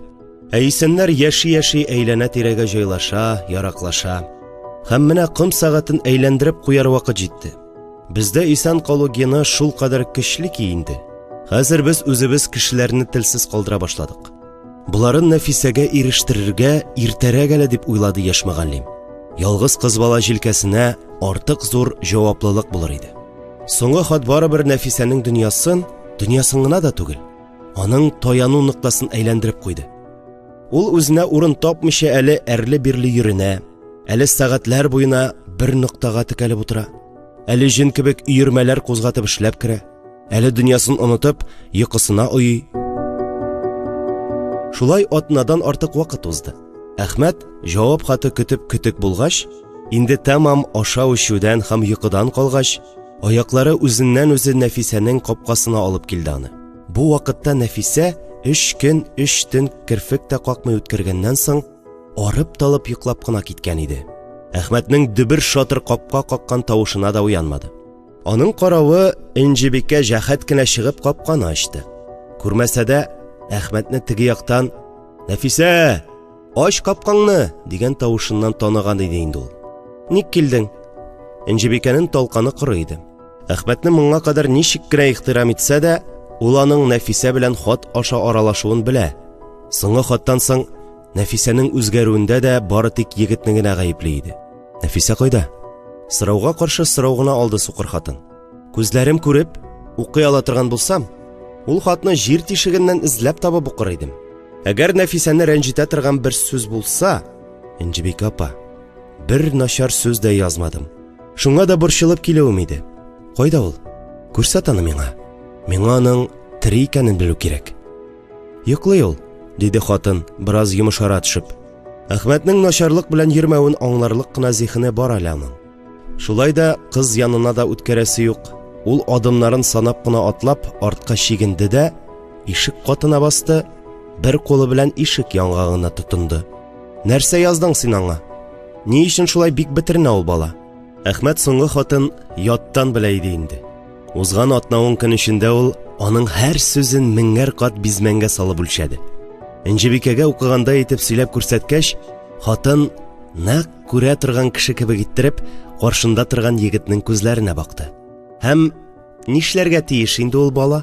Син моны ничек итеп күз алдыңа китерәсең? Белмим, Энҗебикә апа. Белсәм, тагын генә нәрсә эшләргә кирәк икәнен әйтер идем.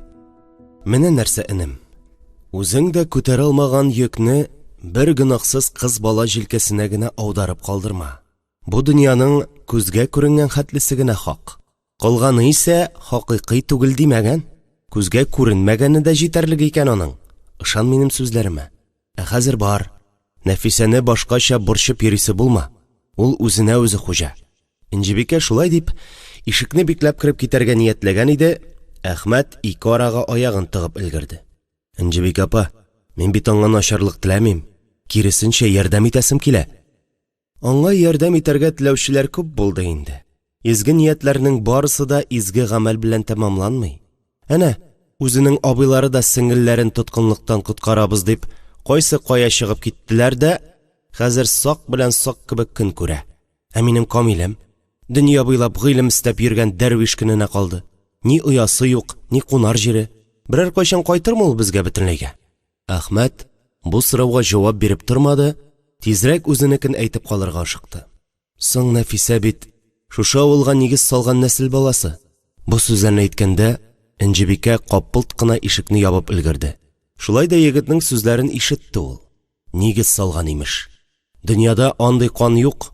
Әнә, патшаларның да геннары белән кулларның геннары арасында бер нинди айырма юклыгын галимнәр әллә кайчан раслады инде. Тоталар да мин кем дә син кем дип күкрәк сугалар, барысында кешеләр үзләре уйлап чыгара, дип уйлады ул ишекне эчтән бикләгәндә. Нәфисә йоклап ял итеп торсын әле. Калганын үзе хәл итәр. Ә ул әлегә аны янына берәүне дә якын җибәрмичә сакларга тырышыр.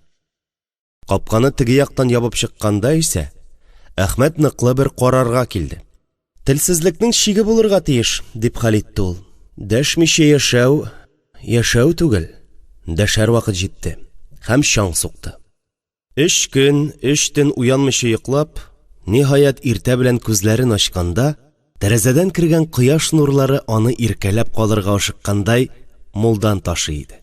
Өйгә яңа пешкән тәмле ипи исе таралган. Нәфисә уянуга бала чагына кайткандай иркәләнеп ятты. Менә хәзер ул әнисенең назлы тавышын ишетер. Әнә теге якта әтисе тамак кырып куйды түгелме? Тукта, колагына гына ишетелде бугай. Әнисе дә, әтисе дә күптән гүр иясе бит инде аның. Ә бу тәмле ис, каян соң ул чагында? Нәк Мустафа тавышы белән кем тамак кыранда? Кышка кереп барган кара көздә нинди җылы кояш бутагын. Ул өстенә пөхтәләп җәйгән мамык юрганны изеп кенә җибәрде дә, сикереп торып теге якка чыкты. Я Хода, икесе дә, Илсур абыйсы да, Илнур абыйсы да түр бүлмәгә керә торган ишек төбенә икесе дә ике якка урындык куйганнар да Нәфисәнең йокысын саклап утыралар. Энме бу төшме? Илсур абый, Илнур абый! Нәфисә чынбарлыкка кайтып төште. Инде шактый олыгайган абыйларын күрүгә ул үзен янә бәләкәй кыз итеп хис итте. Бәләкәй кыз булу рәхәт икән, дип уйлады ул әле бер, әле икенче абыйсының кочагында иреп. Ниһаять очраштылар бит. Шунда ук Әхмәт абыйсының соңгы хатын исенә төшерде. Һәм шунда ук абыйларына сиздермәскә кирәк дигән карарга килде. Алар бит кунакка кайтканнар. Юк, бәләкәй кыз гына була алмый икән әле ул. Әнисенең зур кызы бит инде ул. Чынлыкта ул абыйларының кунакка гына кайтмаганын, аларны Әхмәтнең чакырып кайтару турында белми иде әле. Әхмәт Энҗебикәнең ай-ваена карамыйча Камилне дә кайтартты. Чит җирләргә китеп, кайту юлын оныта башлаган авыл егетләренә Нәфисә авыр хәлдә, әниең авыр хәлдә дигән телеграммалар очканда, тегеләрнең кышка каршы туган якларны бер кайтып урау кирәклеге исләренә дә кирип чыкмый иде әле. Сабан туй түгел, отпуск вакыты да үтте. Аларга кагылышлы үлем китем юк дигәндәй, һәр кайсы эшкә чумган. Илсур полковник дәрәҗәсенә үрли, Илнур докторлык диссертациясен тәмамлап ята. Камиле бөтенләй көнчыгыш медицинасы буенча озак вакытлы командировкага җыена иде. Үсмер чакта иман китергәнчә Нәфисәгә дә, соңрак әнисенә дә табиб буларак ярдәме тия алмагач, медицинадан өметен үзеп, ул көнчыгыш фәлсәфәсенә йөз тота башлаган иде.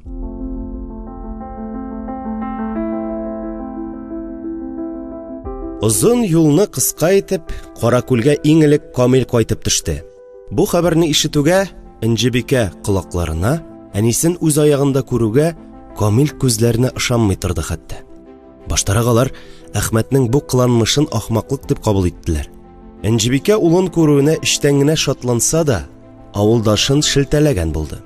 Бер атлы Илсур белән Илнур кайтып җитте. Илсур беренче тапкыр хатынын да ияртеп кайткан иде. Нәфисәне күргәч, телсез калмасын дип, төп йортның ишеген ачтылар, мишкә ягып өйне җылыттылар. Энҗебикә белән Камил дә үз йортларына төшеп китте. Шулай итеп, авылда бер юлы ике йорттан йозак алынды, морҗаларыннан төтен күренде. Баштарак алар чыннан да Әхмәткә ачулы иде. Аның эше беткәндер лә ул, диештеләр. Нәфисәнең 3нче көндә йокысыннан айный алмавын күргәч, пушаманга калдылар. Сеңелләренең тигез сулышына карап, тагын бераз көтәргә булдылар. Һәм ул торып, нәкъ элеккечә күзләрен уа-уа алар каршысына чыгып баскач, сөйнечләреннән күңелләре җырлап җибәрде. Бу очрашуга алар чыннан да бик шат иде. Ә менә Әхмәткә ахмаклыгы өчен җавап тотасы бар иде. Син нәрсә кыланып ятасың ул? Диде Камил, иң беренче булып керәкрешкә. Ләйлинур әби өенә алар өчәү бергә килделәр. Әхмәт аларны көткән иде, әзерләнеп торды. Сезне ничектер? Ә мине Нәфисәнең язмышы борчый, диде ул. Камилнең соравына җавап итеп әйтсә дә, Илсур белән Илнурның күзләренә карап. Каракүлдә сеңлебез өчен борчылып торучы булуына без бик шат. Димәк, аны кайгыртучы бар. Анысы өчен рәхмәт. Тик син ни хикмәт белән безне җыйдыңсың? Дип, сабыррак булырга тырышып сүз башлады агай-эненең өлкәне. Әллә берәр әмәлен таптыңмы? Каракүлдә соңгы вакытта булган хәлләр турында ишетеп беләсездер инде. Дип сүзне икенчегә бургандай башлап китте Әхмәт. Егетләр бер-берсенә карашып алдылар. Шуннан, диде Камил, түземсезләнеп. Һәм, анда минем катнашым юк, дияргә ашыкты. Илнур сагая калды. Илсур гомумән, Каракүлдә тагын нәрсә булды икән дигәндәй, Әхмәт авызыннан яңа сүз көтә башлады. Катнашыгыз юк та, бар да дип әйтә алмыйм. Сезне ни дә булса да гаепләргә дә җыенмыйм. Мин бары тик уйланырга, нәтиҗәләр ясарга һәм шуңа карап нәрсә дә булса эшләргә, хәрәкәт итәргә, гамәл кылырга чакырам. Әхмәт шулай диде дә бер кавым авылдашларына карап торды. Нинди мәхәббәт, нык беләкле алыплар алар дип сокланып карады. Һәм дәвам итте. Каракүл бетү алдында тора. Каракүлдән яшәү дәрте китте. Югыйсә бетәргә тиеш түгел дә кебек иде. Без яшәсен өчен бу җир безгә үз канын, үз майын, нефтен үзе чыгарып, мә дип бирде. Аңламадык. Хәзер инде алмаз таптылар. Анысыннан да колак кагачакбыз. Әнә, Каракүл буйларын танырлык түгел, актарылып беткән. Суыбыз тәмсезләнде. Хәләф абый вакыйгасында беләсездер. Зур балык тутам дип юләрләнеп йөрде дә батып үлде. Аның белән бергә авылның сөлектәй таза ирләре китте. Алар ул гыйфритнең корбаны булды. Аңлашылды. Син дошман эзлисең һәм безне көрәшкә чакырасың. Ә бу эволюция, Әхмәт, аңлыйсыңмы? Көчлеләр җиңә. Димәк, кайсыдыр бер мизгелдә без көчлеләргә бирешкәнбез. Авылның бетүе табигый, дип бүлдерде аны Камил, мәгълүм фәлсәфәгә ишарәләп. Юк, дип сикереп торды Әхмәт. Безме көчсез? Сез үзегезгә карагыз. Көчлеләр җиңә дигәнегезгә дә ышанмыйм. Әдәм балаларының көче белән хайваннар дөньясындагы көчне бутамагыз. Безнең көч башкада. Анысы хак. Ахыр килеп, сез Нәфисәгә карагыз. Әллә кайчан инде ул тугач ук аңа ярдәм итәргә сүз биргән сез ишәү түгелме? Ничә еллар инде сез читтә йөргән арада ниндидер көч авылның яшәү дәртен суырып ята. Бер көн килеп сез әйләнеп кайтарсыз. Әмма ул вакытта Нәфисәгә сез кирәкмәссез инде. Син безне кем белән көрәшкә чакырасың соң? Дип янә бүлдерде аны әлеге дә баягы Камил. Ул Әхмәт янында үзен хавалырак итеп тә тота иде. Авылдашының фикерләре дә сөрсегән кебек тоела. Ягъни ялкынлы нутыклар заманы үткән дип саный иде ул. Аннан соң Әхмәтнең Нәфисәгә якынайырга тырышуы да күңелен тырнап тора. Абыйларыннан кала читләрдән Нәфисәгә аның гына хакы бар дип уйларга күнеккән иде ул. Чит ятларга каршымы, әллә гыйфрит дип үзең уйлап чыгарган әкияткә каршымы? Син гомер буе шундый ырым-шырымнарга ышанып яшәдең. Камил, ашыкма әле, дип бәхәскә кушылды Илнур. Ул бу бәхәснең тизрәк бетүен теләй иде. Әхмәткә дә Хәләф абзыйның зур балык шире йыккан ахрысы. Менә монысына ышанырга була. Әйдәгез Каракүлгә төшеп шул балыкны күзәтәбез. Әгәр бар икән, күренсен. Юк икән, Әхмәт башкача безнең башны катырмас ичмасам. Каракүлне күптән күргән юк инде, бер күреп кайтырбыз ичмасам. Нинди үзгәрешләр бар икән, сагындырды да, дип сикереп торды бу сөйләшүдән туя башлаган Илсур. Әлеге егетләр арасында ул күп сөйләшергә яратмый торганы да иң тәвәккәле дә иде. Өстәвенә туган ягына кайтып, бер җилләнеп керү өчен форсат та чыгып тора. Авылда калса, ул үзе дә шул Хәләф абзый, Габит муллалар кебек һәр төрле маҗаралар эзләп йөрер иде, мөгаен. Илсур әйткән тәкъдимнең чыннан да булай сүз куертуга караганда фәтвасы күбрәк иде. Шуңа да егетләр дүртесе дә килеште. Инҗибикә дә, Нәфисә дә егетләрнең бу карарын сагайып кабул итте. Ни дисәң дә, Каракүл ирләрен берәм-берәм чүпләп торган зур балык вакыйгасының кайтавазы йөрәкләрдә карашым хасил итеп, кабат-кабат искә төшеп тора. Өстәвенә, Каракүл буйларын танымаслык булып үзгәргән диләр. Диләр генә түгел, Нәфисә үзе дә күл буйларын махсус күзәтеп йөри. Кайвакыт ул атына атлана да, башта урманын әйләнеп чыга, аннары Каракүлгә таба китә. Нефт чыгара башлаганнан бирле анда чит ят кешеләр күбәйде. Байлыгына гына түгел, бу якларның матурлыгына, Оҗмах-пычмагы кебек рәхәтлегенә дә кызыктылар ятлар. Каракүлнең авылга каршы ягыннан яр буйларын тимер чыбыклы койма белән әйләндереп алдылар. Ял йортлары күлгә кертеп мунчалар салып куйдылар. Яр буйлап моторлы кимәләр, су чаңгылары тезелеп киткән. Әллә ни күп вакыт та узмады. Тиз арада үзенә күрә бер кечкенә генә бистә барлыкка килде биредә. Авыл кешеләре якын килә алмаянды. Хуҗалары этләр белән саклый биләмәләрен. Мискеннәр. Беләләр бит үзләренең килмешәк икәнлекләрен. Югыйсә тимер чыбыклы койма эченә кереп бикләнеп, этләр белән саклану кирәк булыр идемени? Миңнегали бабайның зирәклеге, теләсә кем белән уртак тел таба белүе, Зарифа апаның ике әйтеп тормыйча бер тапкыр чыбыркы шартлатуы җитми буларга дип уйлый Нәфисә. Кайча кызыксынуын җиңә алмыйча, шул тимер чыбыклы коймалар янына ук якын килә дә күзәтеп тора. Каракүл авылыннан аермалы буларак, анда тормыш кайнап торган кебек тәэсир кала. Хәтта артыгы белән кайный. Ял көннәрендә музыка акыра, кешеләре Каракүлнекеләргә бөтенләй охшамаган. Әллә нинди тук йөзле, ач күзле, олы авызлы, ирләрнең атлап йөрешләре килбәтсез. Куллары аяклары белән бер озынлыкта диярсең. Әнә шул куллары белән тормышны мөгезеннән алып селкиялар. Тәмук уты кебек озын телле ялкынга ялатып, учакта сарык түшкәсен шул киегенә әйләндерә кыздыралар. Тәмук казаны кадәр зур чанда яңа гына тоткан балыкларыннан уха пешерәләр. Тәмук утында чыжылдатканда итеп, ташында пар биетеп мунча керәләр дә, яңа гына шул тәмук утында пешереп алгандай кып-кызыл булып килеп чыгалар һәм туп-туры күлгә сикерәләр. Ә үзләре шушылай яшәүне оҗмахка тиңлиләр. Нәфисә кайчагаларны кызык та иткәли. Тегеләр ашыйсын ашап, эчәсен эчеп, фәлән кат чабынып, кат-кат күлдә кыенып чыкканда, тәмам тәмук кисәвенә әйләнгән шушы бәндәләрнең берәрсен яр буенда каршы ала. Тегеләр катып калгач, ул тиз генә атына атланып кайтыр юлга кузгала. Җәннәтне кредитка алып яшәгән бу адәмнәр айныгач та оныта алмый хур кызының ошбу сурәтен. Аны тагын күрәсе килеп, алар янә шушында килә. Янә хур кызын күрергә өметләнеп, 7 кат тәмук казанын урый. Нәфисә күрә алмый аларның Каракүлне булай мыскыллавын.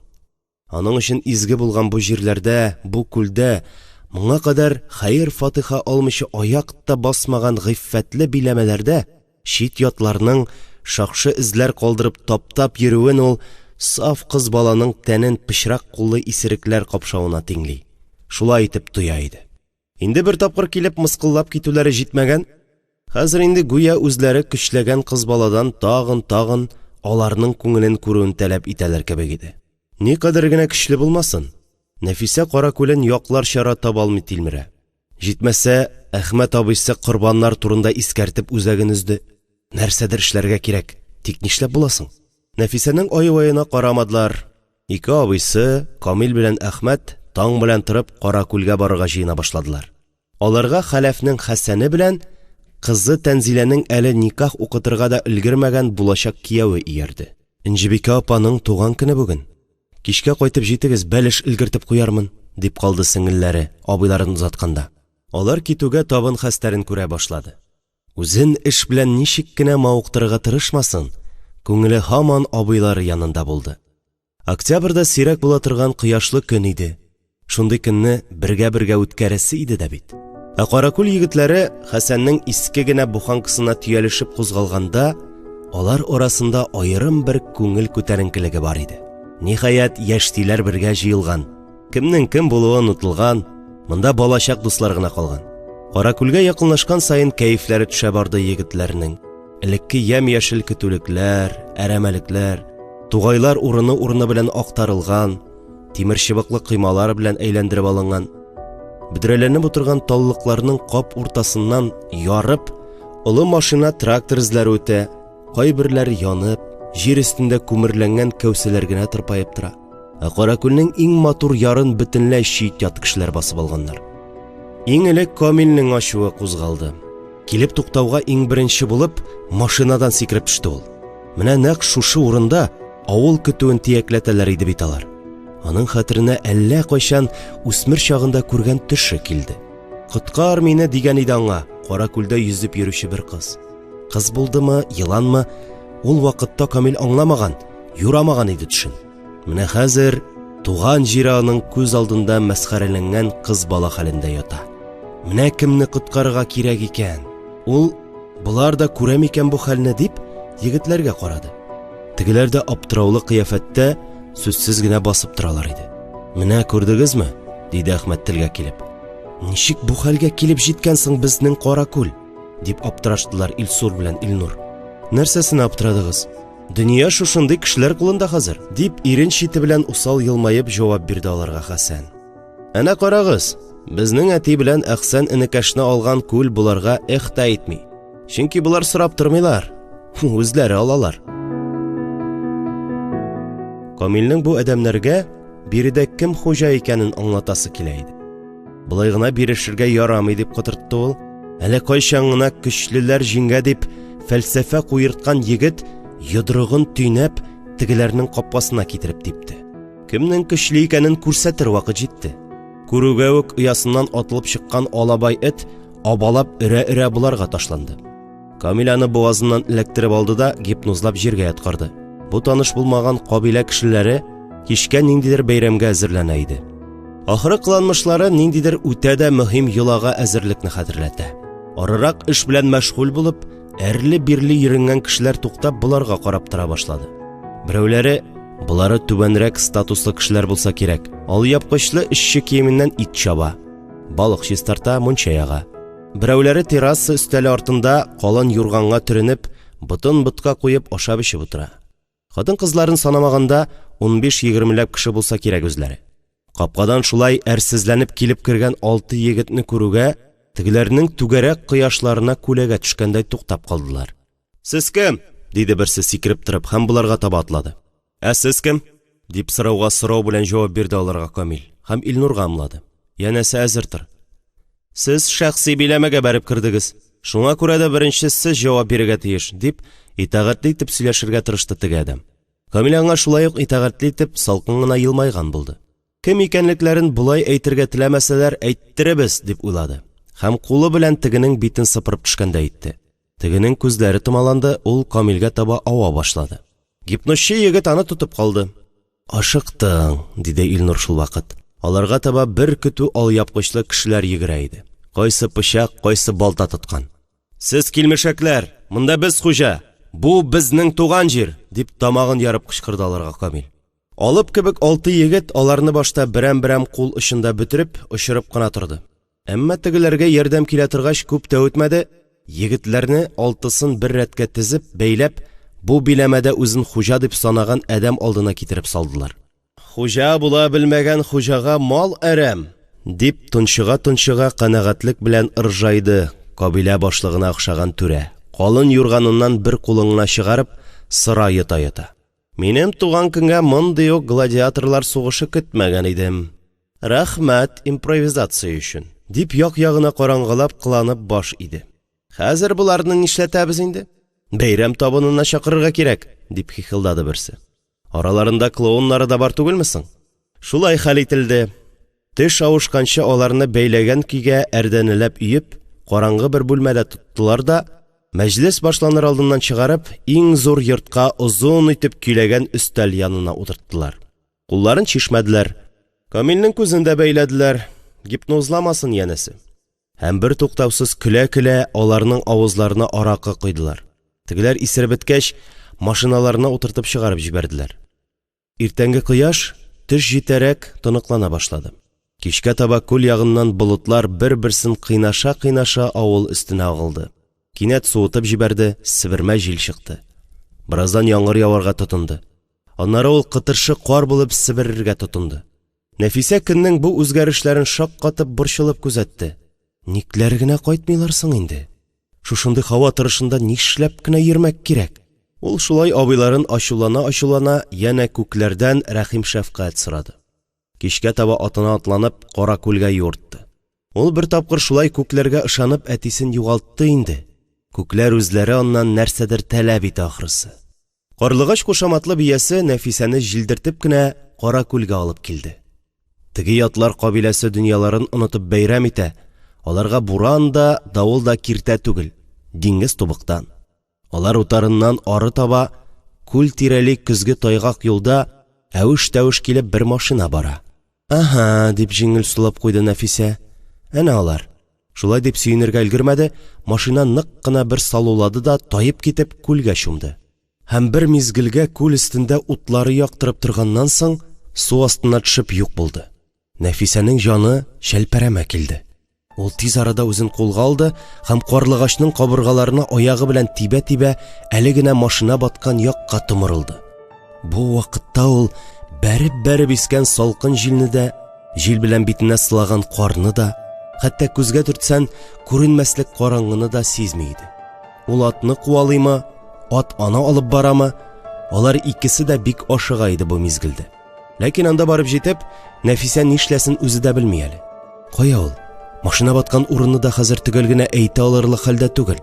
Караңгыда түгел, көндез дә белмәссең.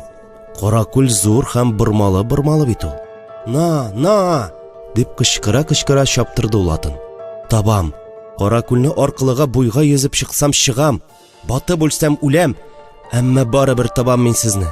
Җитте, үлемгә юл куймаячакмын бүтән. Бираздан ул машина баткан урынны якынча чамалап, атын туктатты да, сикереп төшеп күлгә чабып кирде. Күл өстендә җил тантана иткәндәй сызгыра бии, тирә-як гүләп тора.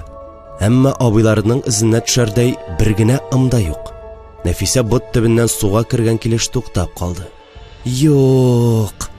дип аңгырашты ул һәм күккә карады. Аның бу төпсез караңгылыкка беренче генә багуы түгел инде. Әнә аның ак канатлы, кара төймә күзле кышы баш очында бетерелә. Ул кышына кул изәде, кыш та саубуллашкандай бер әйләнде дә күк катына юл алып, күздән юк булды. «Зинһар өчен, китмә!» Нәфисә күзләрен йомды һәм ныклы бер карарга килеп тагын да эчкәрәк атлады. Салкын су бөтен тәнен куырып алды, әмма кыз аңа игътибар итмәде. Менә су аның муеныннан булды, тагын бер адым һәм ул су астында күзләрен ачып җибәрде. Шул вакытта ул үзе янында ниндидер хәрәкәт абайлады. «Зур балык» дигән уй сызылып үтте аның башыннан. Хәләф абый хаклы булган икән. Ул ихтыярсыздан кулларын җәеп, йөзгән кебек хәрәкәтләр ясады һәм өскә чыкты. Тирән итеп сулыш алды. Шул вакыт үзеннән уң якта 20 адымнар тирәсе ераклыкта абыйлары утырып киткән машина калыкты. Бираздан машина бөтенләе белән су өстенә чыкты. Ул зур балыкның сыртына утырган иде. Нәфисә нишләргә кирәген бик яхшы аңлый иде инде. Ул машинага таба йөзеп барды. Зур балыкның кыйрыгына таянып өстенә менде. Машинаның бөтен ярыгыннан су ага. Ләкин эчтә бер хәрәкәт тә сизелми. Нәфисә аның ишеген ачып җибәрде, аннан Хәсән абыйсы ягылып төште. Кыз аны тотып калды. Шул мизгелдә аның беләкләрендә тагын кудрәт уйный башлады. Ул берәм-берәм абыйларын тартып алып, зур балык өстенә сузып салды.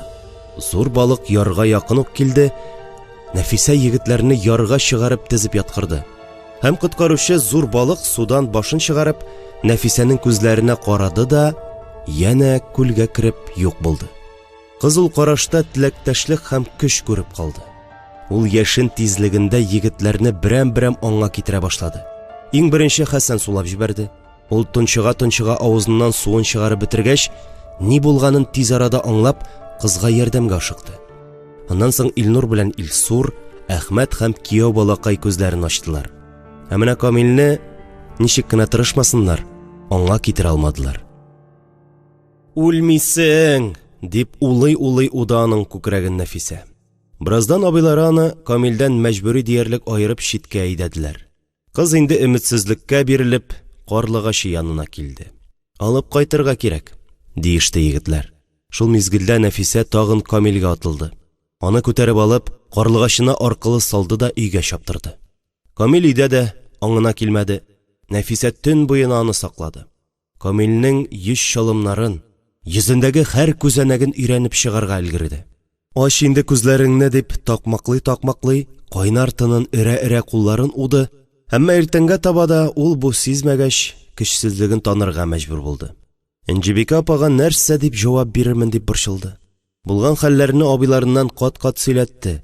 Тегеләре суга баткан җирләреннән аларны Нәфисә коткаруын белә, әмма зур балык турында ләм-мим әйтерлек бер хәбәрләр дә юк иде.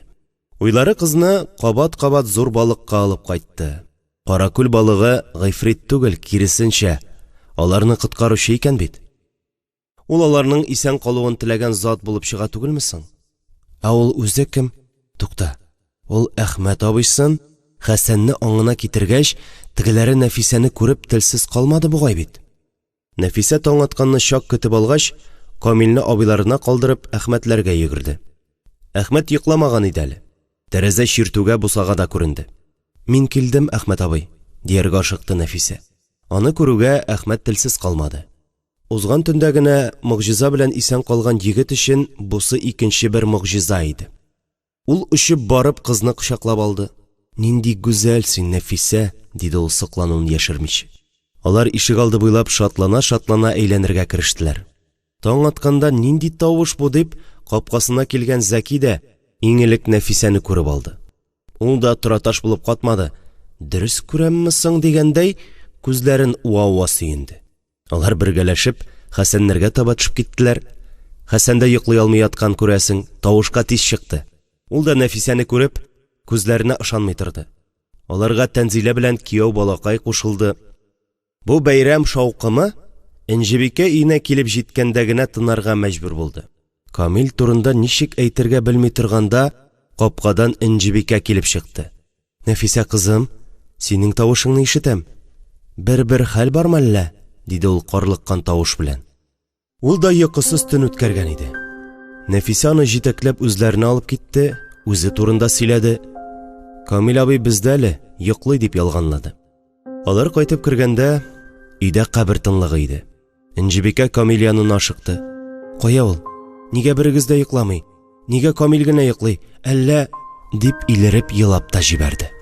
Улым, әйтегез, үлдеме ул? Гәүдәсе кайда? Нәфисә аны кулыннан тотып, ул янына алып килде. Юк, Энҗебикә апа, ул яшәргә тиеш, дип, әллә үзен, әллә сукыр хатынны тынычландырмакчы булды. Илнур да табиб буларак ананы ышандырырга тырышты. Бираздан алар ана белән улын икесен генә калдырып, яшь җиңге белән танышырга дип, өске өйгә менеп киттеләр. Иртән мәгълүм булган бу вакыйгалар телдән телгә күчеп, тиз арада бөтен авылга таралды. Камилнең хәлен белергә дигән булып, авыл кешеләре Мостафалар капкасын какты. Бер очтан яшь киленне дә, Нәфисәне дә күрделәр. Аның ничә еллар буе риваятләргә кергән матурлыгына сокландылар. Сихерче түгел икән бит аларның авылдашлары, киресенчә, куш йөрәкле батыр кыз икән. Камил генә менә авыр язмышлы бала булды инде дип уфтандылар. Әнә шулай итеп бер шатлыклы, бер кайгылы хәбәр белән кайтып китте килгән кеше. Энҗебикәнең дугалары беләнме, әллә вакыты җитепме, Камил кичкә таба күзләрен ачты. Идәнгә утырып, моңаен улының кулына куеп, авыз эченнән дугалар пышылдаган әнисен күреп аптырап калды. «Әни?» – диде ул беренче сүз әйтеп. «Улам!» – Энҗебикә сикереп торды. «Сине үлә дип торабыз бит. Син исән?» – дип кычкырып җибәрде ул улының тавышын ишетүгә. Әнисенең бу сүзләреннән айнып китте Камил. Кичә булганнарның барысы да исенә төште аның. «Әйе, ул исән. Калганнар исәнме?» – дип сорады ул Энҗебикәдән. «Исән. Ә нәрсә булды?» Камил булган хәлләрне әнисенә сөйләп бирде. «Эй, балалар!» – дип күз яшьләренә чыланып, тагын да ныграк үксергә тотынды Энҗебикә. «Мостафалар өенә синең хәлне белергә дип, бөтен авыл килеп китте инде. Менә үлә дип тордылар». Бу сүзләрне ишетүгә Камилнең йөрәге тагын да ярсыбрак тибәргә тотынды. «Юк, үлми әле ул. Ул исән. Аның тизрәк исәнлеген белдерәсе килә иде». Камил атылып диярлек булдырга чыгып басты. Тире икәнлеген иң элек үз-үзенә раслар өчен күкрәк киреп сулу алды. Көзнең боз исе кергән салкын һавасы җылы канны уятып үпкәләргә төшеп утырды. Авыл өстенә эленгән кичке тынлыкка да үзеңнең тире икәнлегеңне расларга кирәк иде. Камил ишек катына ук терәп куелган кабакка җен ачуы белән китереп типте. Менә ни өчен кайтырга кирәк булган икән аңа. Ишек алды уртасында башын кабакка тыгып торганда аның янына Нәфисә килеп басты. Иелеп, Камил абысының башын күтәрде. Аларның карашлары очрашты. Камил каршында шушы чынга ашмастай тоелган хыялын күргәч сүзсез калды. Тик бу башкача сүзсез калу иде. Ул Нәфисәнең битләренә кулларын куйды. Алар бер-берсенең күзләренә карап озак тордылар. Аяклар талганчы, күзләр арганчы. Шушлай кара-каршы күзгә күз басып торганда, алар яңа тормыш турында уйладылар. Ымсындырып, үзенә тартып торган мөлдерәмә тормыш турында. Иртә белән халыкны Габид мулланың азан тавышы уятты. Җиназа укып туйдым, дип аңлатты ул бу яңалыгын. Камилнең үлем йокысыннан айнуын белгән авылдашлары аларга күчтәнәчләр ташыды. Кем бал алып килде, кем прополис, кем балавыз дигәндәй. Быел бал бик уңган иде бит. Авыл тантана итте. Камил әллә каян исенә төшереп, әллә кайчан бөтен авыл халкы диярлек бергә җыелып, зур балык янында төшкән фотоны актарып алып карады. Анда үзен танып җиңел сулап куйды. Шатлык кайтавазы тынгач, Каракүл кызыксынып та, кайгырып та Нәфисәнең язмышын юрарга кереште. Ул арада Әхмәт белән Камил чын мәгънәсендә көндәшләр булып китте. Алар Нәфисәнең күңелен яулар өчен ярышка чыккан шаһзадәләр кебек төрледән-төрле сынаулар уйлап чыгара. Гыйшык утында яна, көнләшә, мәхәббәт таләп итә иде. Камил көннәр буе Нәфисәгә зур дөнья турында сөйли, кызыктыра. Кыз аны әсәренеп, кабат-кабат сөйләтеп, әкияттәй мавыгып тыңлый. Көннәрдән бер көнне Камил кызга юлга әзерләнергә кушты. «Ничек? Син китәсеңмени?» – диде Нәфисә. «Каракүлне ташлап китәсеңмени?» «Әнине дә, сине дә алып китәм», – диде Камил катгый итеп. «Каршы килмисез. Каракүлне ташлап китәбезмени?» – дип кабатлап сорады кыз, дөрес ишетәмме соң дигәндәй. «Без кайтырга дип китәбез», – дип тынычландырырга тырышты аны егет. Нәфисәнең аңа бик тә ышанасы килә иде. Тик бер тапкыр ул Камилгә дә, абыйларына да ышанды һәм аларны югалта язды. «Син китәр өчен кайтмаган идең бит». Нәфисә шулай дип üzгәләнде. «Мин моннан китсәм, үземне югалтачакмын, ә миңа үземне табарга кирәк». Камилнең үзеп-үзеп, кисеп-кисеп әйткән сүзләренең җеп очы аның йөрәгендә уйнаган бураннарга тоташа иде. Үзен хуҗаларча иркен тоткан теге түрә сүзләре аның колагына гына түгел, йөрәгенә үк уелып калган иде. «Хуҗа була белмәгән хуҗага мал әрәм», – диде ул, дөрес әйтте. Баштарак исән калу шатлыгыннан авылын беренче күргәндә яратып, сокланып йөргән иде ул йөрүен. Озакламый егетнең җаны чарасызлыктан, үзенең көчсезлеген танудан үрсәләнә, бәргәләнә башлады. Әле кайчан гына монда мин хуҗа дип чит ятларны өркетеп маташкан иде. Кем хуҗасың? Хуҗа булып нишли аласың? Мин көчле дип күкрәк төю беләнмени? Әнә, хәзер сөйгән кызын саклар кешедә юк аның. Шуңа да китүне, әнисендә Нәфисәне дә үзе белән алып качуны бердән бер чарасы дип уйлады ул. Вакытлыча китәм, хуҗа булып кайтыр өчен, көч туплар өчен дип юатты үз-үзен. Китәр көне җиткән саен күңелендәге шик төене кысыла барып, җанын сызлата иде Нәфисәнең. Юл чатында калу җиңел түгел икән. Көн саен саубуллашырга дип күл буена килә ул. Теге төндә өмет кылы зиһенен томаларда итеп зыңлап торганда, калсам калам, батсам батам, тик абыйларын, Камил абыйсын коткарам дип күлгә кереп барганда, аның уенда мыскал да шик юк иде. Ә бүген ул туганнан бирле дөньяга чыгарга хыялланды. Аңа кешеләр кирәк иде, һәм менә дөнья күрә имеш. Дөнья булай да аларның уч төбендә ята бит инде. Яңа тормыш кайдадыр, еракта түгел, нәкъ менә шушында башлана. Әнә Каракүлне кар каплаган. Теге яктагы кабилә халкы өчен генә кыш та юк, җәй дә юк. Алар һаман нәкъ элеккечә әйтеп күңел ачарга әзерләнә. Күл өстенә җәелгән илаһи тынлыкны бозып, алар ягыннан иләмсез авазлар ишетелгәләп ала. Шулай да кайдадыр бик тирәндә зур балык сакта тора. Баш очында йолдызлы күк, җир өстендә Нәфисә бар, Каракүлнең Нәфисәсе бар әле. Илнур Закиров укыды.